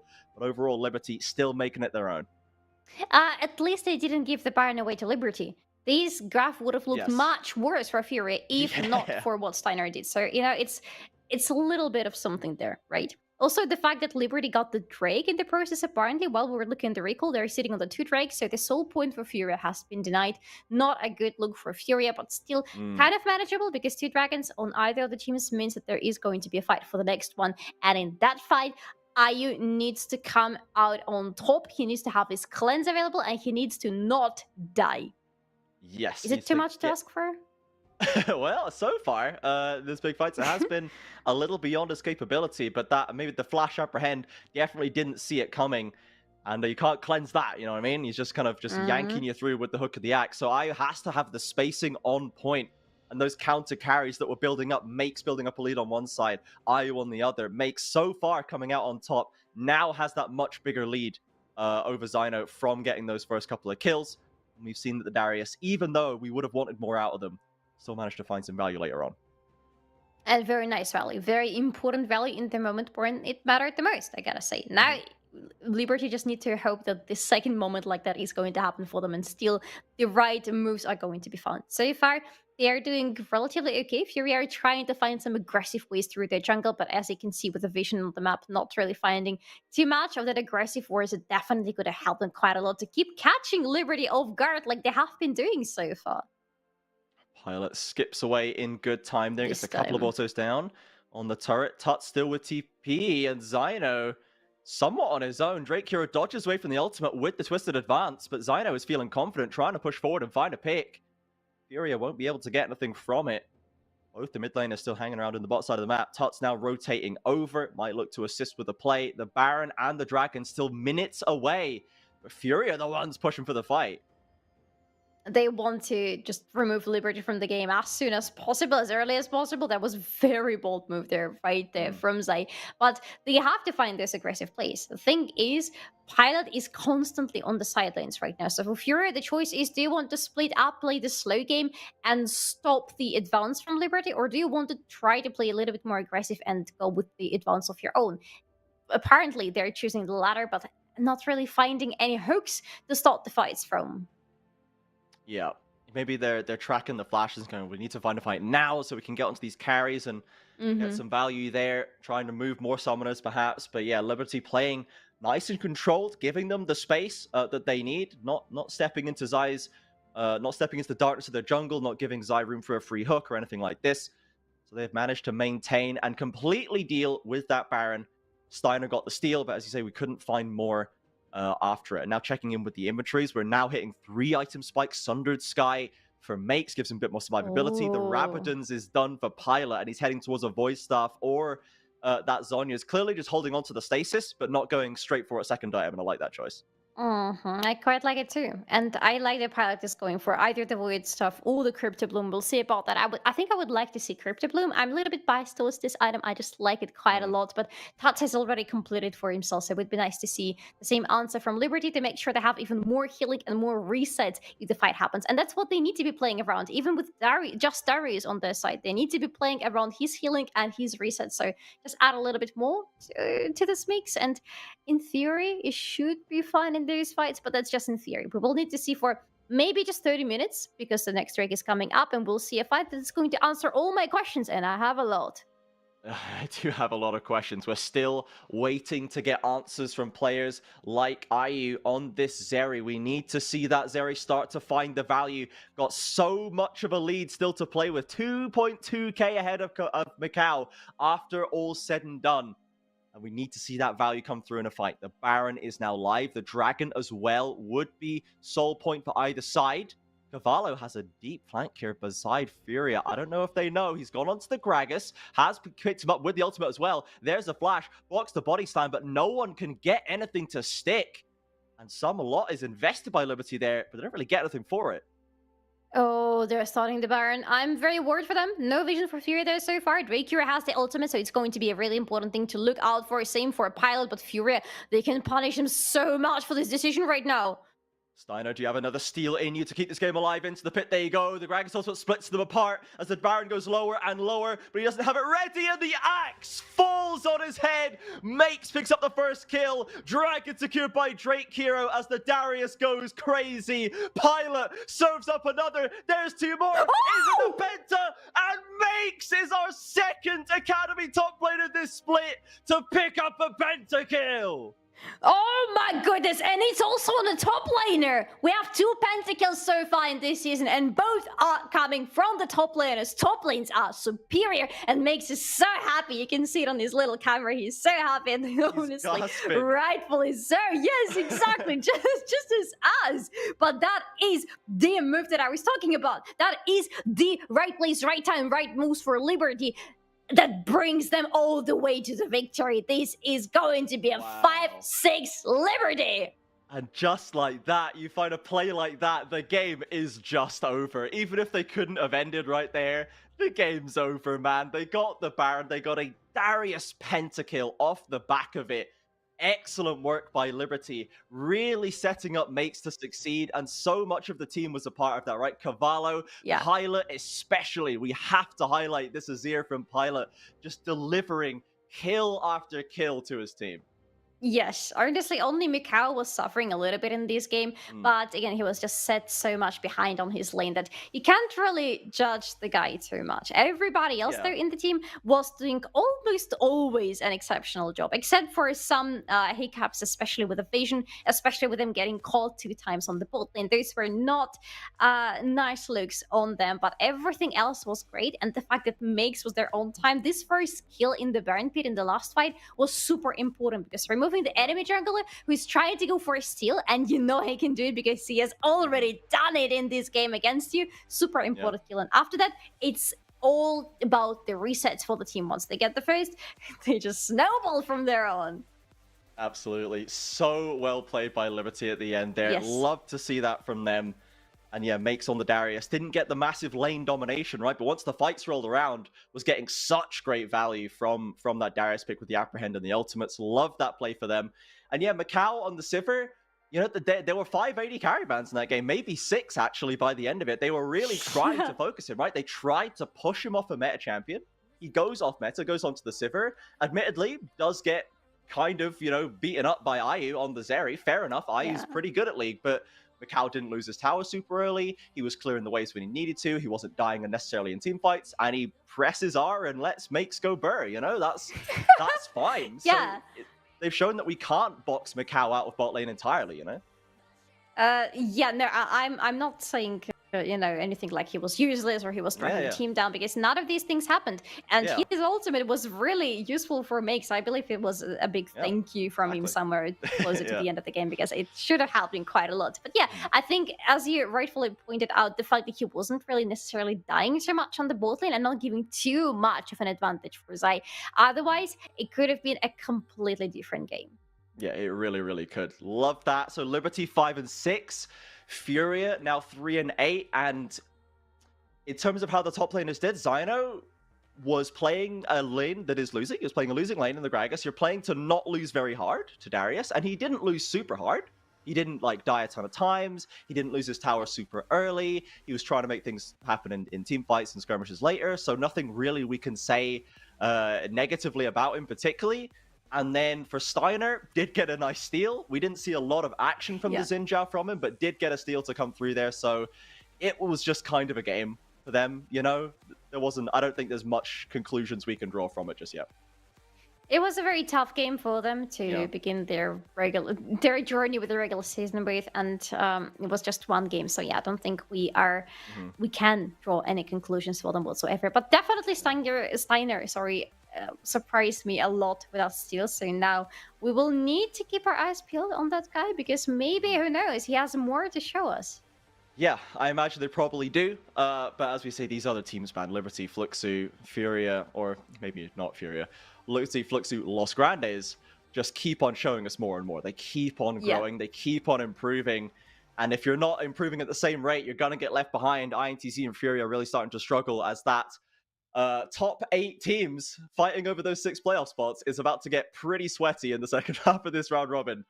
So we'll have to keep an eye on them and see who manages to make that growth stick as we get later on into the split. For now, we're going to call it for the day. My name has been Trajan. Thank you so much, Shalari, for joining me on the cast. As always, even though the internet companies tried to take you out, they failed once again. They couldn't keep her down. And, yes. And thank you very much, Rose, on production as always as well. So thank you everyone for watching. We will see you same time next week on the Saturday and the Sunday for more CBLOL action. We'll also still have plenty of podcasts and TikToks and content coming out all the way through the week. So keep an eye out on our socials for that on Twitter, TikTok, and YouTube. And of course, follow us on Twitch so you can see more CBLOL English action. Watch us tomorrow. Yes, I thought it was Very Sunday. important. This is such a big boon for me. I thought it was Sunday. I thought I had to go to work tomorrow. No, I don't. It's a Saturday. Let's go. Yay! What a great note to end on. Thank you so much for reminding me, Solari. Thanks everyone for being here. Have a wonderful rest of your weekend. We will see you tomorrow.